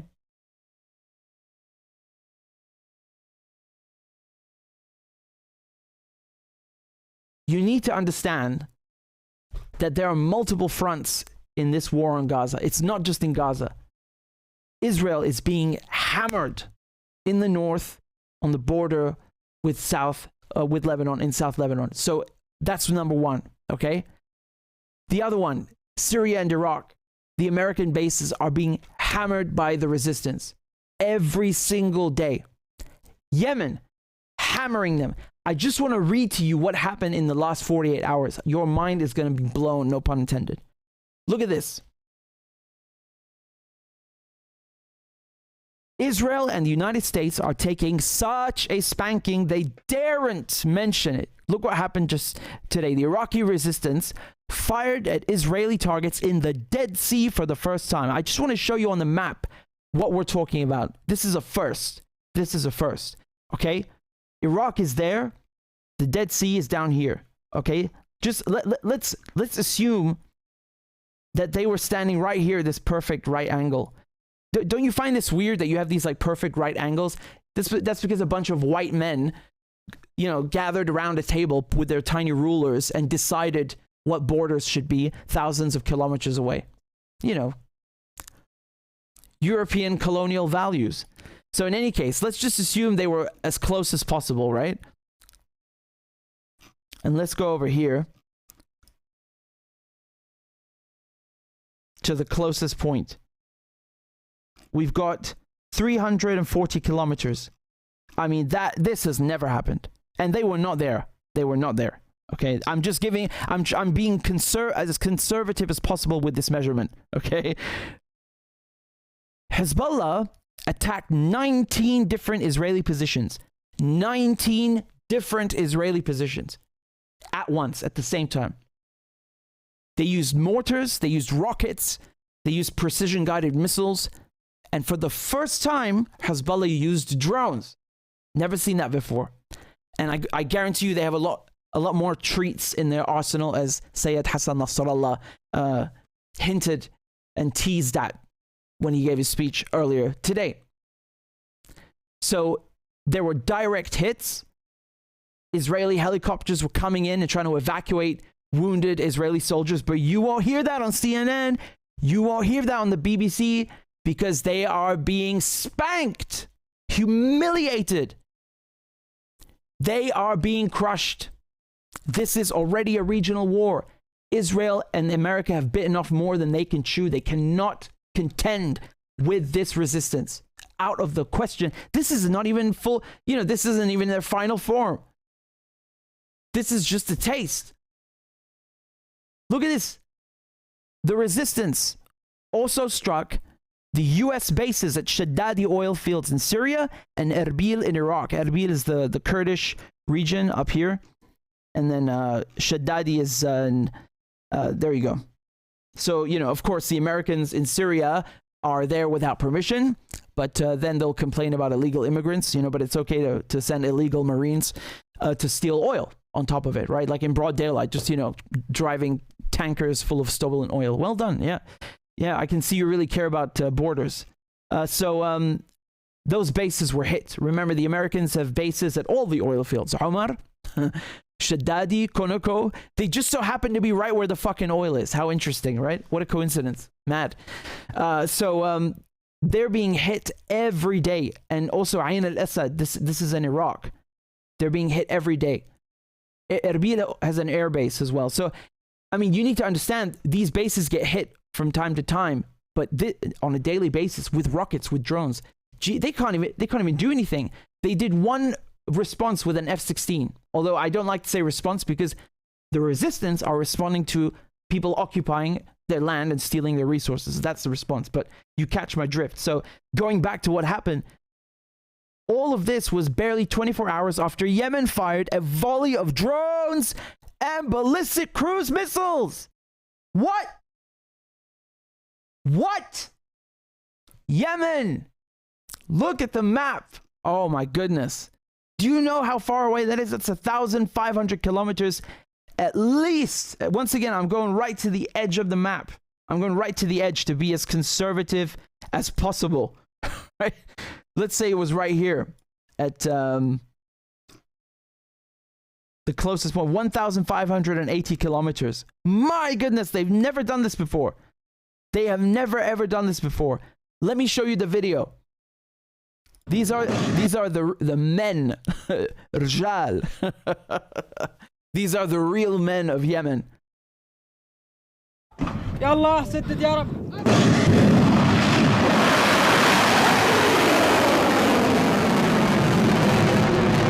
My goodness. Oh my God.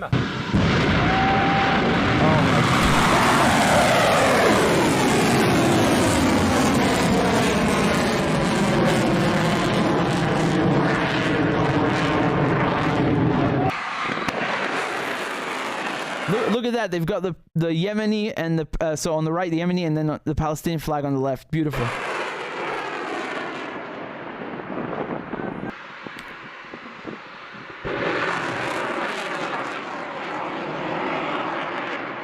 There was a video with the drones as well. They sound so funny, man. Amazing, really amazing. I mean, you have to remember Yemen was destroyed by America, by Saudi Arabia, by the Gulf kingdoms. And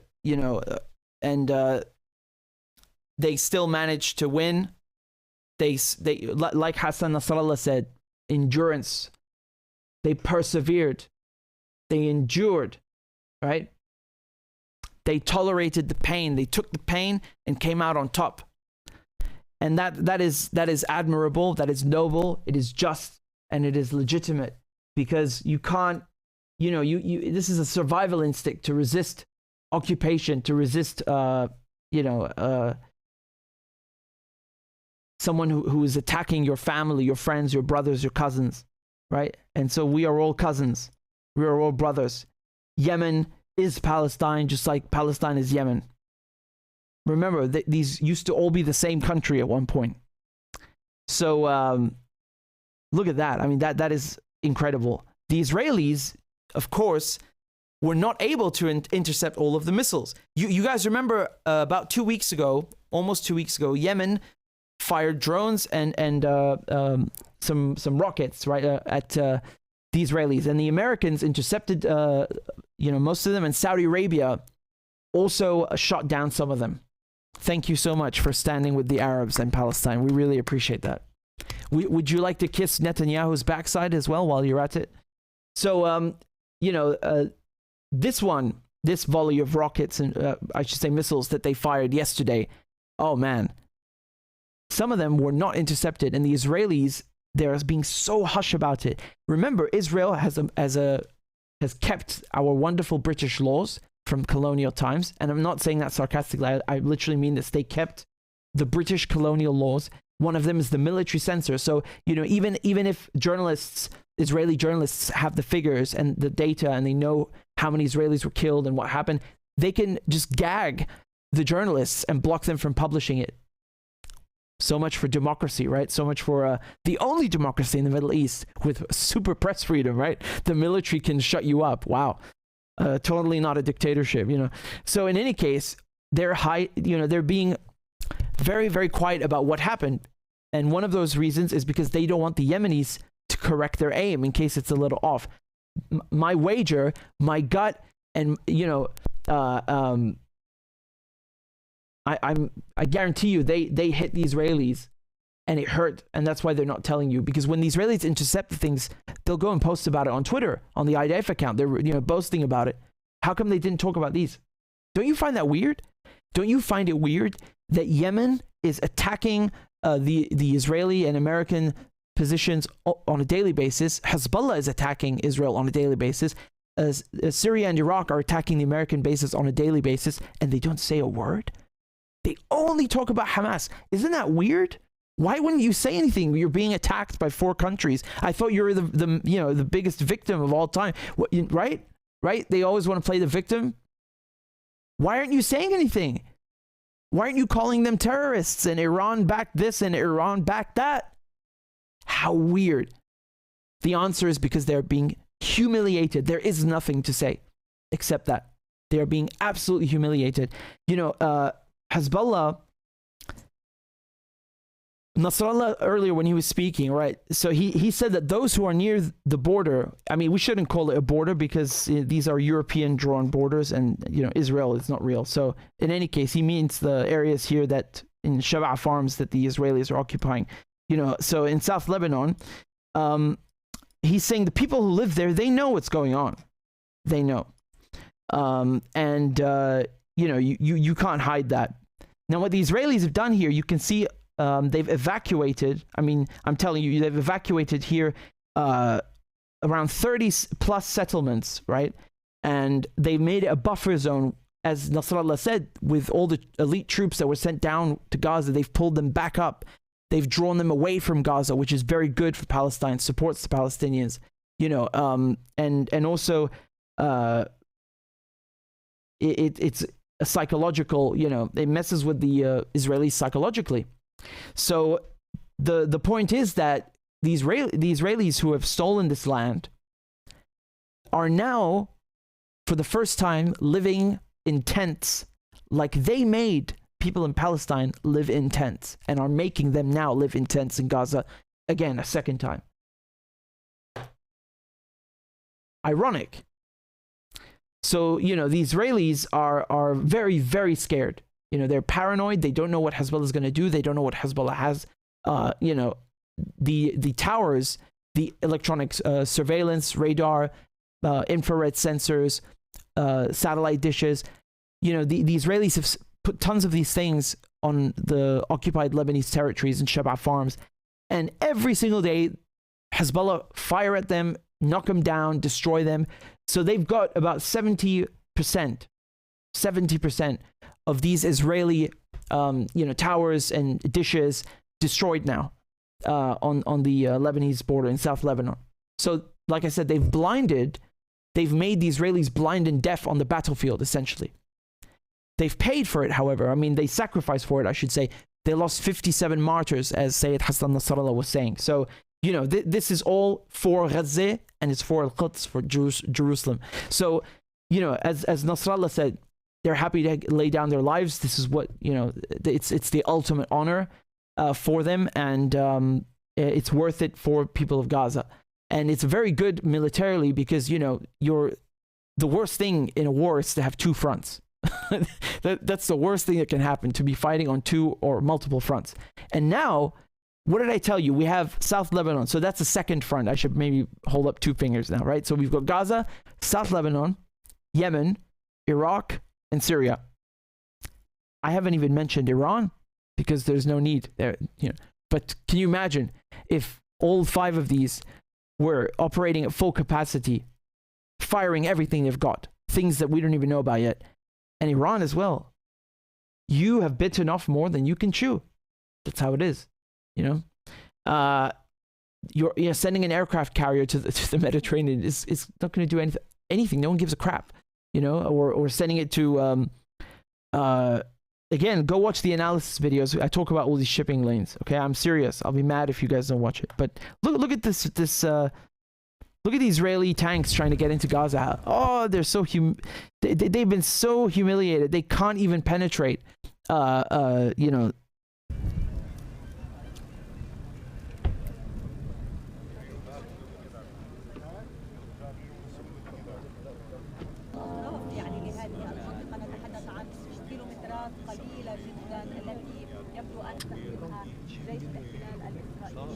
So you have these infrared videos where the Israelis, you know, you can see them at night. They're trying to get in, and you have the Israeli soldiers that are like huddled in a group, hiding behind the tanks like a bunch of cowards, and the tanks can't even get through, and then they retreat. So what's been happening is that the Israelis tried multiple times to invade Gaza, and they just cannot get in. They're trying to split it into 3 parts, and they just cannot get in. But you're not going to hear that on the news because it's so embarrassing. So what Israel does is, you know, they're frustrated, and then they take out all their rage and their venom on the civilians in Gaza because, you know, they're dropping bombs from the air safely up there and no one can resist. There's no anti-aircraft, no ACAC, no Stingers, no surface-to-air missiles, nothing. It's a free-for-all. It's like shooting, you know, fish in a barrel. So it's disgusting. It's disgusting. It's genocide. And they're doing that just because they know they can, you know, and as of course they have these economic incentives, but they're being so humiliated on the other fronts. They don't even mention that they're being attacked on 4 other fronts. I mean, this is, you know, why wouldn't you say that? You know why? Let me show you something. This is from yesterday. This is from Al-Azz-ad-Din Qassam Brigades, which is, again, the Hamas fighters. They published this video. It's from, I guess they filmed it with a GoPro. And you can see how they're taking out an Israeli tank. This is just like in 2006 when Hezbollah were coming out of these tunnels in the ground, literally, right? And taking the Israelis by surprise. They don't even know what hit him. So you can see he's coming out of the tunnel.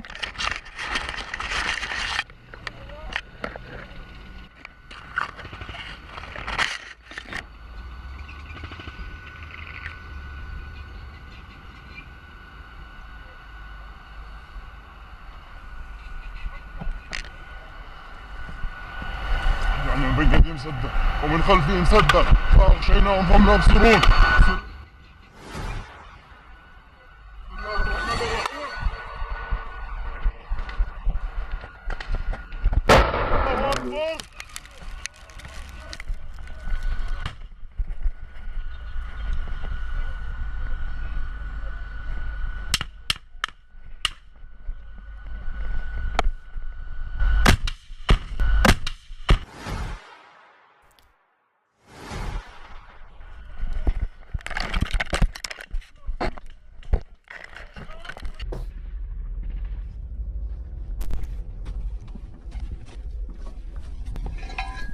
You see how he's picking up a piece of the tank as a trophy? No pun intended. So, if you recall on October 7th when Hamas went in, you know, they attacked the base of the Gaza unit, the Israeli you know, army of the Gaza unit, and you could see there was a frame where one of the Merkava tanks, the Israeli tanks, was you know, in the workshop, in the chop shop, and this trophy system, which is it protects the hull or the turret rather. Just one second, I'll pull up a picture. My point is that the Israelis, you know, they paid no attention, didn't even bother to, you know, have the tanks ready or set up properly in case anything happens. And so they were not only taken by surprise on October 7th, they were overwhelmed because they were unprepared and they were lazy and sloppy and arrogant. This is the trophy system, which the guy in the video I just showed you now, the fighter, the resistance fighter, targeted. So it's something that you add to the turret on the tank, and you know,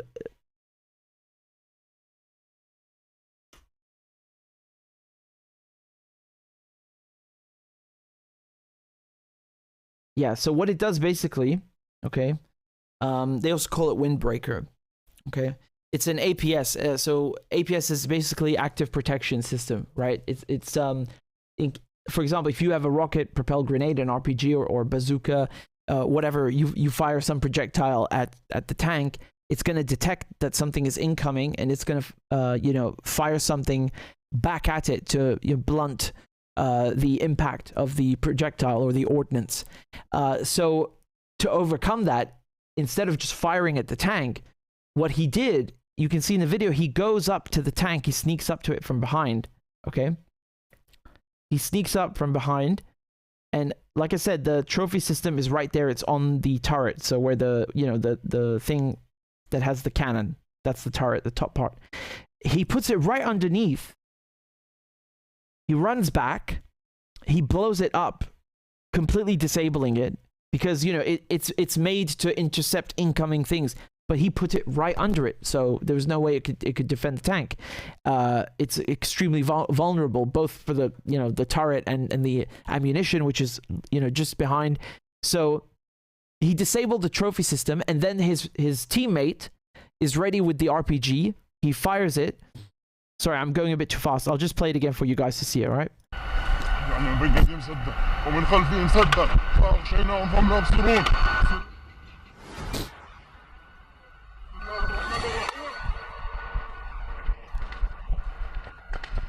Right, so he's running back now.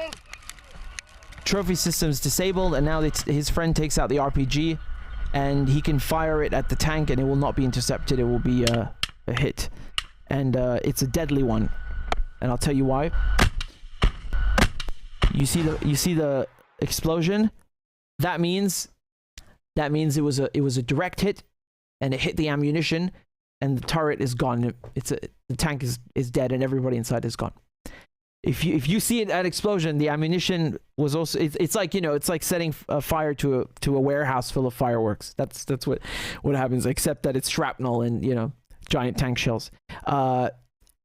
Just as a side note, you know, when they were saying, oh, look at all these burned bodies and stuff, which of course is horrible. I mean, I'm not debating that, but who did that on October 7th? And it seems from the Israelis themselves, the hostages, and I did a video about this in case you haven't seen it, they themselves were saying the Israelis fired tank shells at the apartment. I mean, this is like, I don't even know what to say anymore, because it's like, it's so over the top. Everything Israel does is disproportionate, you know? It's like, you know, you step on Netanyahu's foot and he'll like nuke you or something. They killed their own people and fire tank shells for no reason. Why don't you just send in special forces to you know, like the SAS, for example? Not that Israel has that, but you know, you can get hostages out without killing anybody. Even the you know, their captors. So I don't know what the point of that was, but there's someone is lying here, you know, and I think that what happened is that the tank shells, they are what caused the charred bodies, And then Israel, instead of telling the truth that yes, they killed some of their own people, they blamed everything on Hamas 100%, which is a lie. And even the Israeli newspapers have different figures than what the Israeli government is saying. Isn't that weird? It's like several hundred people less. Now, once again, I just want to point out, whatever happened on October 7th, there are no Israeli civilians, because if you are an Israeli, you have to join the army. It doesn't matter if you're a man or a woman. You can't be in the army and then say you're a civilian. And especially when you're on somebody else's fucking land. It doesn't matter what you are. You could be a bloody goat. You're not allowed to be there, okay? So, look, this was, I mean, not, it goes without saying, it's very courageous and brave. And this is exactly why this kind of bravery, this is exactly why Israel are too scared to go into Gaza. They can't even go into Gaza. Look what happens when they try. Did you hear the Israeli spokesman, or from the IDF or Netanyahu's cabinet or anybody talking about this incident, saying that, yeah, one of our tanks was blown up and we lost, 2-3 crew members? Not a word. Not a word. Hezbollah, on the other hand, proudly say we have 57 martyrs and they laid down their lives for a just cause, for Gaza, to liberate Gaza. The Israelis are being humiliated in Gaza, outside of Gaza, in Iraq and Syria. The American bases are being hit. And remember, in Erbil, which is in the Kurdish region, you have a Mossad presence. And Iran struck a Mossad installation there about 2 years ago. And then, of course, Yemen firing at the Israelis from 1,500 kilometers. My goodness. I mean, the balls, honestly. And the precision is impressive. I just want to conclude with this.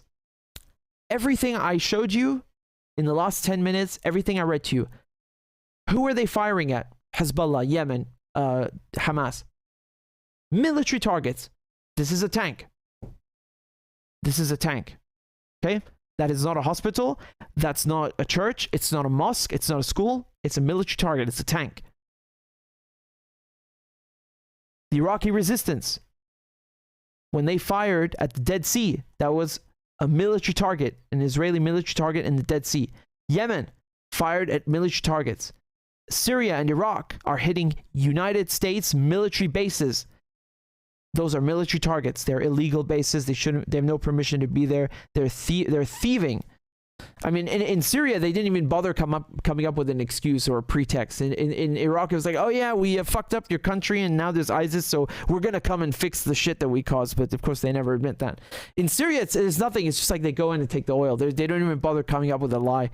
So, again, you see the difference is that, and Hezbollah, they're hitting the military radar equipment, the towers, the dishes. These are not hospitals. They're not schools.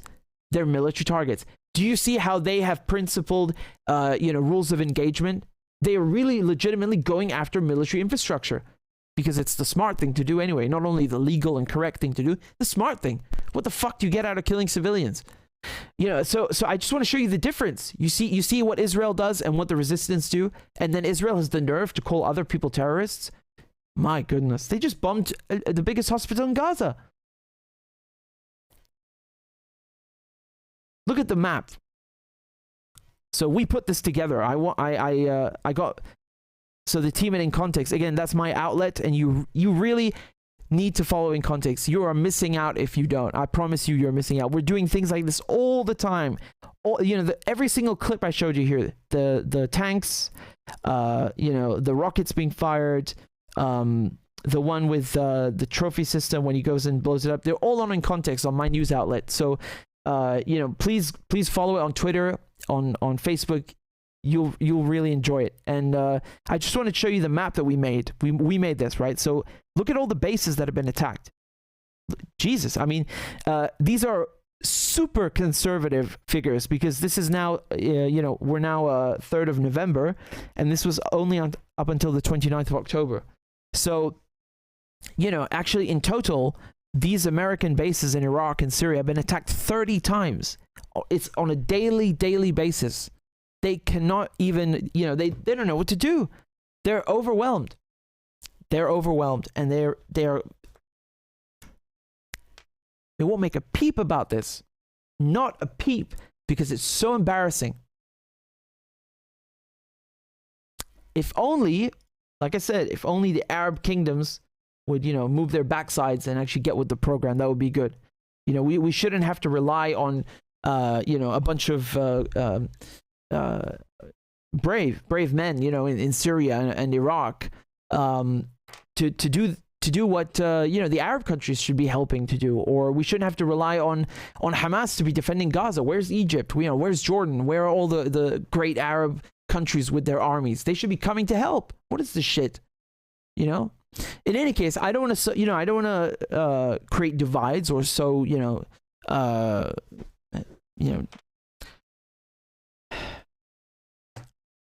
division or something like that. On the contrary, I want the complete opposite. I want a united Arab world, as it was and always has been, right? But these borders, first of all, need to go. I don't know why these borders are kept in Africa or in the Middle East. These weren't drawn by Africans or people from the Middle East. Can you imagine somebody from Syria going to the UK and just creating new fucking countries? Okay, here's where we're gonna have I don't know, West Wales. Maybe we can give Cornwall independence like they've always wanted. Maybe we can have a West and South and North Anglia. Maybe let's divide Scotland in 5. That's what England and France did to the Middle East. And I mean, putting Israel right there in the middle. God. In any case, I just wanted to show you what's happening because this is a multi-front war, right? It's already a regional war, and it's fascinating to observe the tactics being used because, the only time something like this ever happened, the first time it happened, I should say, was a few months ago. You remember when Syria, Hezbollah, and Hamas were all firing at Israel at the same time. I went live and I was talking to you guys and I was like, wow, this never happened before. You can see the unity and the coordination. But what's happening now, it blows that away. What's happening now is really, really, really significant. It is extraordinary. And, it's really smart militarily and strategically because they are exhausting and overwhelming and the Americans and Israelis and making them paranoid, always second guessing themselves, like Nasrallah said. Nasrallah also when he talked about what's happening. Ah, damn it! It was on the tip of my tongue and now I forgot. In any case,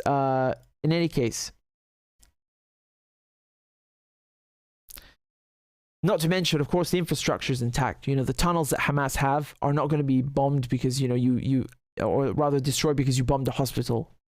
Israel's just bombing a hospital because they can get away with it. That's why. So that was an excellent speech by Nasrallah. And again, if you're watching on replay, please go check it out. It was interesting and fun interpreting, which means interpreting is when you translate live from one language to another. Yeah, that was fun doing that, and very, very interesting what he said, and a message of unity, which is what I like, because these borders that were drawn here were created on sectarian lines on purpose to divide people, right? So what you want to do is get rid of them and do the opposite, and bring things back to how they were before. So yeah. And it was a message of unity, and that's what people need right now. All the Arab people in every country are with Gaza. It's just a few leaders, people that would fit in one room that are blocking everything. And, I made a video in Arabic. I can play it to you. It's got captions in English, and I talked about this, and people, had some really interesting comments, like the fact that, they're Zionists. That's what's wrong with some of these Arab leaders. They're really just Zionists. And the thing is that once you put someone on a throne, it's very difficult for them, to abandon it, albeit impossible. And everybody wants their own seat at the table of power, and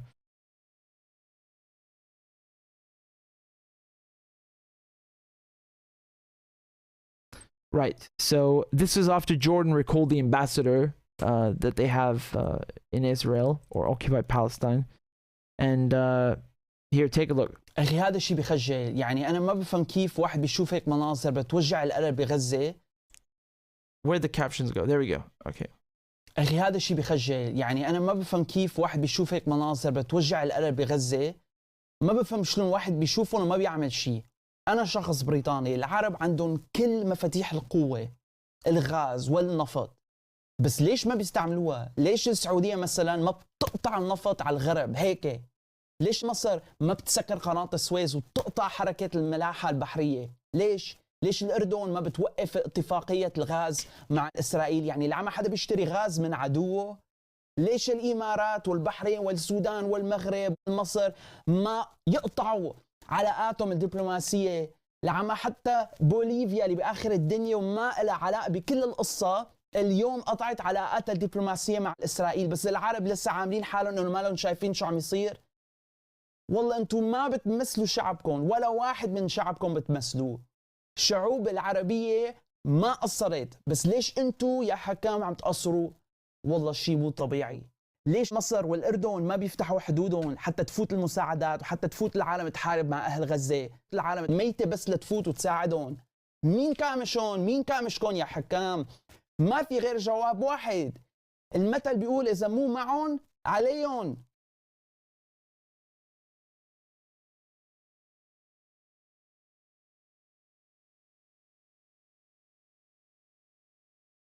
Let's get back to this horrific blast, however, at the Jabalia refugee camp in northern Gaza, north of Gaza City. A witness described to CNN that it, quote, felt like the end of the world, and that 7 to 8 holes, craters in the ground were filled with dead people, body parts, quote, all over the place. CNN's Nada Bashir has more on the Israeli airstrike.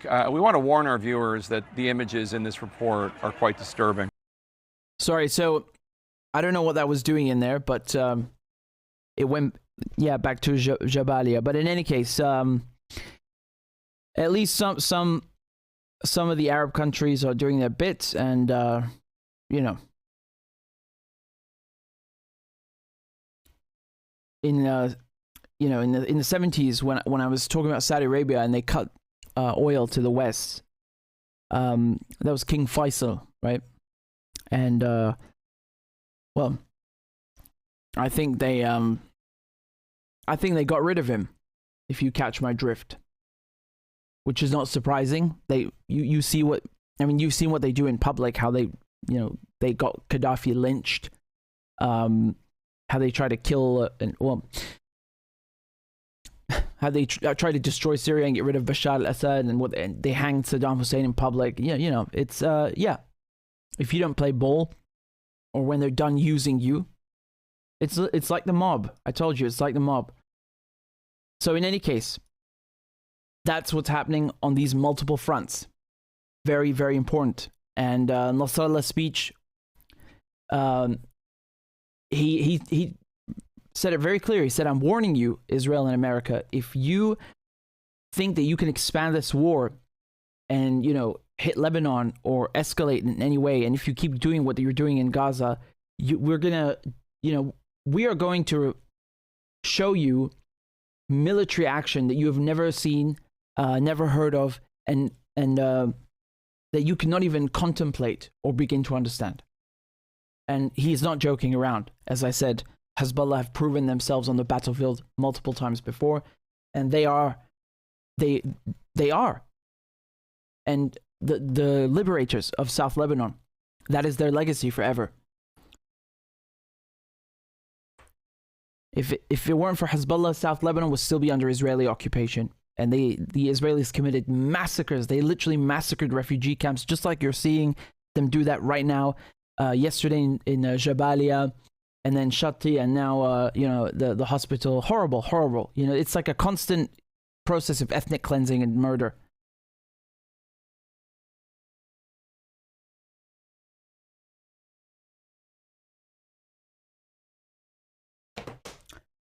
So guys, I'm just going to read some of your super chats.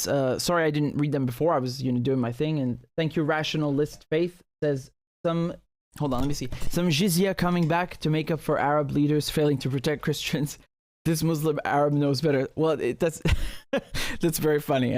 I appreciate it, and thank you very much. You know, I really love the unity that we have in the Arab countries. I really love it. You know, it's a shame what Israel did when they destroyed the Jewish communities, because they stole not only the lands, obviously, and you know, occupy Palestine, but they stole what makes the Arab countries special, is that they have this plurality, right? So now if you look at Syria, there are no more Jews left. Egypt, no more Jews, because Israel took them from Iraq and made sure they all moved there, you know, just to like try and legitimize the occupation. It's a sad thing. And then of course they help create refugees, you know, by working with Al-Qaeda, trying to destroy the country, bombing it all the time. The quality of life is I mean, it plummets, right? How can you do anything? How can you build a country when you got somebody next door attacking you the whole time?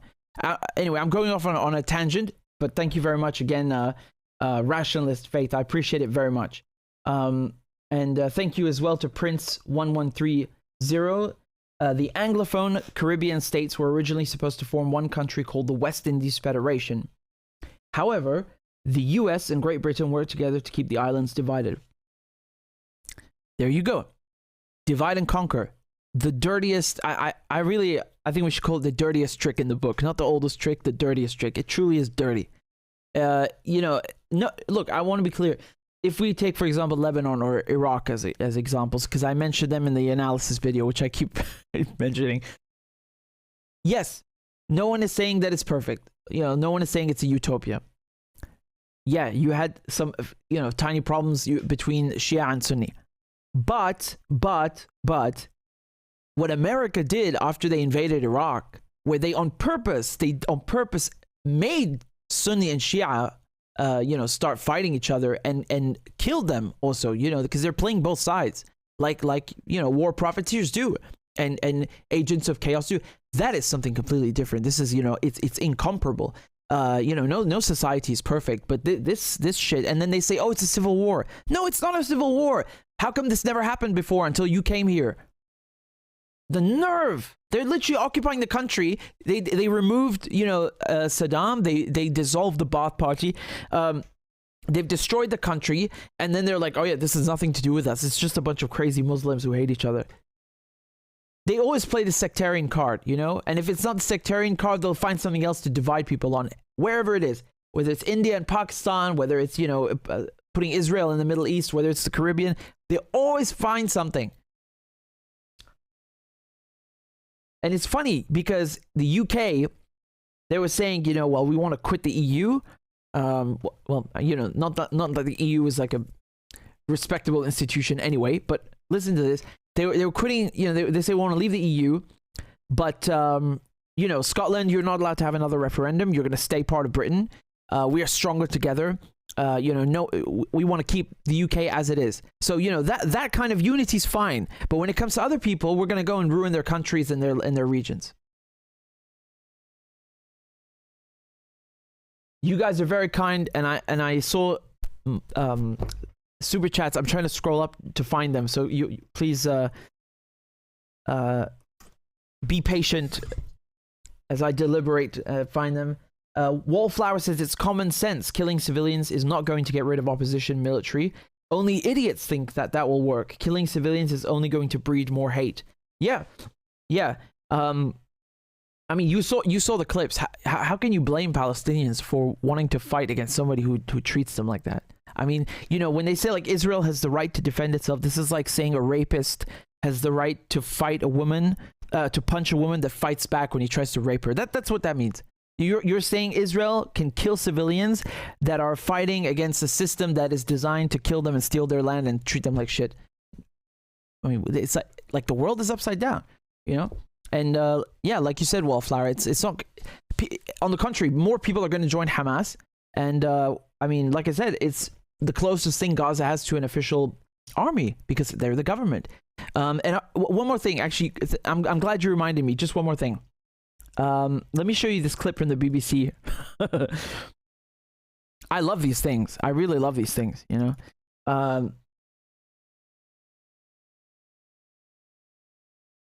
Okay, hold on. I've got it somewhere. Just give me a second. You guys know I pay oh god, I found a second thing. Okay, this is Donald Trump Jr. Let's see what he had to say. Not that I really care, but I did, you know, have the misfortune of coming across it. So okay, here's another one. We're gonna mock a couple of things, and I'm looking for a BBC clip, and I think it was, where was it?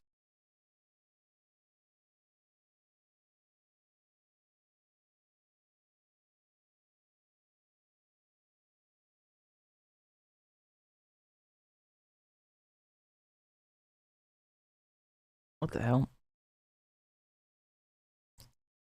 There's so many things to show you from here that it's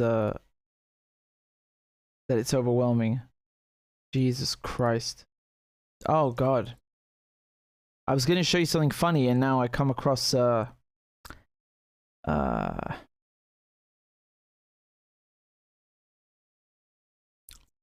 swear to God, every minute there's like they just think of new atrocities to. Jesus Christ. Oh my.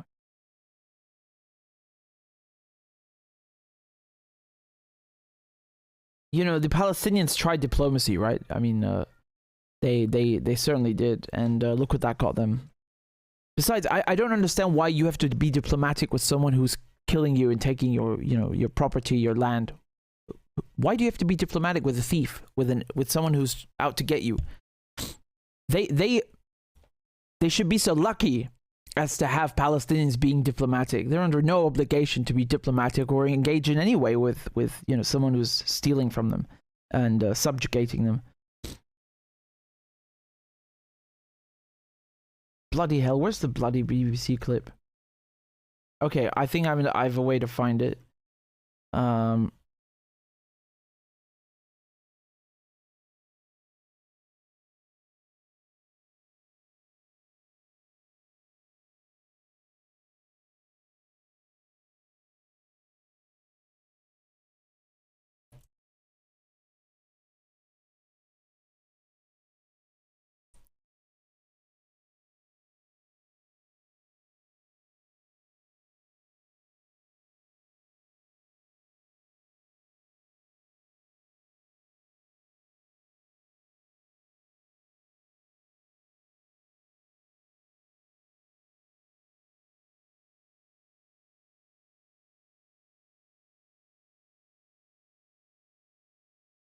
Okay, I found it here. It's a different quality.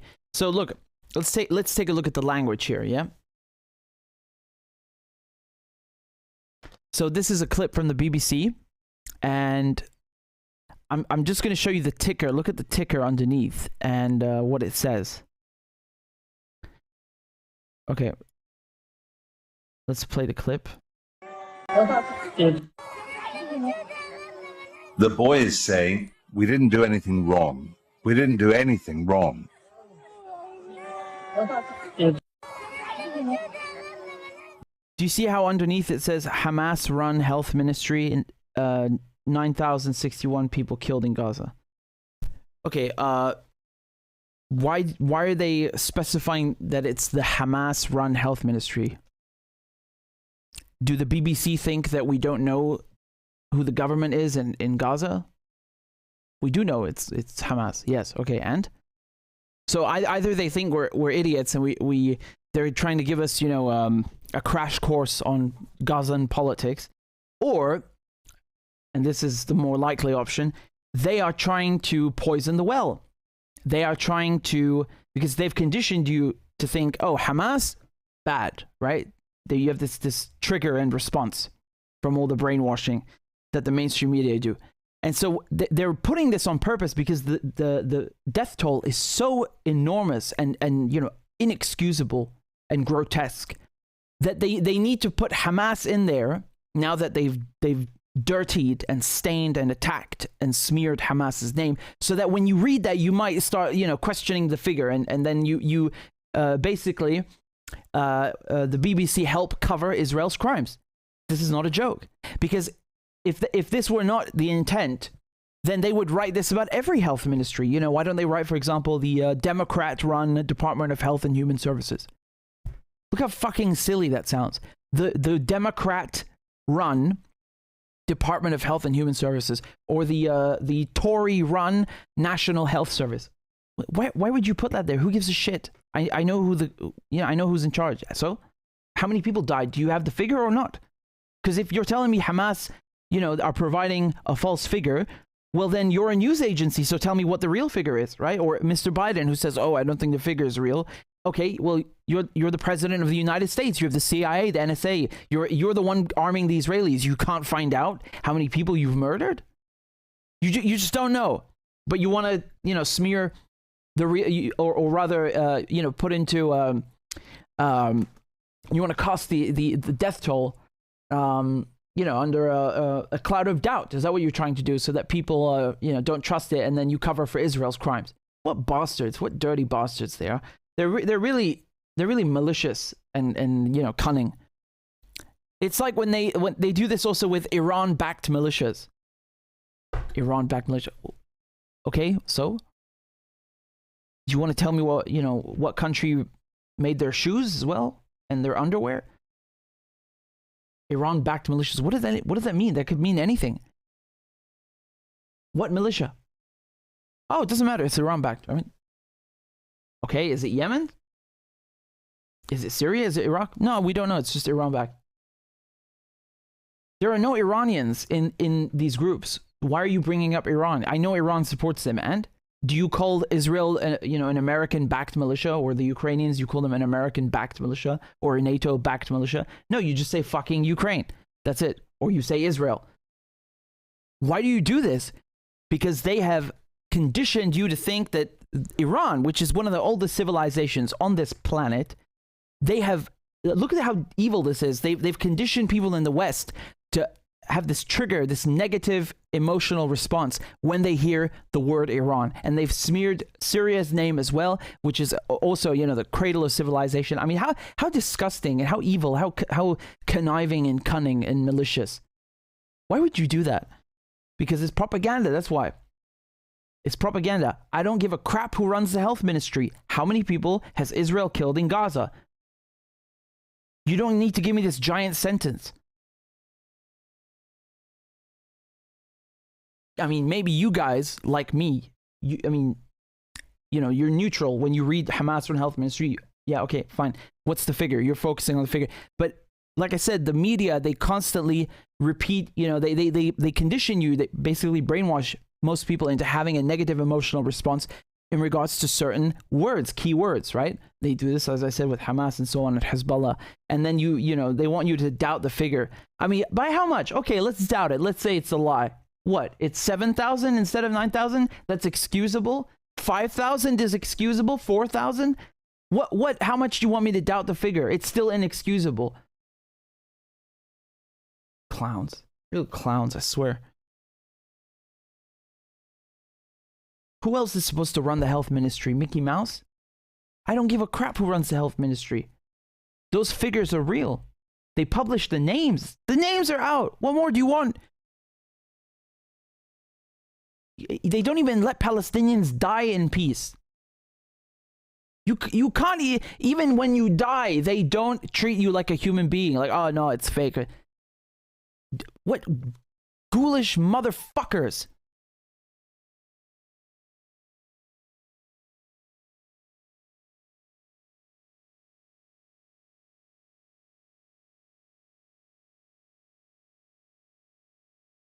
Let me show you something else here. This is, I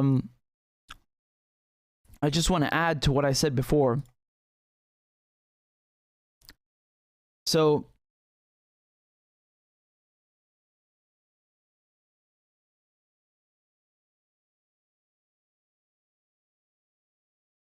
okay. I just want to add to what I said before about the Al-Shifa hospital being bombed, the largest hospital in Gaza being bombed. They've bombed two other hospitals at the same time, the Al-Quds hospital and the Indonesian hospital, which is, as I told you, is the only hospital in Gaza that can treat cancer patients. I mean, this is... Look at these images. This is breaking.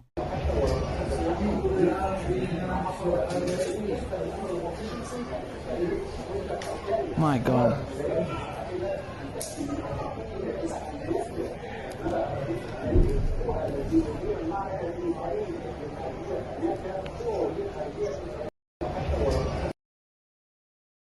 Goodness. My goodness.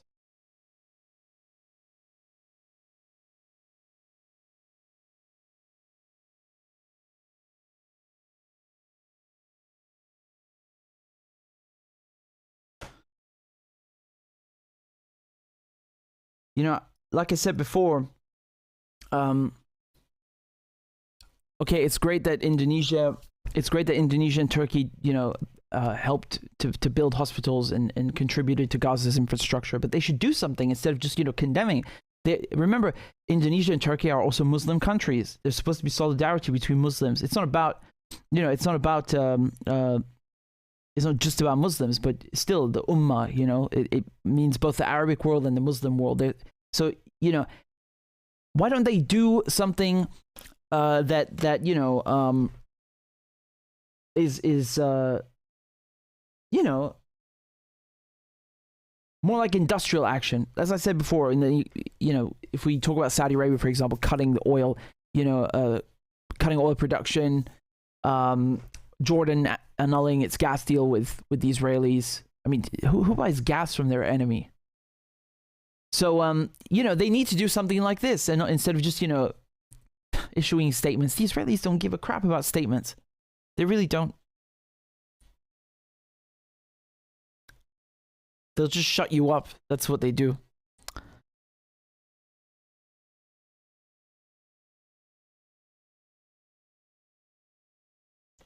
Here, let me show you some random madness. So, look, November 11th is Remembrance Day, okay?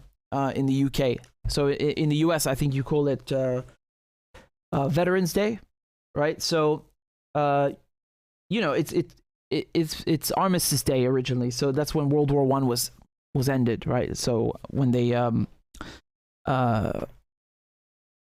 1918, and people have organized a march for Palestine in London on that day, right? They've planned it on Armistice Day. So because of the meaning, you know, behind it, that, you know, all this slaughter that happened in World War I.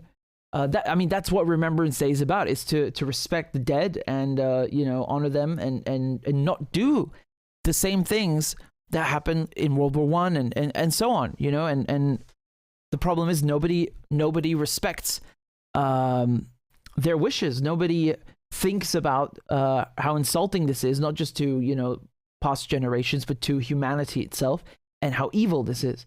So, you know, now you have people whining and complaining about this. Like, apparently they're offended that people want to march to stop Israel slaughtering Gaza. I don't know what this even is. You have these right-wing nut jobs, like this one, saying that UK Hamas supporters are now planning a 1 million-man march on Remembrance Day. They plan to defame our war dead and desecrate the cenotaph itself. What the fuck are you talking about? First of all, the march is not going to be anywhere near the cenotaph, because there's a you know, there's a service that they do, and the cenotaph is in Whitehall. It's a memorial for veterans. And what does this clown know about our war dead? Huh? Who do you speak for, you little shit? People must come out and stop these barbarians. Israel are the barbarians. Do you even watch the news? Or are you too afraid? You too afraid to see the truth? You know, he's talking about our war dead. Yeah, I'm sorry, my great-grandfather and my grandfather didn't fight Germans in 2 world wars just so we allow more Nazi-like behavior from the fucking Israelis. Yeah, you piece of dumb shit. What an absolute clown. You don't even understand the whole meaning of Remembrance Day. It means don't murder people en masse like in World War I anymore. Don't do that shit. That's the whole point of it. Idiot. He's the one insulting the war dead. They'd be rolling in their graves if they saw what's happening in Gaza. And now you have here, for example, this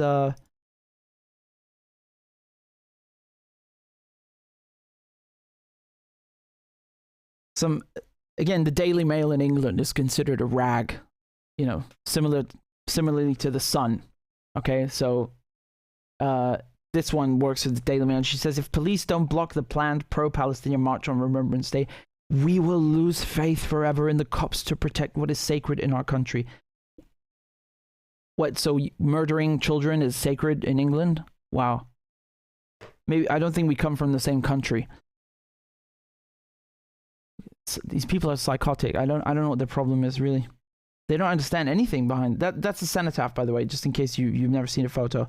So yeah, it's a memorial, and they do the annual service there. So no, actually, I mean, it would be perfect to have the march there because, as I said, the meaning behind Remembrance Day is to not perpetuate mass murder or have, you know, these slaughters happening like in Verdun or in, you know, Battle of the Somme, where you have like tens of thousands of people being murdered every day for no reason, just so, you know, a bunch of bankers can make money. That's the point behind Remembrance Day, to not repeat that behavior. That means not allowing Israel to do, you know, to carry out a genocide and behave like fucking Nazis, because they are. They absolutely are. They're even worse because they should be the last people on earth to do genocide against, to commit genocide after what happened to them in the Holocaust. They should be the wisest ones. They should be the most peaceful people on earth and never do something similar to somebody else. They should never commit genocide against the Palestinians. They should know better. They should know better. The world should know better. They can see what's happening. They have no excuse to say, oh, we didn't know.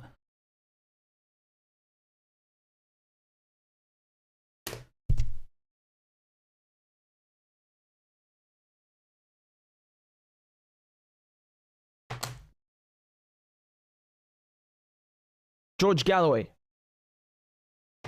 Let me show you this tweet from George Galloway. He says, those who will never recover their reputations after this is a long list, including governments, politicians, institutions, journalists, newspapers, broadcasters, civil society organizations, etc. But up near the top of the list is the so-called leader of the opposition Labour Party in the land of Balfour, Sir Keir Starmer. I mean, Keir Starmer is, you know, he's about as charismatic as a bookshelf. I want to show you this video. Where he was speaking a few days ago. So he's the leader of the opposition, right? I mean, you have to understand, in England, there is no opposition. It's like in America, you've got Democrats, you've got Democrats and Republicans who are in one party, okay? So that's it's the same in England. You have Tory and Tory light.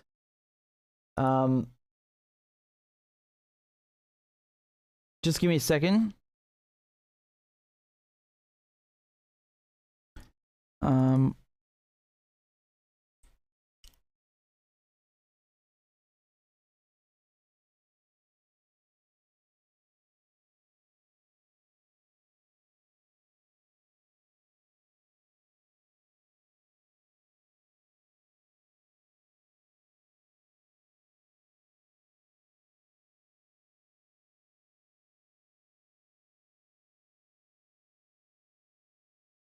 I think Claudia is muted for some reason.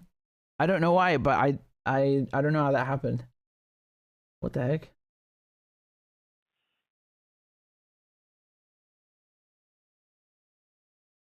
Okay, I'm confused. But anyway, let me show you the speech, okay? Let me show you the speech.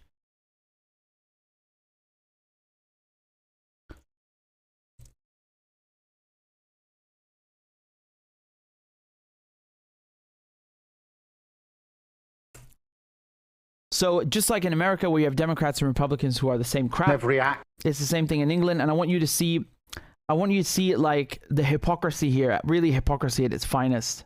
Wow. As to whether each and every act is in accordance with the law, well, that will have to be adjudicated in due course. I think it's unwise for politicians to stand on stages like this or to sit in television studios and pronounce day by day which acts may or may not be in accordance with international law. I think it's not the role of politicians. Is Vladimir Putin a war criminal? Yes. Yes. What I've seen already amounts to war crimes, particularly the awful attacks on civilians. As to whether each and Wow. I mean, what a transition, right? He went right from, it's not my position to, yes, he's a war criminal. Wow. So he's a lawyer when he wants to be, right? And, you know, a monkey closing his mouth when he doesn't want to be. There's another video that I'm looking for where he was asked about Gaza again, because this was about Gaza, right? Where he's saying, oh, it's not my place to say whether it's a war crime. Jesus Christ. How many people have to die before you get it? What a spineless chicken. What a spineless coward. He's really, I mean, pathetic. The guy, like I said, he's about as charismatic as a bookshelf. And not only that, he's just, you know, he said once, quote, I'm a Zionist without qualification. Okay? That's what he said. So I'm not sure about his wife, if she's Israeli or not, but yeah, I mean, regardless, the guy himself, he's definitely a Zionist and he's proud of it. So, you know, you can't reason with any of them because the Tories are Zionists and so are the Labour. You know, it's the same crap. Let me show you this other video. People are really angry at him. Like, he can't even go anywhere without them, you know.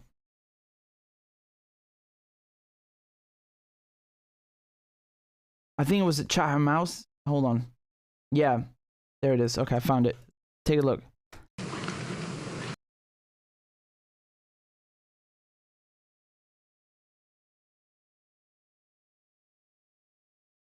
So he's asked about a ceasefire, yeah? Whether there should be a ceasefire. Wow, very, very controversial position, you know. The two-state solution. An Israel where every citizen enjoys the security they need. And a viable Palestinian state.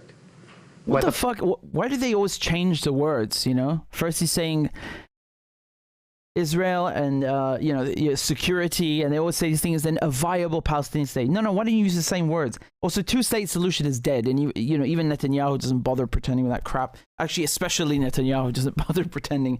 Why should anybody else? You know, this is like somebody breaks into your house, they take half of your rooms, and then they say, like, you know, if you don't accept partitioning the house, then you're a terrorist. And you're violent. And you're racist. Who the fuck said you have to, you know, partition your house with anyone? You think America would accept that? You think people can just go to America and make a new country out of some state? They'd be nuked. Caged, deported, you know. But Palestinians just shut the fuck up and roll over. Is that it? You have another thing coming. The Palestinian people and their children enjoy the freedoms and opportunities that we all take for granted. And that is why, while I understand calls for a ceasefire at this stage, I do not believe that it is the correct position now, for two reasons. One, because a ceasefire always freezes any conflict in the state where it currently lies. And as we speak, that would leave Hamas with the infrastructure and the capability to carry out the sort of attack we saw on October the 7th. Attacks that are still ongoing. Hostages who should be released, still held. Yeah, they can be released when you release, you know, the 10,000 Palestinians that are in Israeli jails. How about that? And the 2 million people that are held hostage in Gaza. You shite. Do you see how extreme they've become? They don't want to ceasefire, of course, but they would say it to, you know, pay lip service. Now they don't even bother. They're just like, fuck you. You're not destroying Hamas infrastructure. And you don't want a ceasefire. That's actually very good, because the resistance were going to make sure that, you know, things never go back to the way they were. No, they cannot. How can they go back to the way they were? You've massacred you've committed a genocide. This asswipe, I mean, just look at him. What a pathetic mop. He looks like a mop. Like a bloody broom handle. And he puts a poppy on it, you know, he pins a poppy on his blazer, like as if he gives a shit about veterans or people that died from wars. And he's advocating for genocide while wearing a poppy. You clown. Absolute clown. You want to see how people are reacting outside? Well, I can tell you they're not very happy. Hold on, let me show you. This is afterwards.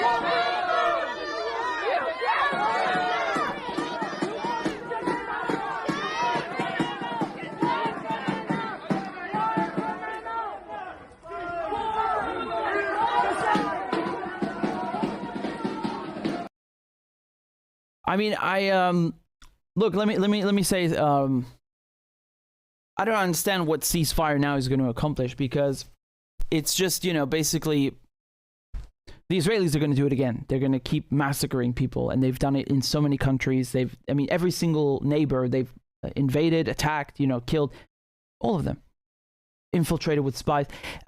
What is a ceasefire going to achieve? What, you know, it's like you have a squatter, a thief in the house, and you're saying like, yeah, let's just leave him there for a while longer. No, fuck off back to where you belong. Go home. You have like multiple citizenships, and you're caging Palestinians.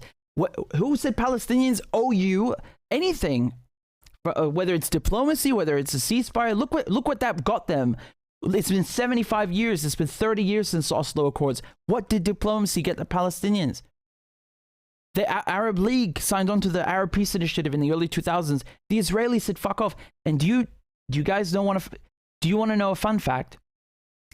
Hamas wrote to George Bush in 2006 and said that they would be okay with the ceasefire, you know, and they were talking about,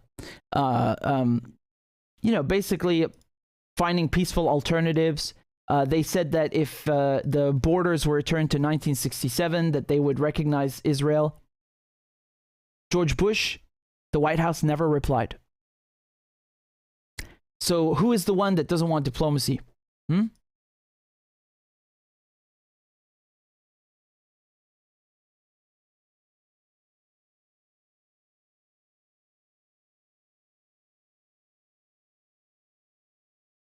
I want you to think about that. Let that sink in. Hamas wrote to George Bush, to the White House, and they said they will recognize Israel if everything goes back to the 1967 borders. They ignored the letter. The White House ignored the letter. 2006. I mean, even that is already too generous for the Israelis. And it's not just, you know, on principle, it's too generous, because you have someone who has imposed themselves upon you, who has stolen your resources, stolen your land, and committed genocide against you. You don't owe that person anything. On the contrary, they owe you reparations, not the other way around. In any case, you know, I just want to show you how the narrative has shifted. This is not a normal war, or shall we say, it's not like previous wars. This is very, very serious, and it's very, very big. And this is why the reason they don't want a ceasefire is because they want Israel to push the Palestinians into the desert, to take Gaza, make it into a canal, and take Gaza's gas, Syria's gas, Lebanon's gas, and make a rival to the New Silk Road. Once again, I'm going to post part 1 and part 2 of my analysis for you guys, because you have to watch them. It's homework. Okay? I really mean it. And they went viral, got millions and millions of views in just a few days. So you will understand why this genocide in Gaza is happening. It's not just because Israel is racist. We know they're racist. It's ethnic cleansing plus giant economic incentives that benefit the EU and the US as well, not just Israel. Let me get them out for you. 1 second.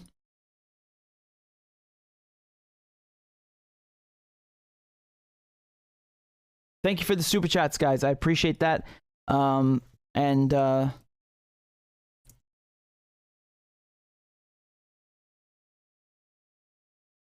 Tanky says indigenous to the swamp. Who? Trump? I found some. I found something with Trump actually, where he was saying, the usual nonsense.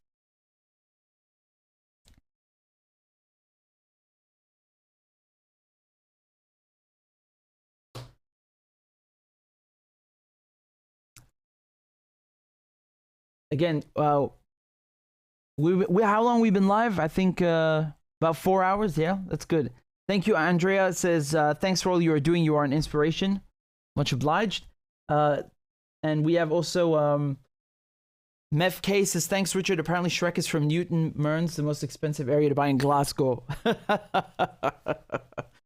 Nick Wesley says, tell Mr. Chicago bring his bitch ass back to the south side.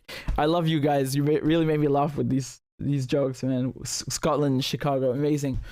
Now, I mean, really, the audacity, like they have multiple homes and they just want to come and kill people, who have nothing.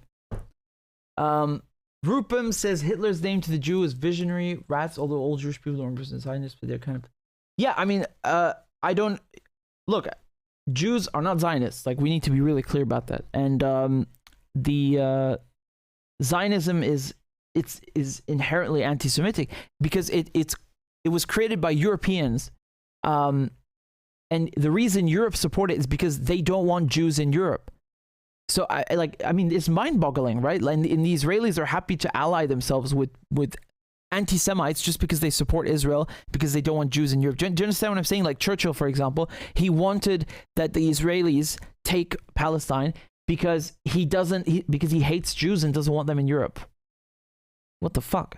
I mean, I don't even know what to say, honestly. And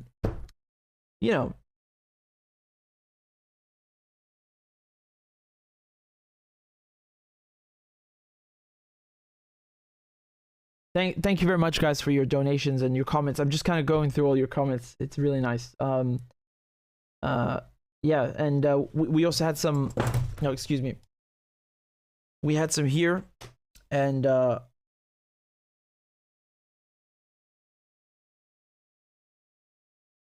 this was on PayPal, and it was from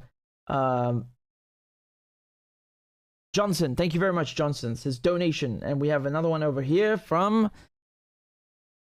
We should get a drum roll or something from Jeffrey. Thank you very much, Jeffrey. We have another one over here from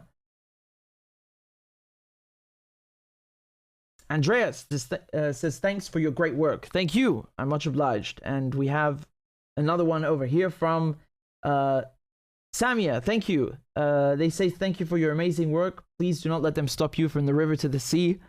Israel dégage. Take care, Richard. Thank you very much, Samia. That's very kind of you. I appreciate the donation and the kind words.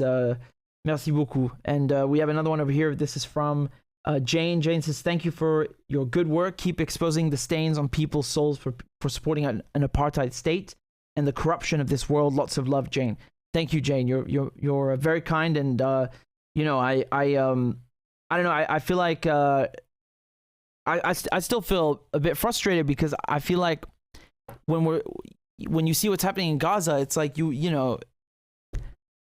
just want to do anything to help. So yeah, I hope we can all do our bit, and thank you guys very much. I'm most grateful. I owe a crab dance to some of you. I owe one to Brandon and Cloud and Jessica, Najim, Christy, Annalie, and Oliver and Christopher and Miss McNasty. Well, thank you guys very much. Again, I don't want to ramble too much about plugging the show, but it is a reality that YouTube demonetizes the channel. That means the videos don't get recommended. I can't live stream on there because everything I covered, which is the news, it's the most important news in the world. I can't talk about it, and they punish me and delete the videos. They just delete them. It's like adding insult to injury, truly. So yeah. In any case, I'm doing it now on Rumble. So guys, please, if you've come here from YouTube or whatever, or you're new to the channel, remember to subscribe. We were almost at 200,000 on YouTube, and now I sort of have to rebuild it here. And I always told you we need to make a backup. I was worried this day might come, but you know, we'll be all right. We've got 18,000 followers on Rumble now, 18,100. So let's try and get it to 20. I would really love to get it to 20. Get your friends, get your family to subscribe, and you know, if you're watching on replay, make sure you check out Nasrallah's speech. I see we've got 2,500 people watching. So guys, before I play you the crab dance, I'm gonna tell you how to join when I'm live, so you never miss a live stream. Okay? So look, I made this form where you put your email and you hit subscribe. This, I mean, it says newsletter, but it's not a newsletter. I don't spam you. I'm not going to ask you for money. I'm not going to send you links or anything at all. The only thing I'll give you is a live stream link to Rumble when I go live. That's it. That's the whole point of this. It's richardmedhurst.substack.com, and I'll paste the link in the chat on Rumble.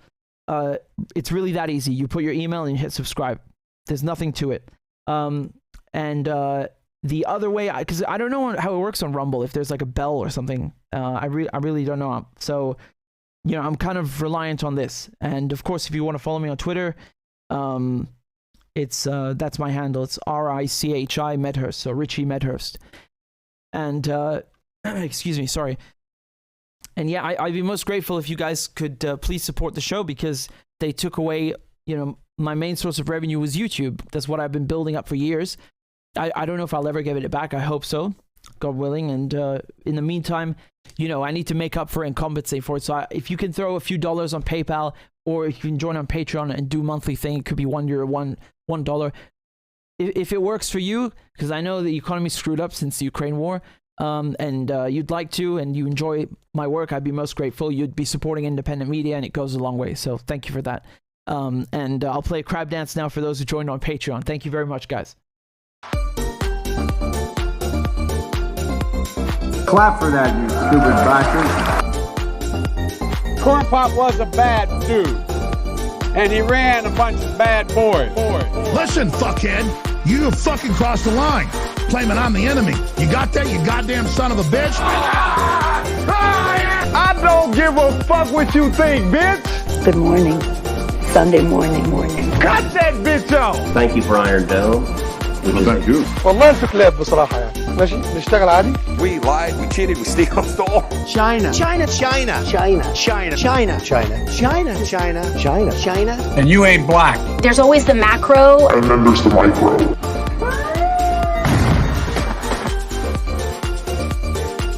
Do not come.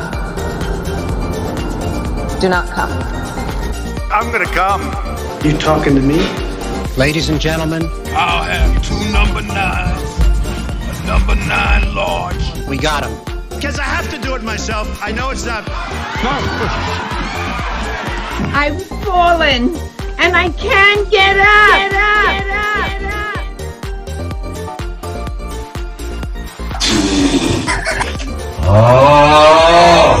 Disgusting! She was 12, I was 30, but anyway. We'll do it live! Fuck it! Do it live! I'll write it and we'll do it live! Why you text Sanders? Why? You're getting nervous, man.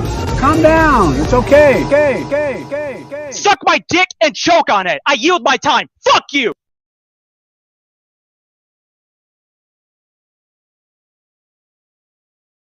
Thank you very much, guys. Nothing like a good crab dance, and I appreciate you all tuning in. Remember to press like on the video, to press the thumbs up button, and I'm just refreshing to see if we've got any. Oh yeah, okay, that's really good. That's really good. Again, I'll give you guys the links to everything, and I hope you enjoyed the live interpretation of Hassan Nasrallah's speech. It's definitely an interesting period. It's definitely an interesting period. It's, you know, man, Yemen firing ballistic missiles. What the? How? You know, this is the moment that the resistance have been waiting for years. For years. And it's not like anyone wants a war. You know, on the contrary, people want to just live in peace. It's the Israelis that have nuclear weapons and bring billions of dollars. And, you know, and occupy 3 countries. 3 countries Israel occupies. You know, it's an interesting period. It certainly is. You know, I'm upset because of Gaza, because, you know, these images and the people, you know, like they're killing children like more than anyone. I showed you the statistics. It's children. What the fuck? What did they do? What do they have to do with any of this? Why are you bombing a UN school? Why doesn't the UN punish Israel? Like, how can you kill almost, what is it, 50, 60 UN staff and the UN just does fucking nothing? Why does what does Mr. Volker Turk from the, you know, from UNHCR have to resign? Why should he resign? What did he do wrong? On the contrary, he's right. Fix the goddamn system, man.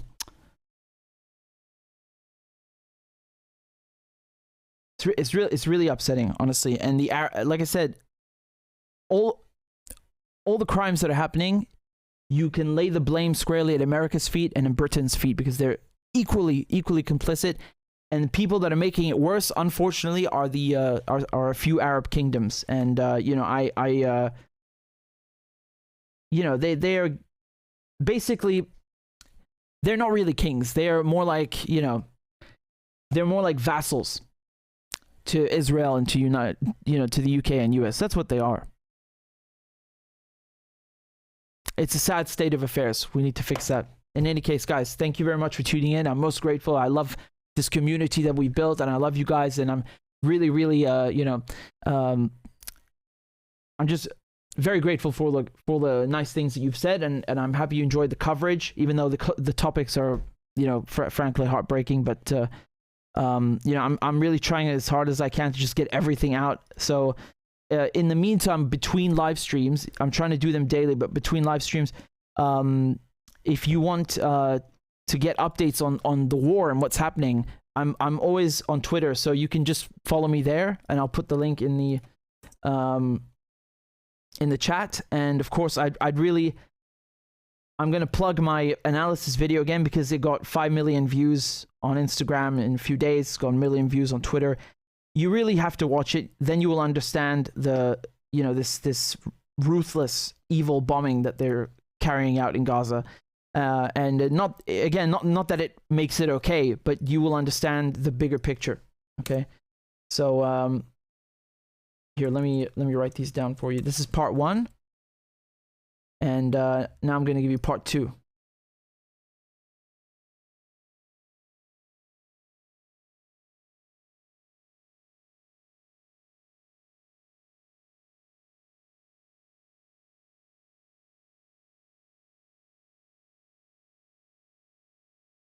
Okay, and here's part 2.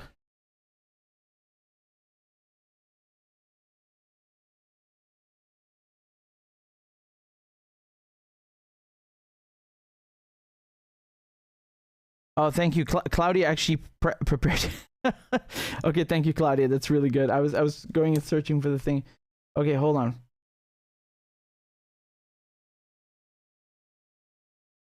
That's very good. Okay.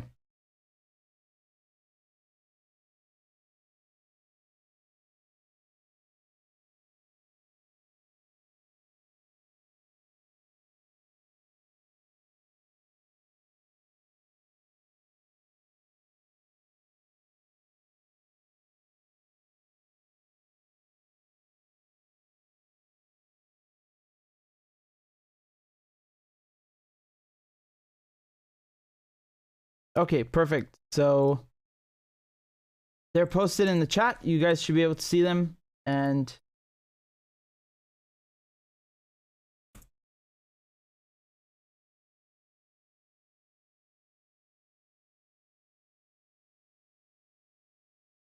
there we go.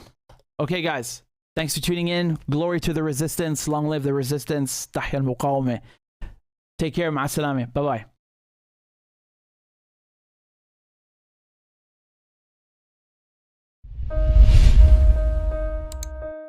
You cannot blame the Palestinians for, wanting to free their land. This is very basic, common principle of any human rights charter. It's in the United Nations Charter. It's in the Geneva Convention that if you are occupied, you can fight to liberate your country in any way you like. The UN General Assembly even underscored this and said this includes armed struggle. That means with weapons. No one wanted it to get to this situation. It's the Israelis who came and used weapons. When they did the Nakba in 1948, they wiped out entire villages. They wiped them out. This is very, very clear. This is ethnic cleansing. It's genocide. No one wanted it to get to this stage. It's the Israelis who've allowed it to get to this stage. There's nothing wrong with dismantling colonies. No one cries because the British Empire had to collapse. We are imposing a complete siege on Gaza. There will be no electricity, no food, no water, no fuel. Everything will be closed. We are fighting against human animals and we are acting accordingly. Human animals. I mean, if I had given you the exact quote that he just said of what he just said, you would think this is a Nazi talking about Jews in the Warsaw Ghetto. Human animals. That's what he called everybody in the Gaza Strip. What the Israelis have done before is that they calculated how much food people in Gaza need to eat to survive, right? Like what is the bare amount of calories? The Israelis did this for the purpose of looking at how much food they can give the Gazans, as little as possible, just to make sure that they stay alive. And then they actually gave them less than that. And the only other example that I know of this in recent history is Nazi Germany. Okay, the Nazi food minister was called Backe. That's his name. He did something called the hunger plan. You can take a guess. You can guess already what it was. When they took all these Soviet prisoners of war, which they considered to be subhuman in Nazi Germany, Backe calculated how many calories they would need in order to starve the Soviet prisoners down to something ridiculous, like 50 or 60 calories a day. They gave the Soviets as little as possible, and guess what? A lot of them died because of hunger. Millions. And they gave the food to the Nazi soldiers, right? So this is a perfect analogy to what is happening in Gaza. So now, instead of giving them too little calories to survive, they're giving them no calories to survive, right? So it's gone from out of the frying pan into the fire. Hamas know that this is going to happen. There's always something that the Israelis do to crap on everybody. So when you are in a situation like this, you have nothing to lose. You literally have nothing to lose. So why not just go all out? Why not go all out?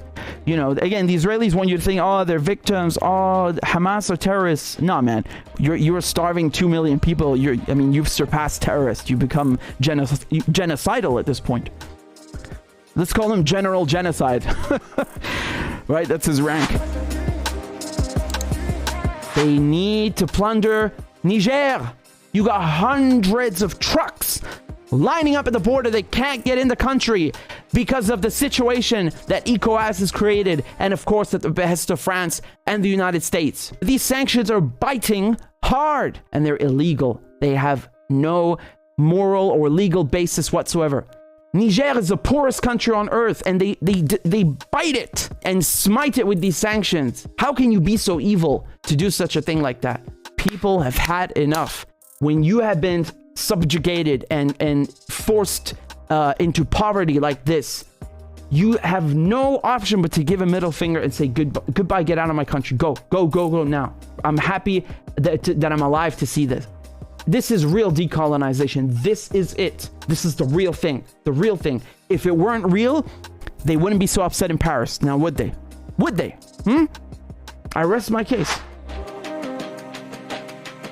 Let me just ask you something right now before I continue. And I want you to comment right now whether you're watching live or you're watching on replay. Especially Americans. Have you ever heard of Agadez or Airbase 201? Do you know what that is? Please tell me right now in the comments. Guess what? You should have heard of it. You should know it because you paid for it. This base cost over $100 million. It's one of those massive sinkholes that you have, in the Pentagon. Yeah, you guys know that the Pentagon have been audited, I think, twice, maybe 3 times. But the point here is that every single time that they've been audited, trillions of dollars are unaccounted for. The truth is that Airbase 201 in Niger is the largest American drone base Not in Niger, not in Africa, in the world. That's pretty unique. That sticks out, right? There's something special about this, especially when you paid for it. Hamas are doing exceptionally well, even though they have less resources and they're constantly targeted, right? That is something which really shows you how sanctions have failed, how isolation has failed, how this strategy of, you know, trying to make sure that Gaza is besieged, Syria is besieged and isolated, you know, sanctioned, cordoned off from the rest of the world. Iran is also sanctioned and isolated. Russia's isolated. It doesn't work. As a matter of fact, it's funny because they end up shooting themselves in the foot. They just shoot themselves in the foot.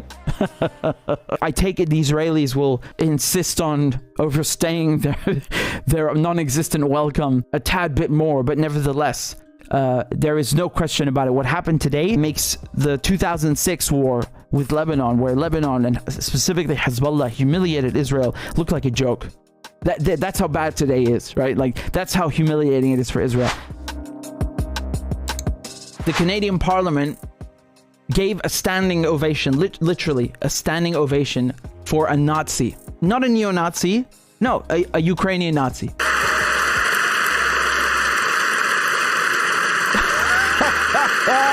He's like, oh, wait till they find out. He's a Ukrainian hero, a Canadian hero, and we thank him for all his service. Thank you. No, the hell you don't. These are photos of him in World War II in the SS Galicia division. So this is the 14th division of the Waffen-SS. Here's Trudeau. Look at him try to wiggle his way out like some worm. It's extremely upsetting that this happened. The speaker has acknowledged his mistake. It's going to be really important that all of us push back against Russian propaganda, Russian disinformation, and continue. Dude, what disinformation? Did you not applaud a Nazi? Are you not arming Nazis in Ukraine?